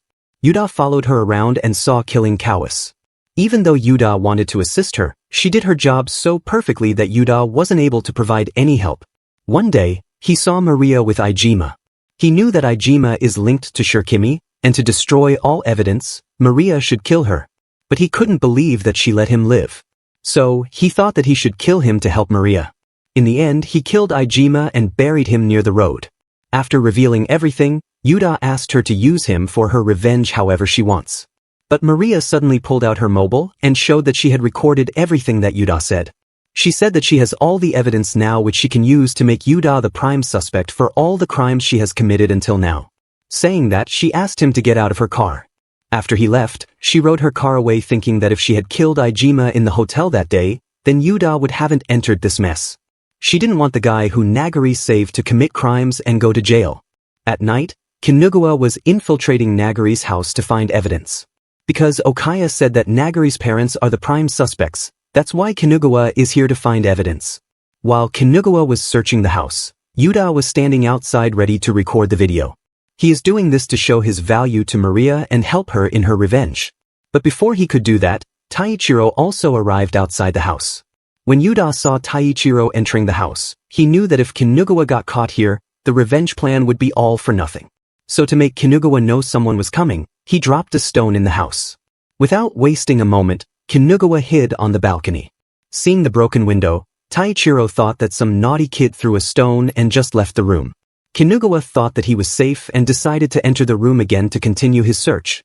But immediately after he stepped inside the room, Taichiro came back because he was suspicious. Seeing him, Kinugawa didn't wait a moment and decided to knock out Taichiro and run away. But Taichiro was surprisingly strong and easily overpowered Kinugawa. So to knock him out, Kinugawa picked up the family picture and broke it. This made Taichiro really angry. But before he could do anything, Kinugawa threw the picture toward him and then launched a barrage of punches at Taichiro's face. Even after getting severely beaten, Taichiro tried to save not himself but a picture of his family. After that, Kinugawa just left the place to save himself. When he left, he looked around to see who threw a rock to save him and spotted. Yuda tried to run away from him, but he eventually got caught. But before Kinugawa could do anything, Maria sent him flying by crashing a car into him. In the next moment, Kinugawa found himself tied up with target points around his body. Then, Maria came there holding a crossbow and said, "It's time for the hunt." Even though Kinugawa was tied up, he still got up and tried to kick her, but she dodged it. When he was about to attack her again, Kinugawa noticed that his one leg was really injured. Sitting on the ground, Kinugawa asked her why she killed his friends. So, she showed him a video in which he is bullying Nagari. Seeing the video and remembering Okaya telling him the culprits are most likely Nagari's parents, Kinugawa finally realized that Maria is Nagari's mother. Kinugawa called the Maria's reason for killing his friends stupid. He said that Nagari was stupid and kept getting in their way, that's why they just taught him a little lesson. Kinugawa is getting angry just because Nagari died without their permission. He started saying that Nagari was causing them trouble before, and now that he has died, his mother is causing them trouble. So to shut him up, Maria shot an arrow in his mouth. Maria explained to him the rules of the game that they're about to play. The rules are simple: if Kinugawa survives until the fireworks display ends, it'll be his victory. Many people are firing fireworks today, but today's a festival. Kinugawa immediately runs inside the forest thinking that he'll pretend to run away and will catch Myra when she tries to catch him. Even though his leg is injured, his mouth is pierced with an arrow, he's still smiling. It turns out that Maria already knew what he's thinking and decided to play along with it because she doesn't want to give him a peaceful death. While running, Kinugawa broke the arrow by biting it, and then removed it from his mouth using his tongue as his hands were tied up. Using the broken piece of arrow, he freed himself. Some time later, Maria also arrived there while finding Kinugawa. It turns out that Kinugawa was waiting for her while hiding in the tree, and immediately when he saw her, he jumped down to attack her. But Maria already knew his plan, and shot him with an arrow. That arrow pierced his ear and pinned him to the tree. Even though it was a perfect chance for Maria to kill, she gave him another chance and asked him to use his brain this time. Kinugawa took that chance, and to free himself from the arrow, he tore his ear into 2 points and ran away. Even after doing that, he didn't show any expression of being scared or being in pain. After some running, he found a building. This is the same place where he used to torment Nagari. In the meantime, Okaya and Ajiki were at the festival. It's been 30 minutes since Okaya messaged Kinugawa, but he hasn't received any answer. So, Okaya assumed that Kinugawa had been caught. Somehow, Okaya knows that Kinugawa didn't get caught by the police. It turns out that OK has installed GPS on all of his friends' mobiles, so he knows where Kinugawa actually is. Without wasting a moment, Okaya and Ajiki leave the festival to go and save Kinugawa. While sitting in the car, Ajiki asked Okaya if he really saw them as his friends. When Okaya answered yes, Ajiki asked him about his definition of friends. Okaya answered that friend means ally. Friends are the one who helped each other during hard times, that's why the more friends you have the better. Hearing that, Ajiki asked him about why he is enjoying this situation and seeing his friends dying. Okaya answered with a concerned face that he's not enjoying seeing his friend die. Ajiki knows that Okaya is enjoying the situation but he himself isn't aware of it. So, he asked him why he gets angry at his friends whenever they talk about Nagari. He asked Okaya about his relationship with Nagari. Okaya said that he considered Nagari his enemy because no matter how much they bully him, he never ran away. This is the reason why he liked tormenting Nagari the most. After saying that, he asked Ajiki that they should now focus on finding Kinugawa. Okaya assumes that he's still alive because the one who has captured Kinugawa will first bully him and kill painfully. As Kinugawa is really strong, there's a chance they might be able to save him. Meanwhile, Kinugawa entered the building and looking around, he remembered how he used to play with Nagari here. In this place, Kinugawa used to play a game of hide and seek with Nagari. If Nagari got caught within 30 minutes, he'll get punished. In the present, when Kinugawa entered a room where Nagari used to hide, the room exploded. Kinugawa got caught in fire and got really injured. Right then, Maria also arrived there and asked the injured Kinugawa if he had already died. As Kinugawa is really strong, he ignored the pain and tried to run away. But before he could run away, Maria shot her in the shoulder. Seeing how Kinugawa is enduring all the pain, she asked him if he's some kind of monster. Then, she led an angry Kinugawa to a second room. When Kinugawa reached the room, Maria opened the door and some arrows came flying and hit Kinugawa at different places. The things that pierced him weren't arrows, but some little spiky rods that were connected with wires. Before he took them out, Maria turned on the electricity which caused Kinugawa to get shocked all over his body. He thought that he'd survive if he took out these sticky rods. He used full force to pull them out. In the process, he even had to pull out his own eye with his own hands. Now he is really injured and can't even move. He finally starts to get scared after he realizes that everything that is happening to him is the same that he did to Nagari. With that, Maria brings out a chainsaw and decides to finally end Kinugawa's life. When Kinugawa was just a kid, he used to get bullied by his own teacher. One day when he was going home after getting bullied by his teacher, Okaya stopped him and asked him if he wanted revenge. Okaya told him to come to the counseling room after class tomorrow if he wants revenge. The next day when Kinugawa went there, he saw the same teacher who used to bully him, bowing in front of Okaya. From that day onward, Kinugawa, with the help of Okaya, started bullying the teacher. One day, Okaya asked the teacher to send him the naked picture of his daughter. If he didn't send it, Okaya will report the teacher to authorities for bullying Kinugawa, which will also destroy his life. The teacher started crying, asking Okaya to not bring his daughter into this. The next day, Kinugawa was shocked to learn that the teacher has committed suicide. When he asked Okaya why he went this far, he answered that he did this just because he wanted to be friends with Kinugawa. Hearing that, Kinugawa forgot everything and decided to be friends with Okaya. In the present, while Maria is cutting his fingers and limbs slowly, he thought that Maria is similar to Okaya. One by one, and slowly, Maria chased behind Kinugawa and cut his fingers one by one. Slowly, she also cut down Kinugawa's piece of meat. Kinugawa started crying, saying that he surrendered. He asked Maria to stop and said that he'd do anything if she just let him live. Hearing his begging, Maria reminds him that Nagari also used to ask them to stop bullying in the same way, but they never stopped. At the end of some beautiful cutting session, Kinugawa is barely alive with cuts all over his body. Before killing him, Maria asked him how they could enjoy tormenting someone. She said that she tried to imitate them while killing them, but she never gets joy in killing or torturing someone. Yuruma entered the school with one goal, revenge. But before acting, he wanted to see if his bullies had changed or if they were still the same cruel people. Surprisingly, one of them, Madoka, started acting friendly. He spent time with Yuruma, treating him like a real friend. For a while, Yuruma thought maybe Madoka had changed. But one day, everything became clear. Madoka had only been pretending. It was all a trap. He kidnapped Yuruma, along with a girl who was somewhat close to him. Now, both of them were tied to chairs, completely at Madoka's mercy. Madoka did everything he could to make Yuruma scream, inflicting pain in every way he could think of, but Yuruma remained silent. He had already endured far worse suffering. Frustrated, Madoka decided to strangle him. As his grip tightened around Yuruma's neck, something unexpected happened. Yuruma managed to break free. In an instant, the situation flipped. Yuruma overpowered Madoka, knocking him unconscious. When Madoka woke up, he found himself tied up and hanging. Yuruma stood before him, calm but merciless. "Congratulations," he said. "You're the first." He picked up an air gun, the same type Madoka had once used to torment him. Then, he held up a mirror. Madoka's eyes widened in horror. His skin had been peeled off. Even the slightest touch would bring unbearable pain.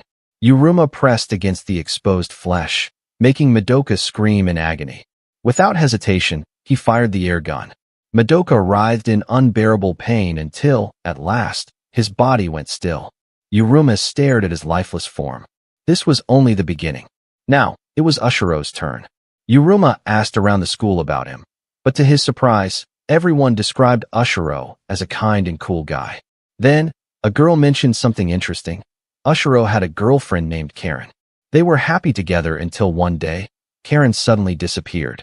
After that, Ushiro fell into deep depression and eventually left the school. But the truth was far from what people believed. Elsewhere, Ushiro entered a dimly lit room, carrying food in his hands. Inside, Karen sat in terrible conditions, weak, exhausted, and trapped. Ushiro hadn't lost her. He had kidnapped her. Now knowing the truth, Yuruma set his plan into motion. It took time, effort, and careful planning, but in the end, he succeeded. Ushiro was captured. And now, the second act of revenge began. Ushiro woke up, tied to a chair, completely naked. Yuruma stood before him, holding a strange-looking device. He calmly explained that it was a medieval torture device. When the key was turned, the device would slowly expand, like an opening umbrella. Then, Yuruma revealed something else. Beneath Ushiro's chair was a hole. Without hesitation, he inserted the device through it and began turning the key. Pain surged through Ushiro's body as the device opened inside him, stretching and tearing him apart from the inside. His screams filled the room, but Yuruma remained unmoved. And this was only the beginning. For the second round, Karen entered the room, her expression empty. The girl who had once loved Ushiro now saw him as the reason her life was ruined. In her hands, she held a smaller version of the same device. Without a word, she placed it in the hole at the base of Ushiro's most sensitive flesh. Then, she turned the key. The pain was beyond anything Ushiro had ever imagined. His body convulsed as unbearable agony consumed him. And then, with one final twist, his body could take no more. His meat burst apart, and his life ended in excruciating pain. Karen stared at his lifeless body. Her suffering had ended, but so had her purpose. Moments later, she took her own life. Now, it was Kuji's turn. Kuji hadn't changed at all. He was still the same cruel bully, going around tormenting weaker students just for fun. One day, Yuruma met a girl who had also been a victim of the same people who had ruined his life. She reminded him of the time he had helped her when they were just kids. Because of that, she genuinely loved Yuruma and wanted to stay by his side. Not long after, during the school festival, Yuruma and the other students were waiting for Shikagawa, who was supposed to take part in their school play. But something felt off. When she didn't show up, Yuruma's instincts told him something was wrong. He stepped outside to look for her, and soon found her in a dark alley, her clothes torn, her body trembling.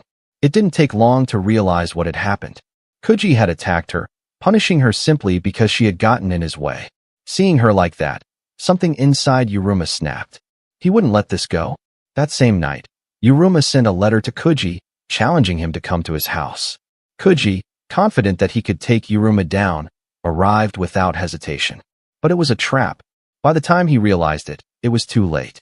He was bound tightly, lying on a cold stone table, both his hands and feet secured. Yuruma stood over him, silent but resolute. In his hands was a small device, a medieval thumb crusher. He placed it over Kuji's thumbs and slowly turned the key. The metal pressed down, squeezing the bones inch by inch. Kuji's screams filled the room as unbearable pain shot through his hands. When both his thumbs were completely crushed, Yuruma loosened the ropes and walked away. Seeing his chance, Kuji tried to run. But the moment he took a step, he collapsed. Confused, he looked down. His toes were broken. He couldn't stand, let alone escape. Before he could process what was happening, Yuruma grabbed him again and secured him to a massive wooden wheel. The ropes tied around his hands and feet connected to the wheel in such a way that if it turned, his limbs would be stretched until they tore apart. Yuruma grasped the handle and began to turn. The tension increased with every rotation. Kuji screamed, his body straining against the force pulling him apart. The pain was unbearable. Desperate, he cried out for help. Q, help me. Q, the leader of the bullies. The one who had tormented Yuruma the most. And then, as if answering his call, Q appeared. Kuji's eyes widened in relief. He thought Q had come to save him. But then, something shocking happened. Q stepped forward, took Yuruma's place, and began turning the wheel himself. Kuji's relief turned to horror. The ropes pulled tighter, his skin tearing, his bones snapping. The pain was beyond anything he had ever felt, yet he was still alive, left to suffer. Then, the truth was revealed. It wasn't Q. It was Yuruma's grandfather. They had given Kuji a drug, one that made him see the face of the person he most wanted to see in his final moments. And with that, Kuji was left to die in excruciating agony. Now, it was Kuga's turn. Kuga was in a relationship with a girl named Anna, but he didn't truly care about her. He treated her like property, beating her whenever he pleased. Yet, despite everything, Anna endured it, believing that one day she could change him. But Kuga was beyond saving. He wasn't just abusive to Anna. He assaulted other girls and bullied countless people. Yuruma had been watching him for a long time, studying his every move. And when the time was right, he put his plan into motion. The first step was kidnapping Anna. After taking her, Yuruma sent a picture of her to Kuga, along with a message, telling him to come to his house. This time, there were no traps, no elaborate torture devices. When Kuga arrived, he found Yuruma sitting in the center of the room, wearing a judo uniform. Yuruma challenged him to a one-on-one fight. Kuga, who was also a judo master, accepted without hesitation. But by the time the fight ended, Kuga lay on the ground, completely broken, his body bruised, his strength gone. Then, Yuruma brought out a barrel. It was filled with water and live shrimps. But that wasn't all. There was fire burning underneath, heating the water. Without a word, Yuruma forced Kuga inside. As the water grew hotter, the shrimps started attacking his body, eating away at his flesh.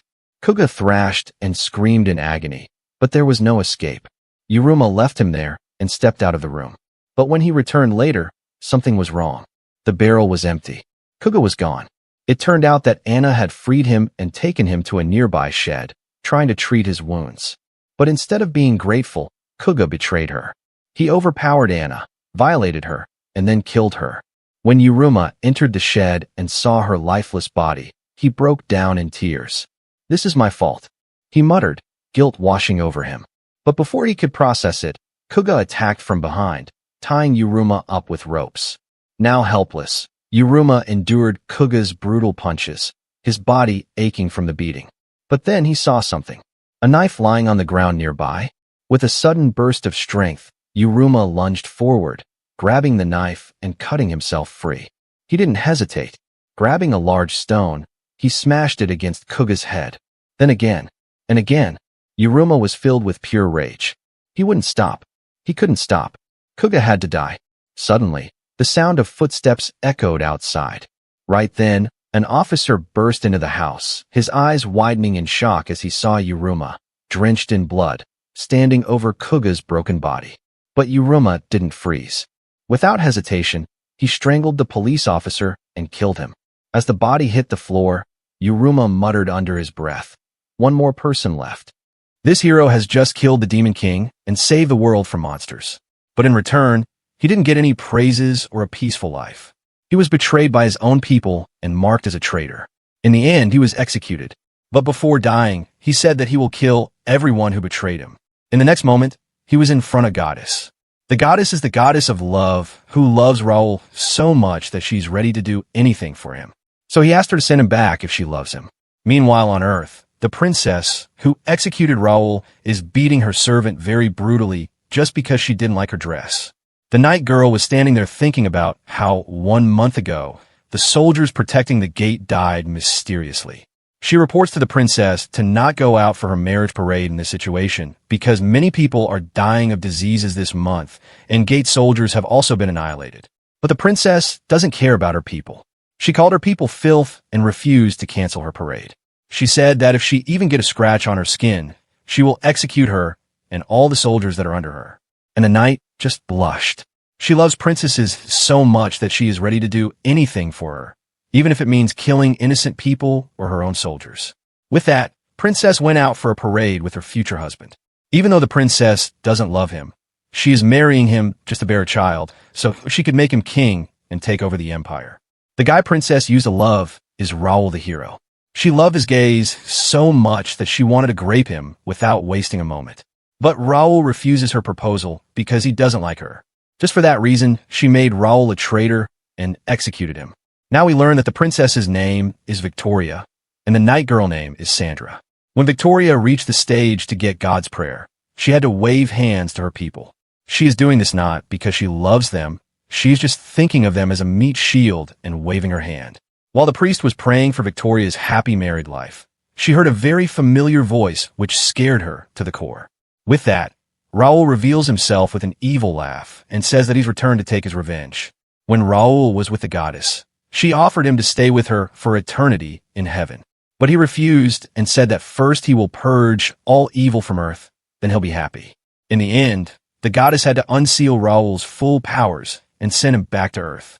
When first Raoul appeared in front of the goddess, she sealed almost all of his powers and then sent him to earth as a hero. But now Raoul wants all his powers unsealed to get his revenge. With that, he returned to Earth. And the first thing he did after returning was to annihilate all the gatekeepers. Now after 1 month, Raoul is standing in front of Victoria. Both Victoria and Sandra are refusing to believe that this is real hero Raoul and calls him a fake. But Raoul doesn't bother talking to them and immediately grabs Victoria from her hair. When Sandra was about to move forward to stop him, he popped the heads of many of her soldiers in an instant. Seeing the situation, all the people started running away in panic. But Raoul stopped them. He asked them to not go before seeing the masterpiece that he'll prepare in front of them. Meanwhile, Victoria's soon-to-be husband was so scared that he peed his pants calling for his mom. When Raoul saw him, he used his magic and forced the guy to hold Victoria. With that, Raoul said that the blood wasn't looking good on her clothes and tore her clothes apart in front of everyone. Victoria still hasn't understood her situation completely. She asked Raoul to not touch her if he doesn't want to go through the experience of dying once more. She asked Raoul to kneel and apologize to her if he wanted to survive. I think she is really dumb. Suddenly, Sandra shouted from behind, asking Raoul to fight them honorably. Hearing that, Raoul decided to remind her how they captured him to execute him. When Raoul was about to leave for Demon King's subjugation, he said goodbye to the people of the village he loved the most. After he successfully defeated the Demon King, the princess ordered her knights to kill all the village people and capture the hero. Hearing the story, Sandra refused to admit that she committed a crime. She just said that it was the princess's order, so it wasn't a crime. She said out loud that the princess was the one who ordered her to execute all of the village's people. Even though she wanted to say it in a low voice, Raoul amplified her voice with magic, because of which everyone who was present there heard about their princess's true nature. Victoria got really angry because her personal knights revealed all her wrongdoings. Suddenly, Sandra moved and punched the princess on her face. Raoul didn't stop there. With his magic, he forced Sandra to hit Victoria again and again and ruined her beautiful face. With that, Raoul has finally decided to move on to the final stage. He is now going to punish Victoria for killing his sister. Just before the Raoul left for Demon King's subjugation, he met her pregnant sister and said goodbye to her. When he returned, he was immediately captured by the princess to get executed. Before killing him, the princess shows him something to make his death more painful. She showed him his sister, pierced by many swords and dead on the ground of the church. Now, for the finale, what Raoul did is to destroy Victoria's internal organs, so she will never be able to bear a child in the future. While doing that, Raoul suppressed his anger as much as he could to not kill her this fast. Victoria still hasn't lost her pride and asked Raoul to apologize. She said that he was just her tool who completed his work and should have died. Raoul didn't say anything and was about to leave saying that today's performance is over. He said that he will return again when her beautiful face returns to normal. After that, Raoul came to the church where his sister died to say hello to her. He said that he has already killed the priest who sold her. The priest's name was Gusaf. Raul said that he exposed his true nature in front of everyone and then killed him brutally. With that, the first act is completed and now it's time for the second act. Meanwhile, the princess was brutally beating Sandra for not protecting her properly. She said that if she was under control, she should have cut her legs to protect her. Before leaving the cell, Victoria asked the guard to keep on beating Sandra with no rest. In the forest, a guy was hurrying somewhere to deliver a secret message from the princess. This message is for the guy who is strong enough to cross swords with the hero. But right there, he was ambushed by some goblins and was about to die. He was so close to getting killed when a guy appeared and saved her. This man is the strongest swordsman in the kingdom who is considered strong enough to fight against Hero Raul. After some time, the swordsman was in his house with his family eating food. He said to his family that he will depart today for the kingdom to kill Hero Raul. But before he left, he had one final and very special dish to eat. When the dish came in, 2 kids said that they also wanted to take a bite. But he refused, saying that they should hunt their own prey. He said that he has hunted this one today. Do you guys understand what this means? It means he killed the messenger and is now eating him. When the swordsman left, both kids asked him to bring back the hero's head for them. In the next moment, to practice hunting, both kids started hunting a little poor animal. But while they were doing that, Raul appeared behind them and said, "Let me also join your game." Then, Raul tied both of them up and forced the servants of the house to dig the ground.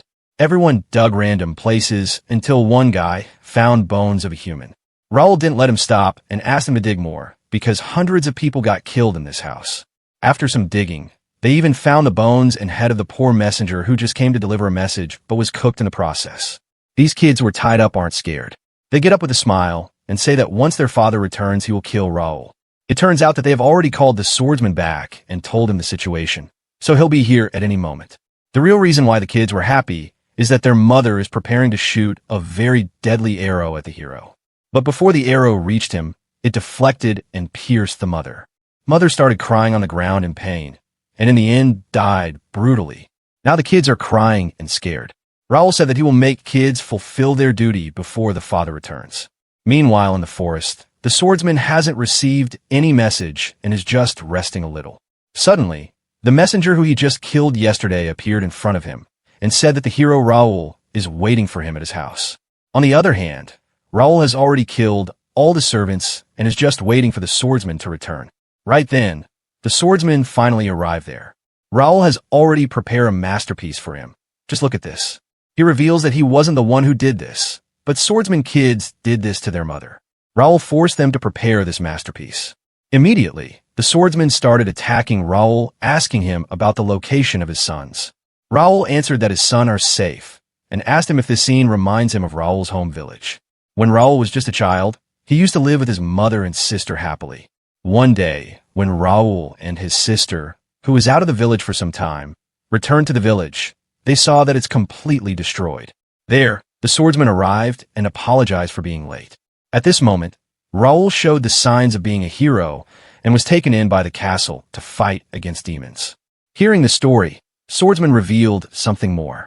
He revealed that he was the one who attacked the village and also cooked his mother and ate her. But Raul didn't care because he already knew the whole story. With that, Swordsman run to attack him, thinking that he's a match for Almighty Raul. After a round of some hardcore beating, the swordsman was becoming mentally unstable. He couldn't accept the fact that he, the strongest in the kingdom, is getting humiliated by Raul. After playing around a little, Raul destroyed both of the swordsman's hands and said, "We should head for the feast." After that, when the swordsman woke up, he was tied up to the chair. In front of him were his 2 sons completely drowned in drugs. Now guess what Raul is going to do here? He's about to cook. So, he went to the swordsman's youngest son and cut him piece by piece. Then, he cooks the son in front of his father and then forces him to eat. When he was about to do the same with elder son, the swordsman started crying, asking to at least let his son live. But Raul reminds him that his mother asked him to spare the life of a little kid in the same way. But he didn't stop. In the end, Raul kills him and completes the second act of his revenge. This is the kingdom's national pharmaceutical research facility.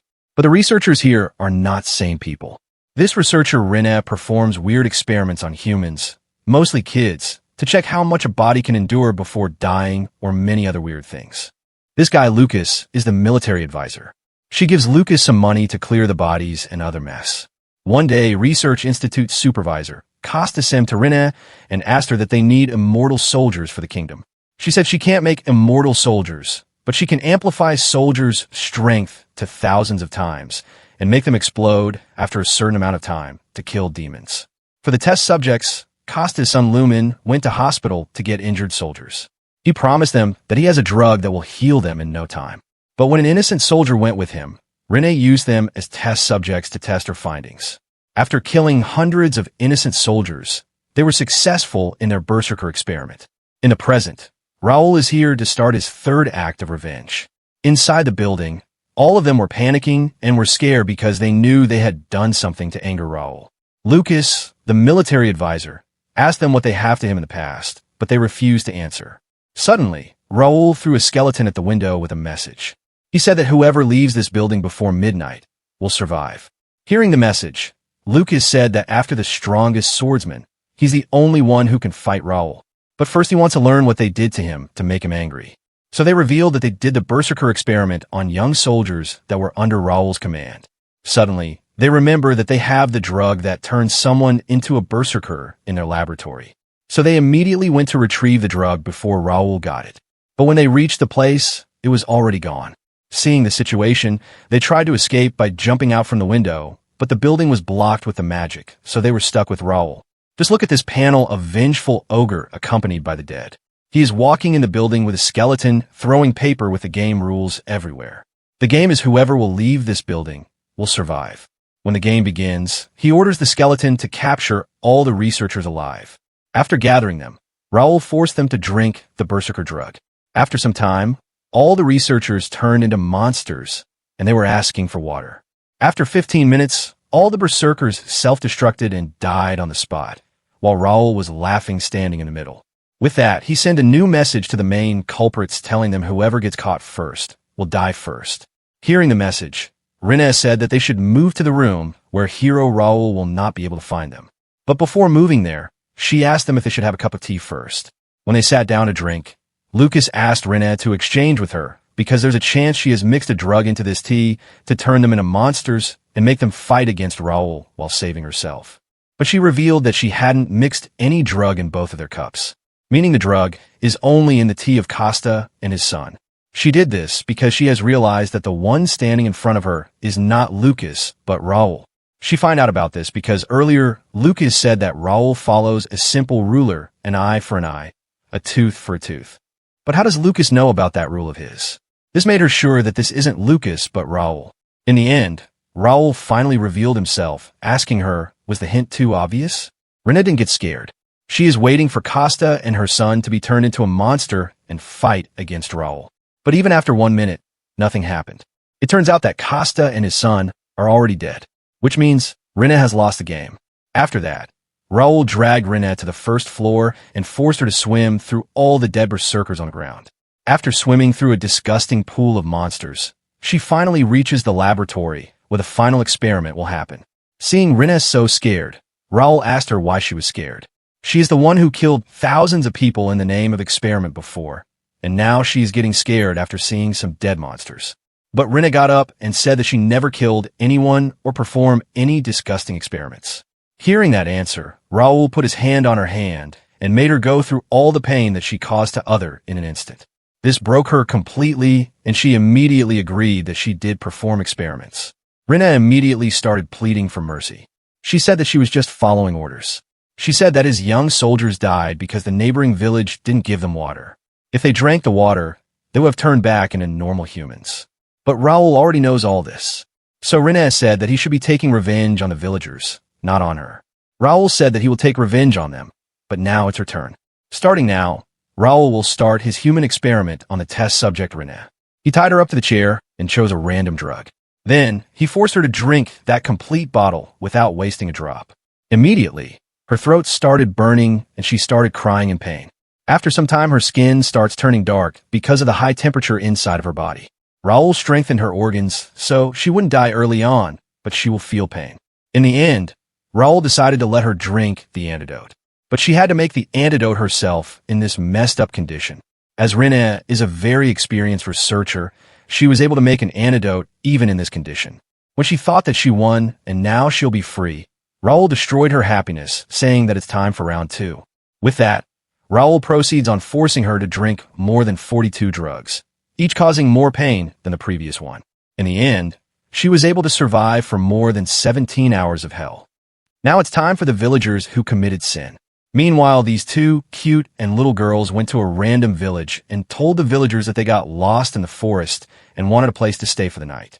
Surprisingly, the villagers were really good. They welcomed both kids and also gave them high-quality food. But the dark reality of these villagers was shown when both girls went to sleep. Villagers strangled both of them to death and stole all of their stuff. Next day, the same girl who they killed last night appeared in front of the village gate and asked the villagers about her little sister. Seeing her, the villagers got really scared and couldn't believe their eyes. It turns out that it was Raul, and he is here for the 4th act of revenge. At first, villagers weren't able to tell who this person was. So, Raul asked them if they hadn't heard the news of a hero going around the world exterminating real demons. Hearing that, the village chief asked him what they had done to make him angry. So Raul uses his magic to remind them what they did. One day when Raul arrived at a random village, it was completely destroyed by demons. When a demon was about to kill the kids that were left, Raul arrived there and saved them. Raul gave them his dagger and asked them to become soldiers if they want to protect their loved ones.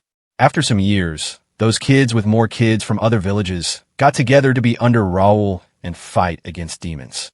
These young soldiers' mission was just to transport goods to Raul to repay him for saving them from slums. But in the midway, they were stopped by Costa's son, who asked the kids to drink a drug because there's demons inside the forest from where they have to pass through. He said that this drug will help them fight against demons. But right after drinking the drug, all the kids turned into monsters. As they will turn back to humans after drinking water, in 15 minutes of becoming a monster, they started asking for water. They went to a nearby village after passing through the forest and asked for water. Even though they were strong enough to break the village's walls and get the water forcefully, innocent kids were so righteous that they didn't use force. Even in monster form, they controlled themselves and asked for water with respect. Innocent kids forced themselves to explain their situation. They told the villagers that they will turn back to humans if they just have a sip of water. But the villagers were worse than demons. They refused to hand over water without getting something in return. So they asked the innocent soldiers who have turned into monsters something valuable if they want water. In the end, 15 minutes passed, and all the kids died. But even when they were dying, they didn't use force or threaten the villagers for water. Even after seeing everything, the village chief refused to admit that they committed a crime. But Raul has other ways to prove their crimes. In the crowd, there was a child holding a dagger. This is the same dagger that Raul gave to a young kid after saving him. In the end, all the crimes that they have committed have been proved, and now it's time for their punishment. Hearing that, all the villagers started shouting that they were just following the chief's order and blah blah. But Raul doesn't care. Crime is a crime, even if they were forced to do it or simply following orders. With that, Raul uses his dark magic and takes all the villagers on a long walk. Villagers' legs are moving on their own with no control. After walking for whole days, villagers were very thirsty and were begging for water. Suddenly, they saw a village and thought that they would finally get to drink water. But in the next moment, they were back at the starting point. While the villagers were thirsty begging for water, Raul took out a water bottle and drank in front of them. Seeing him drinking water, villagers begged him to at least give them one sip of water. This is the same line those innocent soldiers said when they were begging for water. With that, their journey started again. After some walking, a lady asked Raul to at least let their children go. She asked him if he was heartless. Hearing that, Raul reminded them that the young soldiers who came to them were also children. He reminded them that they saw them dying. Now, they'll see their own children suffer in the same way. So, Raul uses his dark magic and turns the kids into the berserker monsters who beg for water. With that, the kids died and their journey began again. Meanwhile, in the Real village, the kids are actually safe. All of this is just an illusion created by Raul to punish villagers. After some walking, Raul changed the scenery into a burning desert. Because of extreme dehydration and heat, villagers' skin started to fall apart slowly. Seeing the situation, Raul finally decided to end the punishment and threw them in front of a random village. Now they can ask for water and survive. This village name is Malka Village, and the villagers who were getting punished by Raoul, their village name was Nor Village. Seeing the people from Nor Village, Malka Village people immediately closed the doors, thinking that they might be enemies. When Malka people saw fellow humans asking for water, they decided to give them water and help them. But suddenly, Raoul turned into one of the villagers and started shouting.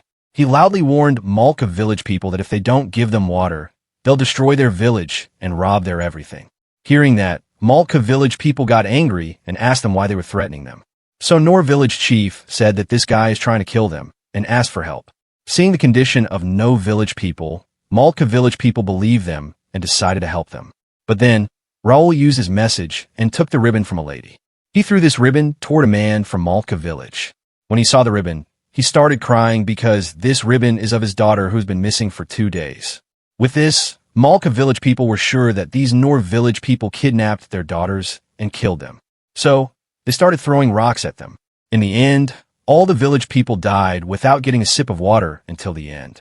In the pile of dead bodies, the village chief was still alive, asking for water.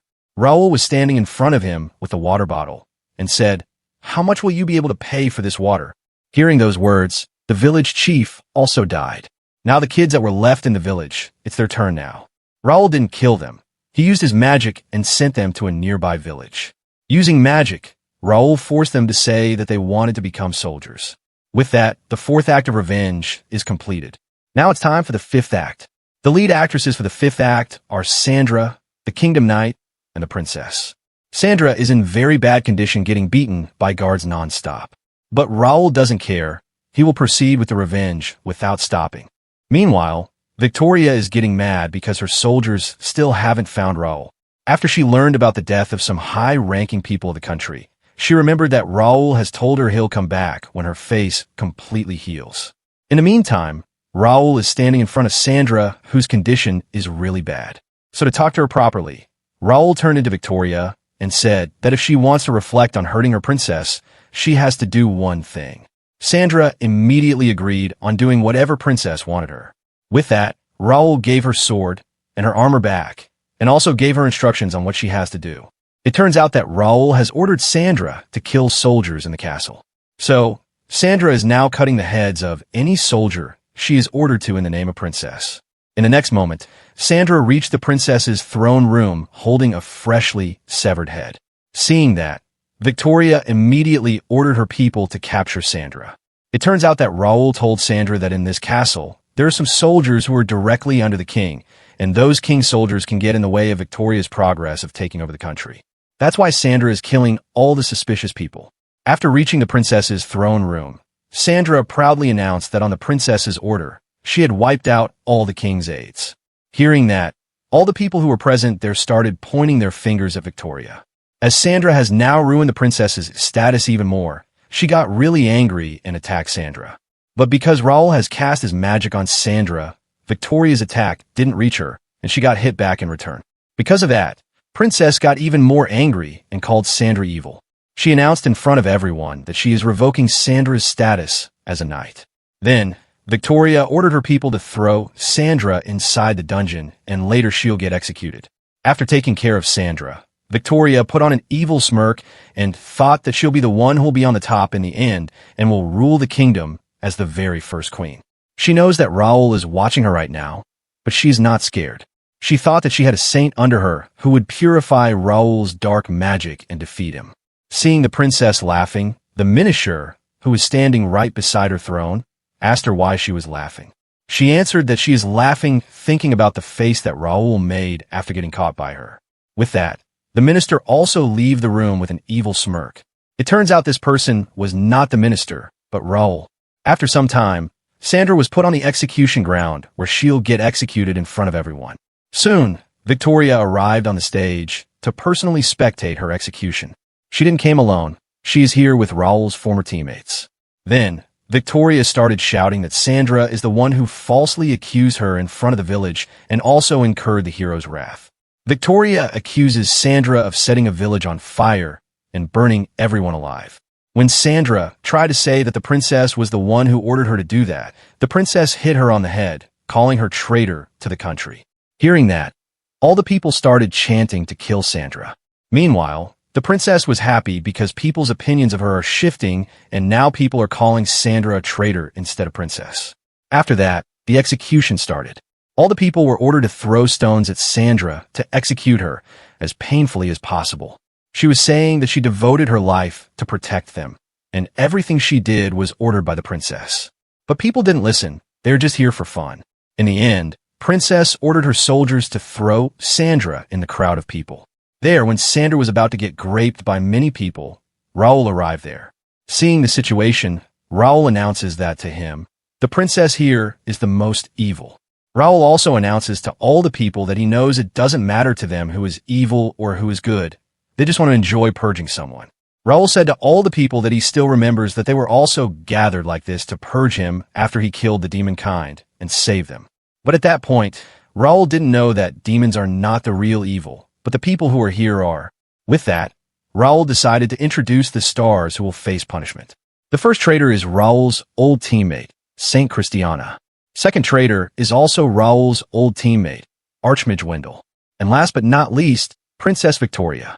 Princess is not scared and said that this isn't an occasion where she will be a star. She announces that he'll be the one who'll become a star. But Raoul didn't pay any heed to her. He decided to reveal the story of all the traitors who are here one by one.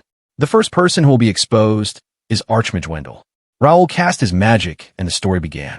When Raoul was locked in the cell, the princess used to visit him often. One day, when she was with Raoul, Wendell arrived there. Raoul was really happy seeing his old teammate fine and asked him if he was getting threatened by someone. Before answering, Wendell first apologized to Raoul, saying that because of them, he is going through this torture. Then, he answered that he is getting threatened by Victoria. He revealed that Victoria has ordered Wendell and Saint Christiana to persuade him to become Victoria's manservant. Without thinking a moment, Raoul answered that he will happy sacrifice his body if it means saving his loved ones. Hearing that, Wendell started laughing with an evil smile.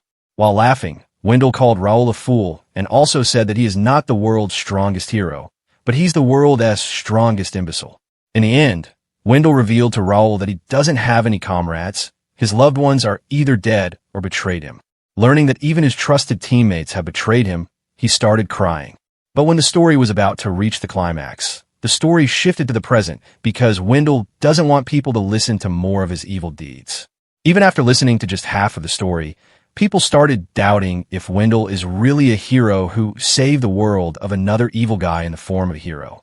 But before people started talking more about him, Wendell used his beautiful face and asked the people if they thought everything Raoul showed them was true. People answered that they'll never believe such things. So, Raoul just decided not to start the Wendell story again and save it for later. Now it's Saint Christina's turn. When Raoul was about to start the story, the saint said that she never betrayed hero Raoul.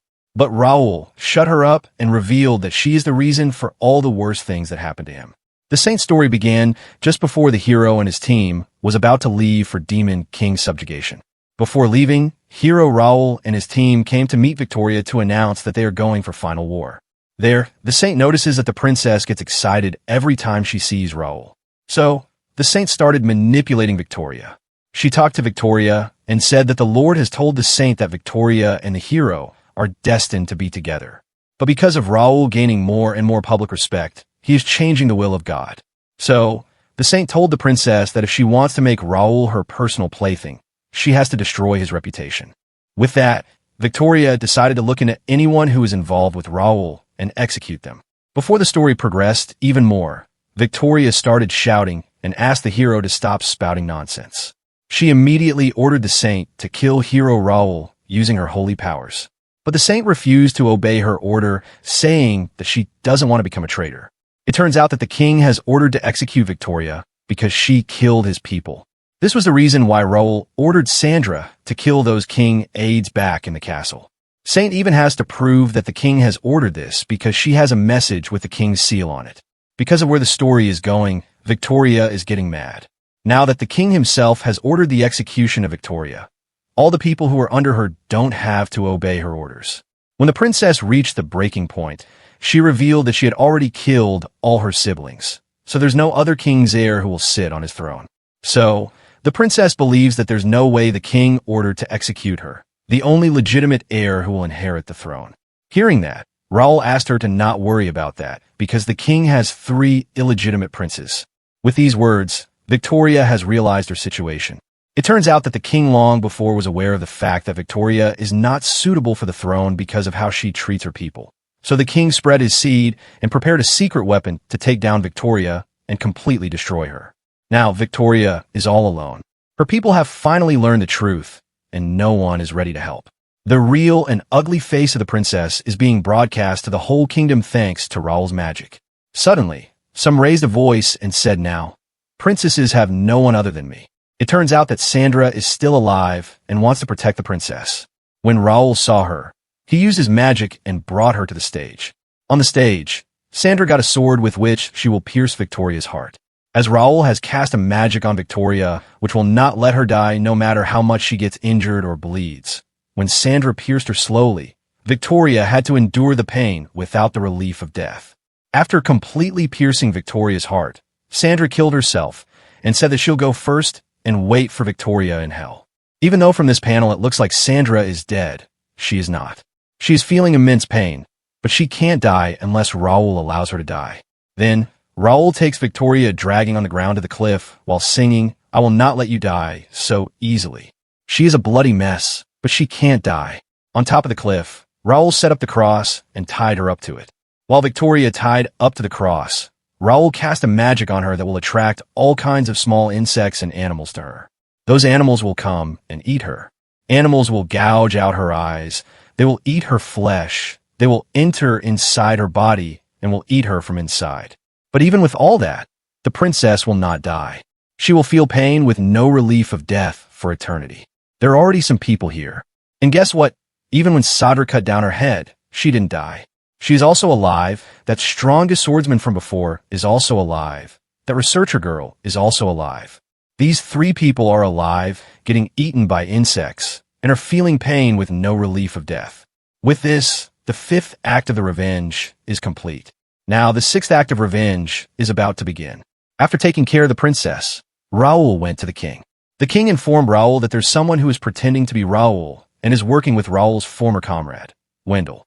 Wendell and the imposter Raoul are working with a merchant who sells demon children to earn money. So, the king asked Raoul to take care of them. With that, Raoul decided to go teach a lesson to Wendell and that merchant. Before leaving, Raoul asked the king to not think that he is doing that because the king asked him to do so. Raoul is doing this because he was planning to do it from the start. Meanwhile, at a detention camp, imposter Raoul is looking after many demon kids who are locked in a cell. This guy is a merchant whose name is Kramen and is also a pervert. Kramen releases his lust on all these innocent demon children. Kramen gets relieved by beating these children as brutally as possible. Seeing the kids getting beaten brutally, imposter Raoul couldn't watch it anymore. He ran to the restroom and threw up. Right then, the real Raoul appeared behind the imposter Raoul and said hello. Immediately, Raoul captured the fake and asked him the reason for imitating his face. Fake Raoul revealed that he just wanted money. That's why he's working with Wendell and Kramen by threatening them using Raoul's face. But Raoul didn't believe it. Raoul knows that the fake is here not for money, but for revenge. So, Raoul uses his magic and immediately reveals the real person who is imitating him. The real one is a girl named Ada. Raoul knows that Ada helped some demon children run away from this while Kramen was smuggling. By doing that, Ada has revealed the location of Wendell, which means that she was hoping for Raoul to come here and prepare revenge that Ada wanted. So, Ada decided to reveal her real story and on whom she wanted revenge. After the demon kings subjugated, a guy named Charles, who worked as Kramen's accountant, found something abnormal in Kramen's funds. So, he started investigating what is going on behind the scenes, and as Kramen is making such a large amount of money. One day, he saw Kramen in a room with a group of demon slaves.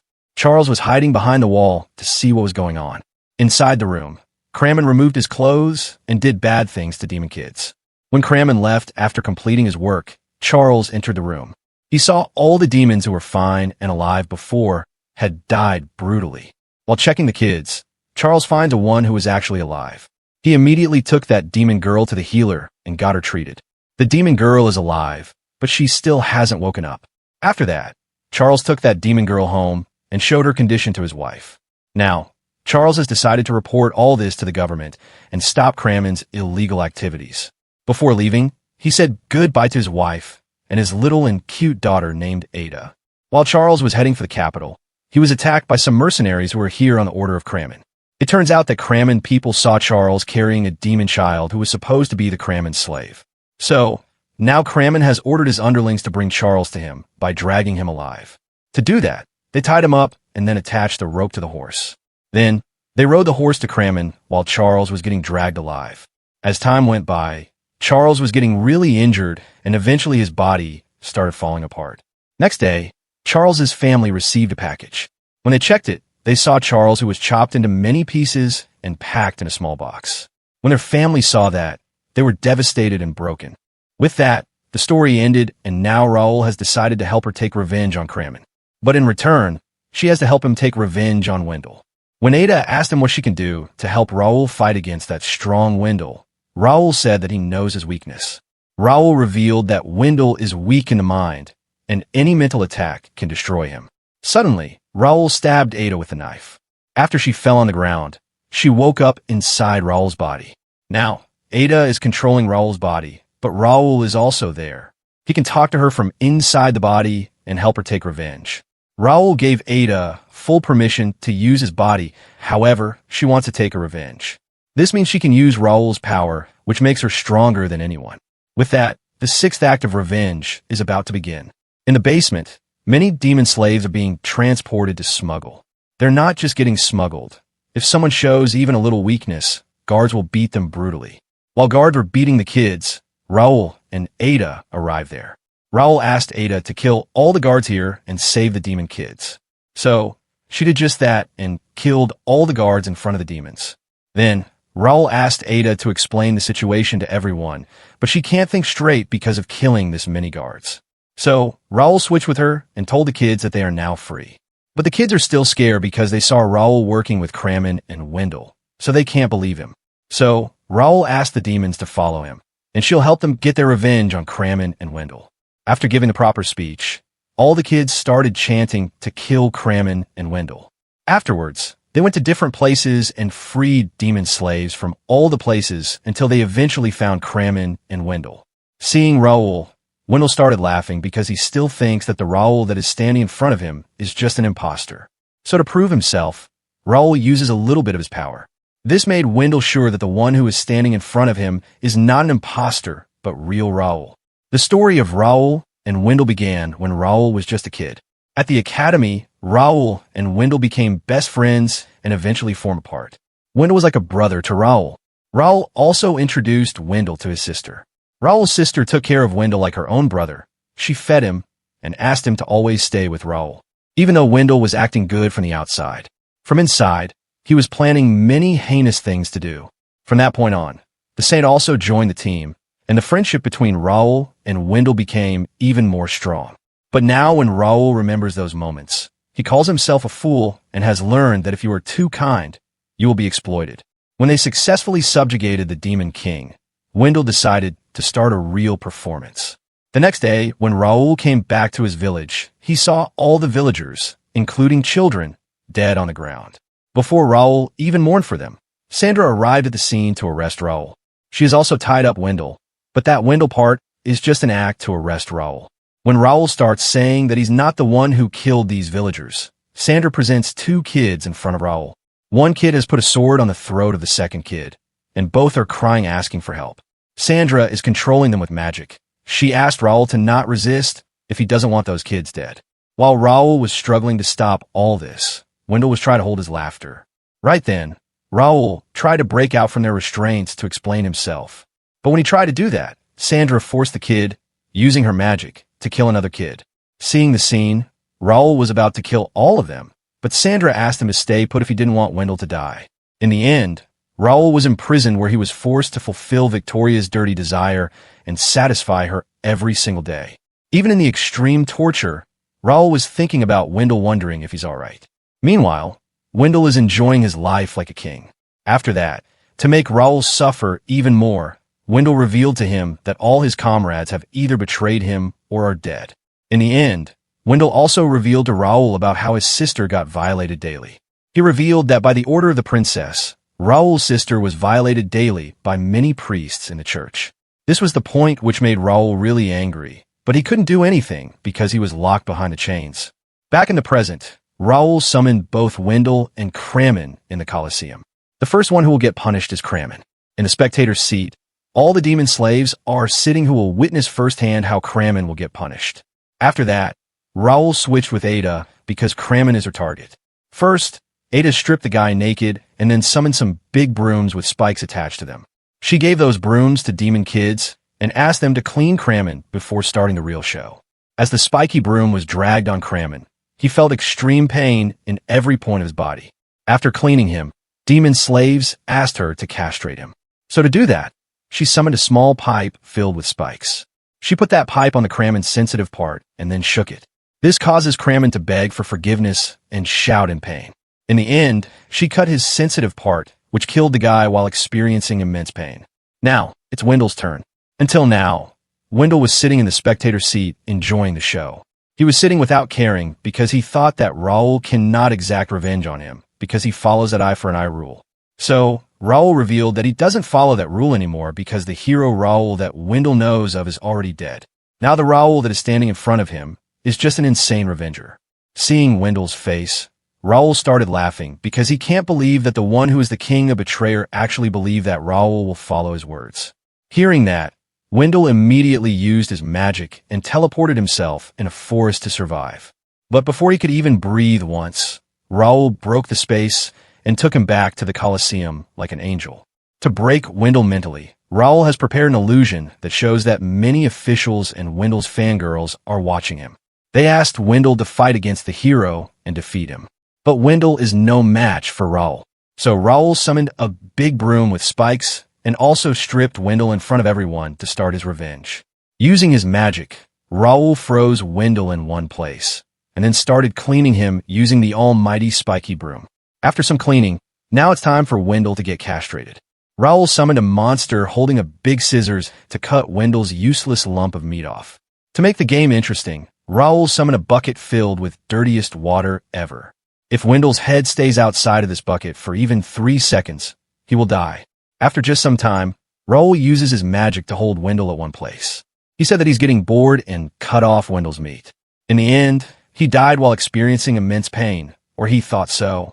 In the next moment, Raul woke up again completely fine. Wendell himself is really shocked because all the pain he went through is real. So, Raul reveals that it was just the first death. There's thousands more to come. For the second round, Raul summoned the same priest who used to violate his sister. The priests immediately grabbed and stripped him naked. Then, they put the big spiky stick in Wendell's hole. The stick was so big that it went in from behind and came out from the front. With this, Wendell has died 2 times. When Wendell came back to life a 3rd time, he asked Raul what was going on. So Raul revealed that all the pain, suffering, and death that he's experiencing is just a vision created by Raul. Saying that, Raul decided to continue to increase the number of deaths and fill up his record book. It turns out that everything that is happening to Wendell is just an illusion. Ada and all the demon slaves can't see what is going on. Wendell is just sitting in the middle of the Colosseum, crying and completely broke. So to show what is going on, Raul gave the death record book to Ada. While Ada was reading the book, the death count was increasing in real time. Suddenly, Wendell broke out of Raul's illusion magic. Guess what? Wendell was still an illusion. Raul just show him the illusion of him breaking free from Raul's illusion. Raul will show him this illusion from time to time, so Wendell always has hope to get out of here alive. Like this, his hope of leaving alive will break again and again, and he'll fall in despair. For the 74th death, Raul shows Wendell the illusion of being pregnant. Raul's belly suddenly started expanding, and eventually, a monster-like child came out by piercing through Wendell's belly. At the death number 2643, Raul shows Wendell an illusion where Kid Raul appeared in front of Wendell, who moved his hand forward and said to Wendell with an evil smile, "Let's have fun together." After thousands of deaths, Raul decided to take away Wendell and complete this round of revenge. As the revenge is now completed, Raul separates himself from Ada. Immediately after getting separated, Ada attacked Raul, saying that she'll get her revenge from Raul. It turns out that the person who was with Raul wasn't Ada, but the younger sister of the Demon King that Raul and his team subjugated. After revealing her true form, Theodora revealed that she is here to get revenge for her brother's death. But Theodora is no match for Raul. He immediately froze her at a place and told her that he could kill her ease, but he will not do that. He gave her two choices. One is to fight with Raul to take her revenge. Second is she'll leave this place with her fellow demons, and with all the money that Kramen has earned by selling slaves. That money will be more than enough for her and her fellow demons. She decided to take this second choice after thinking about her fellow demons. Then, Raul asked her what happened to Ada. So, after Charles died, his wife started investigating why and how he died. After some investigation, she learned that Charles died while freeing demon slaves from Kramen. She has also learned that there's one demon that survived, and that demon is entrusted to the village's healer by Charles. So, to fulfill Charles' will and save demon slaves from Kramen, the wife and Ada decided to go to the capital to report everything to the officials. For 1 week before leaving for the capital, Ada went to visit the demon that Charles saved daily. It turns out that the demon saved by Charles is the younger sister of the Demon King. At first, Theodora refused to become friends with the human. But when she learned that Ada's father was the one who saved her, Theodora decided to be friends with Ada and help her fulfill her dream. At the last day of the week, Ada's mother and her younger sister left, saying that she has promised to meet Wendell at a cabin near the capital. After some time, Ada and Theodora also left for the capital. On their way, some mercenaries found them and attacked them. To protect Ada, Theodora asked Ada to find a safe place, while she'll lure the mercenaries away from her. After some walking, Ada finds a small cabin. Outside of that cabin, Wendell was standing. When he saw Ada, he told her that her mother and younger sister had already arrived and were waiting inside the cabin. Before entering the cabin, she told Wendell that while she was coming here, some of Kramen's underlings found her. Wendell asked her to forget about that and rest inside the cabin. But when she opened the door, she was devastated to see the scene in front of her. When Ada and her family reported everything that Kramen did to demons to Wendell, he said that he'll take care of Kramen. That's why Ada and his family have trusted Wendell, thinking that he's a hero who will help them. But they didn't know that the one they are trusting is worse than demons. After some time, when Theodora came back to find Ada, she saw Wendell and Kramen together. Seeing them together, she immediately understands something bad has happened to Ada and her family. So when she entered the cabin to check on them, she found all of them dead on the ground. At that moment, Theodora got really angry and promised to herself that she'll take revenge. This was the reason why Theodora wanted revenge on Kramen and Wendell. With that, the sixth and the longest act of revenge until now is finished. Now it's time for the seventh act of revenge. The main star of this act is the saint. After taking care of Diddy and Wendell, Raul went to the king and informed everything. Immediately after reporting, Raul went to meet Christiana, who is currently locked up in the cell. Seeing Raul, Christiana asked him why the king had imprisoned her. So, Raul told her that he already knows how she used her holy magic to manipulate everyone. She was the one who manipulated the swordsman to become a demon. She was also the one who manipulated Wendell by saying things like she knows which kind of face he wants to see from Raul. She said that anything he'll do is alright because it's what Lord desire. In the end, she also manipulated the princess to destroy Raul's life. But Christiana said with a smile that she never did anything wrong. She said that she was just fulfilling Lord wishes and offering salvation to everyone. When Raul was about to leave, she asked him what kind of revenge he's planning to take from her. So, Raul told her that he had planned an extensive date with her and asked her to just wait for it. The next, Christiana was summoned to a court because many people, who heard from Raul that Christiana was manipulating her, filed many cases against her.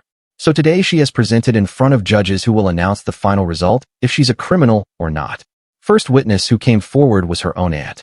She said that Christiana brainwashed her own parent, which causes them commit suicide in a burning house. And while seeing her parents dying, Christiana just uttered one sentence happily, "You two must be glad. Father, mother." Witness 2 is a soldier.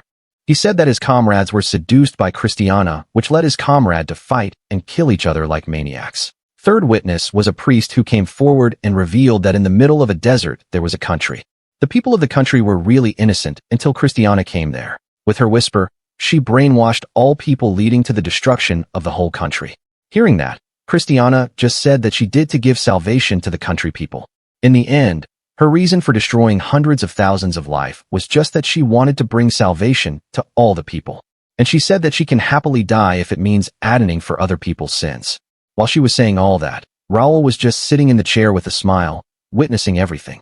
Right then, Christiana's lawyer with a pig-like face came out and started talking. First, he asked all three witnesses to provide solid evidence which should prove that Christiana committed a crime. As they don't have any solid evidence, they can't say anything. Next, he revealed that anyone who is inflicted with holy magic has magic scars left behind on their body.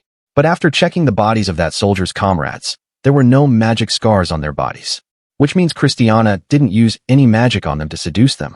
When all the people had nothing to say, the lawyer was thinking that these people are stupid because he knows that magic scars can easily be removed from the bodies.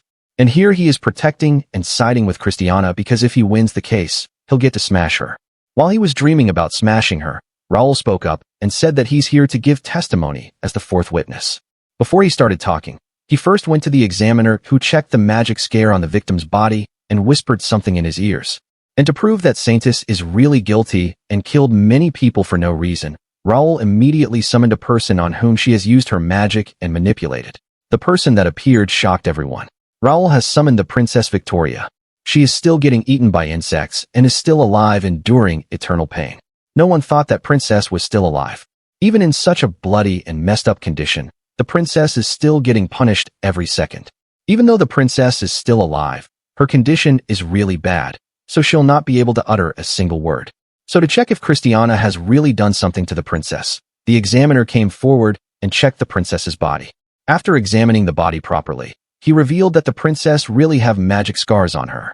After saying that, the examiner revealed everything. He revealed that Christiana's lawyer has manipulated all the evidence and also removed the magic scars from the victim's body. Because of the magic that Raul casted on the examiner, everything he is saying now is what Raul wants him to say. Lawyer immediately thought that Raul is the one controlling this examiner and called for another examiner to check if this examiner was being controlled by Raul or not. But when the second examiner came, she was already under Raul's control. So after checking the previous examiner, she said that he's not under Raul's control. With that, more and more examiners were called to check, but all were under Raul's control and said what he wanted them to say. In the end, Christiana was found guilty. Immediately, lawyer went toward the calm and completely silent Saintis. He started begging her to at least say something in her defense. But instead of defending herself, she whispered in lawyer's ears. Without wasting a moment, lawyer happily walked toward a window and jumped out of it. He died immediately after slamming into the ground. Seeing the scene, judge immediately gave the order to punish the saintess by burning her to death. Few days later, she was tied up to the cross and the cross was lit on fire. But while burning, saintess didn't cry in pain. She happily died thinking that she's atoning for other people's sins and bringing them salvation.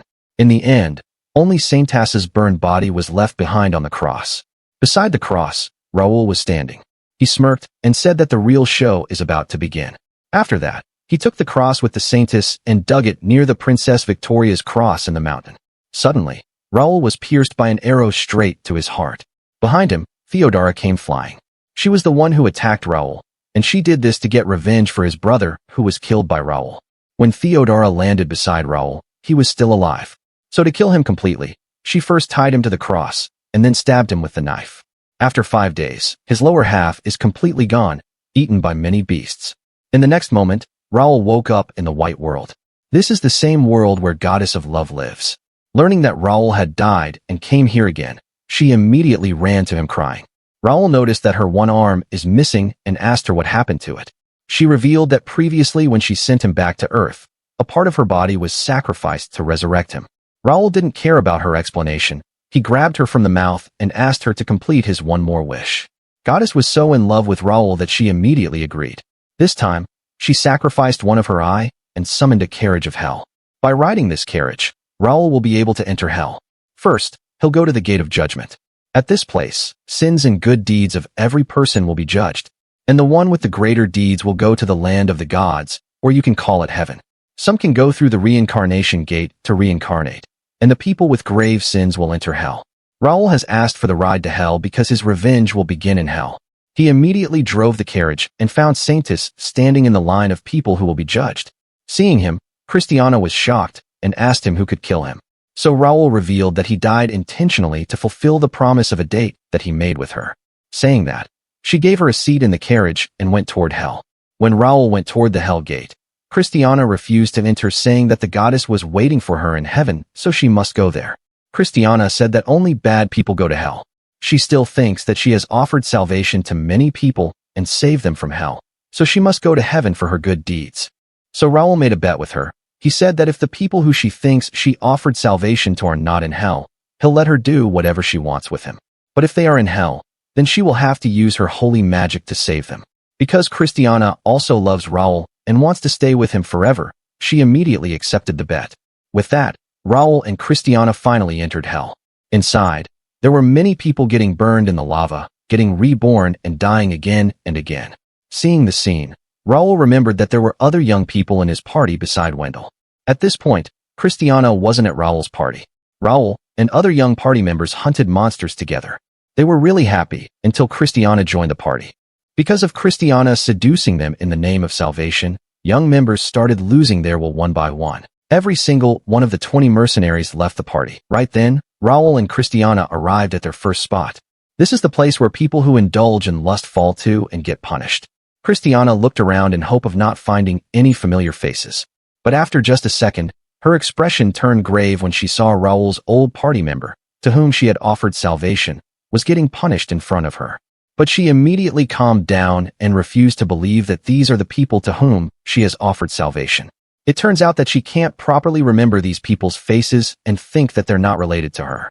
So, Raul told her that they are here because of her, but she refused to believe it. So, Raul showed her when he offered these people salvation and seduced them with her words. Because of that, they lusted over her and she let them enjoy themselves with her. Immediately after remembering them, she still refused to accept that it's her fault, saying that they are just people with similar faces. Even though her expression has changed from being happy to being concerned, she still thinks that her faith in salvation is not fake and will never waver by seeing the fake scene. So, Raul took her to the next punishment spot. After getting through many punishment spots, they reached the punishment spot for greed. The people in this ground are forced to cross a burning bridge and then fall inside a lava pond, dying painfully. This time, 2 people were slowly trying to cross the bridge. When Christiana looked closely toward them, she was shocked. Her expressions completely changed and she slowly muttered that they are imposters. It turns out that the 2 people who are crossing the bridge now are her own parents. While crossing the bridge, if one stops midway, the monster sitting on the other side will hit them and throw them in the lava pond. After dying in the lava pond, they will just come back to life at the starting point and will have to go through the same pain again. The next time Christiana's parents started crossing the bridge, she ran toward them to stop them. Behind her, Raul with an evil smirk reminded her that this is the result of her offering salvation to others, which means she has committed a grave sin and her destination is not heaven but hell. When Christiana's parents saw her, they got angry at her, saying that she tricked them. They shook her for some time and then fell into the lava pond while cursing her. Even after seeing everything, she still refused to believe it and called them imposters. She said that she is blessed by the goddess, so her salvation and faith can't be fake, and lead the people to whom she offered salvation to hell. Hearing that, Raul decided to show Christiana the goddess that has blessed. Raul showed her the goddess of love, making an unsightly face. Seeing the goddess's face, Christiana couldn't believe her eyes. With that, Raul proceeds on telling everything that this goddess has done for him, how many rules she has broken just for him.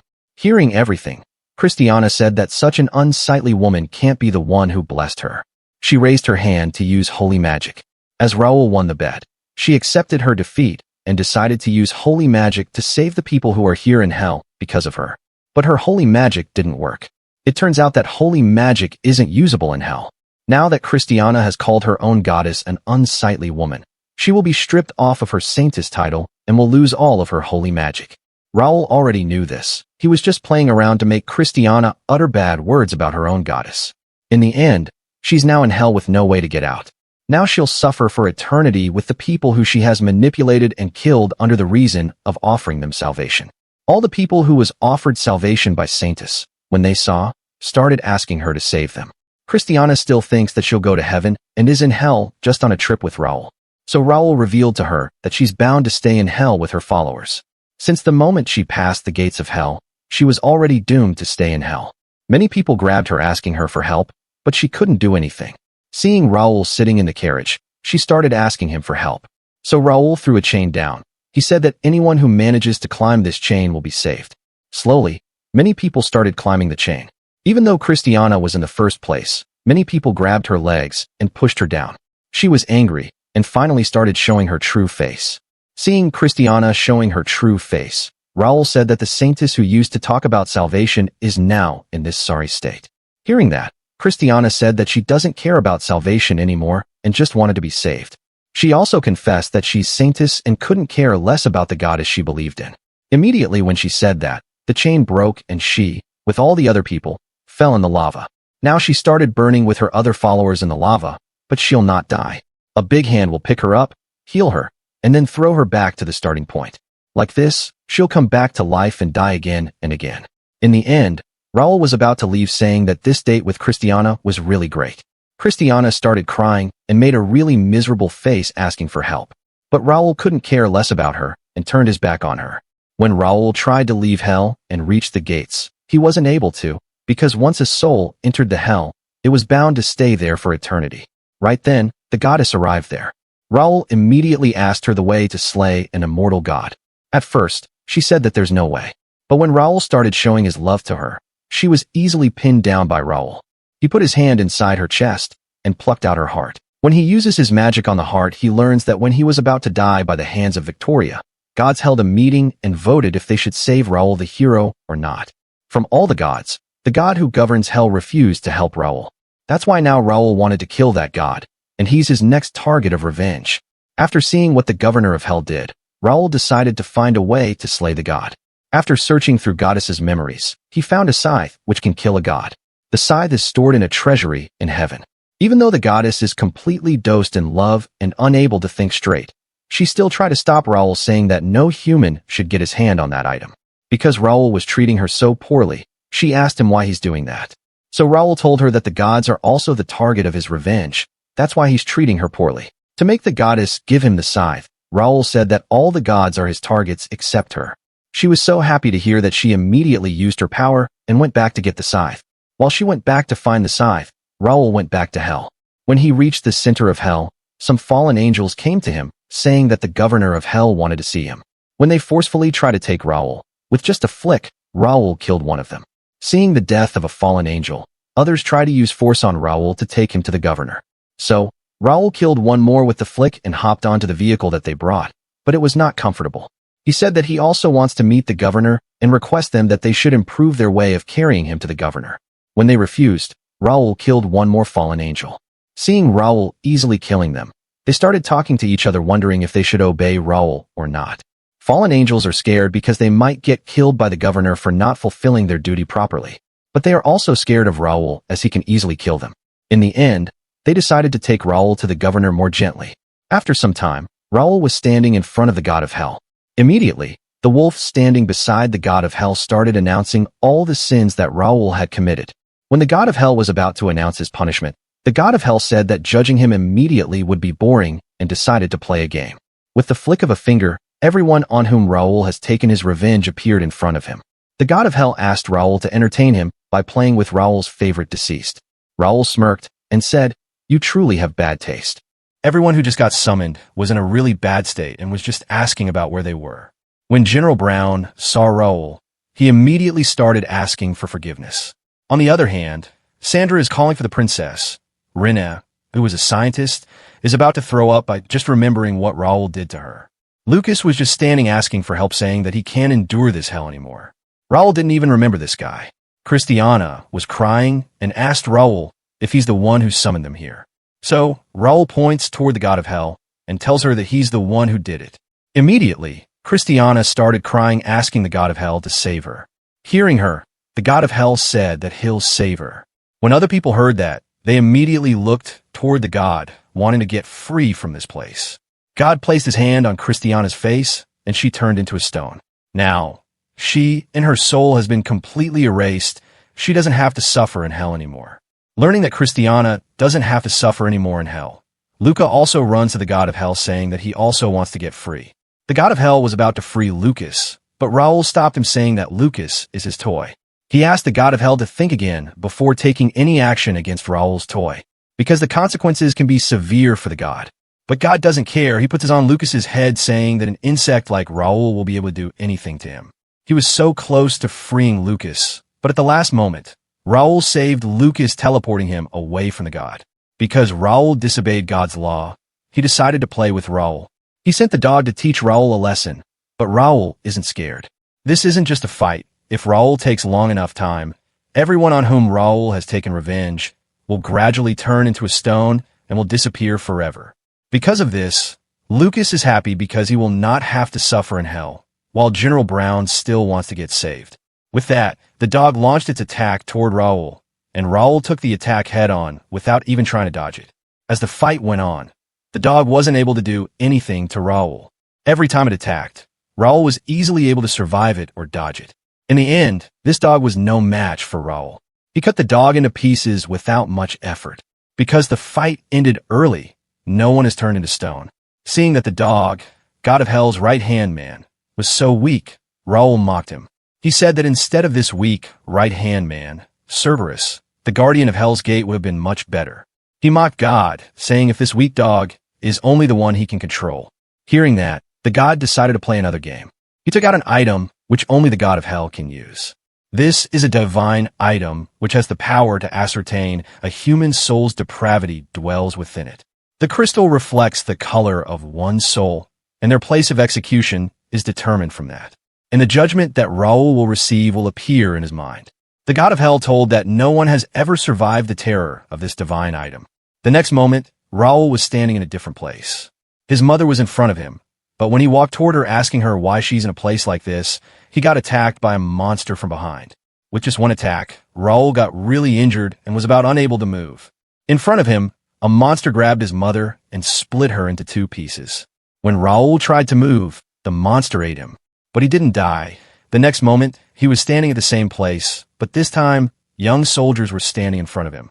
Raul was trapped in a cage, unable to move, and in front of him, all the young soldiers died one by one. Like this, he went through many horrible experiences. After certain scenes, everything started again. Now again his mother is standing in front of him. All of this is happening in his mind. His real body is still in front of the god of hell, and it doesn't look in good condition. It is clear that Raul is going through horrible experiences in his mind. Seeing that, the god of hell laughs, saying that he's still a human at the end of the day and will feel emotions. Right then, Raul started laughing. He looked toward the god of hell while laughing, saying that he was just acting all this time. Raul stood up, stretching his body. He was in completely fine condition. Because the god of hell didn't realize Raul was acting, he started mocking him, saying that a god wasn't even able to tell he was just acting. This made God really angry, and this time, he personally got up from his seat to punish Raul. The final performance begins now. The god of hell is so large that he's holding a big platform with his hand like it's just a plate. The rules of final performance are simple. If Raul was able to save all of his toys, he'll win, but even if he lost one of them, he'll lose. Immediately when the game started, the god of hell threw a very strong punch at them. But before the punch landed, Raul teleported all of them to different places. I just noticed that Princess Victoria isn't in these people, which means she's still not dead and getting eaten by insects till this day. Anyway, now Raul has teleported everyone to a different place, and everyone has a shield around them which will protect them. But Raul didn't teleport Lucas away, because Lucas wants to die by the hands of God, so Raul has to pay attention to him. After a while, God was able to find Sandra. She was still trying to find Princess Victoria. So, God summoned a fake Princess Victoria in front of her. Immediately, Sandra knelt down, paying respect to the princess. Victoria calls Sandra toward her, and Sandra is about to go there. But before she could, Raul saw her. He summoned one more Princess Victoria behind her. Victoria that God summoned was really polite, but the princess that Raul created is filled with anger and arrogance. She shouted from behind, calling for Sandra. Now, Sandra is stuck between two Victorias. After a while, she chose angry Victoria and went toward her. It turns out that Sandra likes getting punished by Victoria, so she went toward angry Victoria. Victoria gave her a sword, and she killed Victoria, created by the god. Now that Sandra has been saved, the god of hell decided to find someone else. He moved around and found General Brown. He used his giant finger and attacked him. With just some attacks, Brown was about to die. Right then, Renee arrived in front of Raul holding a chemical. She said that she has brought that plan that Raul has prepared. She threw that drug toward General Brown and asked him to drink it. After he drank that, he turned into a skeleton. The god of hell didn't care. He thought that one undead would not be able to do anything to him. But for some reason, this undead was really strong and threw the god of hell on the ground with just one attack. Because of this, he got really angry and went berserk. He attacked left and right randomly to kill the undead, but was able to dodge all of his attacks. Seeing the scene, Raul decided to end the performance. The god of hell was really angry. He decided to destroy this hell and create a new one. But the god was really shocked seeing that he's unable to destroy the hell. It turns out that Raul has put a barrier around the hell, because of which God wasn't able to destroy it. He got even more angry and started attacking randomly. So, Raul himself jumped into a fight against the god. Meanwhile, the goddess of love has completed the mission that Raul gave her. She has successfully retrieved the weapon to kill gods. After 3 days of fighting, Raul is completely fine, but the god is in a really bad state.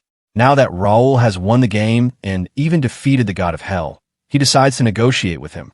For winning the game, Raul will get the divine item that God used on him previously. For the negotiations, Raul wanted to use that crystal on Earth and send all the sinners on Earth to hell within 1 month. Because only God of hell can activate the powers of the crystal, Raul asked him to lend him his powers. To complete the deal, Raul summoned a table, pen, and a contract. He asked the god of hell to take the seat and they'll sign the contract. After the deal was done, Raul got the powers of God of hell for 1 month. But Raul didn't stop there. He read one line from the contract, which is that if one of the parties who signed the contract will die, the other party will get everything that is in the contract forever. Which means if God of hell died, Raul will have his powers forever.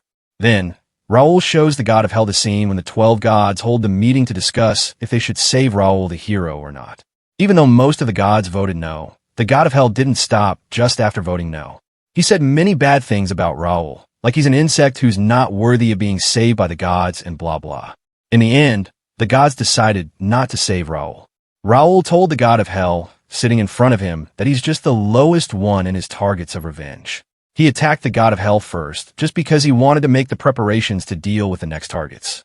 Even though the god of hell was really scared, he has somewhat relieved that a human will not be able to kill him because he's a god. Right at that moment, the goddess of love arrived there holding a scythe. She gave that scythe to Raul, and with this scythe he'll be able to kill gods. Raul uses the weapon and cuts down a horn of the god of hell. He didn't immediately kill him and asked him to bring back Christiana. After bringing her back, Raul summoned all of the fallen angels in front of the god of hell. He brought all of them to humiliate the god. He asked the god of hell to say this in front of everyone.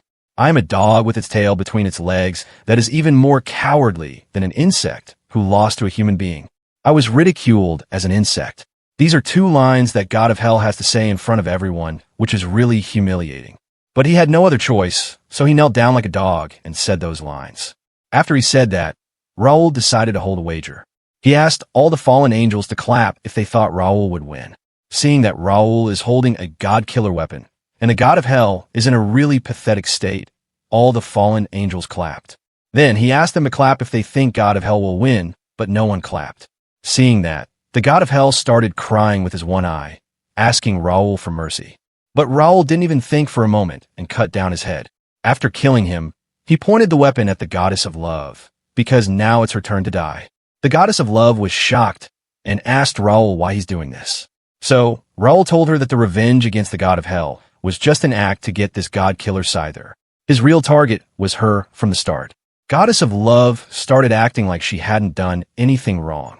So, Raul decided to show her what she did. While Raul was locked in the cell, the princess often visited him and talked to him. One day when she came to him, she started playing with Raul's body. She grabbed Raul and had fun. But Raul wasn't having fun, he was just feeling pain. When the princess was about to leave, she acted like she did nothing. It turns out that the one who did wrong with Raul wasn't Princess Victoria, but the goddess of love. She possessed Victoria's body and had fun with Raul. Seeing that, the goddess of love started saying that she did everything because she loved him. She also reminds him that she helped him many times, like getting reincarnated and obtaining Scythe. She was the one who helped him. She said that they should work together and create their own paradise where they live alone. Hearing that, Raul decided to show her something else. He showed her that Raul wasn't the only one to whom she said this. She has taken interest in many men before and always lust on them. Each time she saw a handsome man, she said the same things that she said to Raul. Seeing that, the goddess of love's face completely changed. She said that the past doesn't matter. Even if past doesn't matter, it shows that the goddess of love is just a slut who lust on any handsome man she saw. So, she's the biggest culprit. She's the biggest reason why Raul suffers this much. Meaning her punishment will also be very bad. So to start the punishment, Raul summoned a big and really ugly ogre. The next moment, the goddess of love, Raul, and that ogre arrived at the same cell where Raul was locked up and abused by the goddess of love. Without saying anything, Raul tore out the goddess of love's heart and left the place. Now, she and the ugly ogre is alone in the cell. The ogre immediately started playing with the goddess, saying that he never got to have fun with such a beautiful lady. After reaching the climax once, the goddess thought that she'll be able to rest now, but ogre reminded her that ogres can go 100 times without breaking a sweat. After doing hundreds of times, the goddess was on the brink of dying. Right then, the ogre took the half-dead goddess and crushed her in his hands. Ogre did this because he doesn't want his wife to know that he had fun with another woman. After that, Raul returned back to hell in front of tens of thousands of fallen angels. They started calling Raul their new god. Raul didn't stop in the hell for longer. He asked the fallen angels to build new and more dangerous executing grounds, and ordered the fallen angel to throw all his previous victims there. With that, Raul left the hell.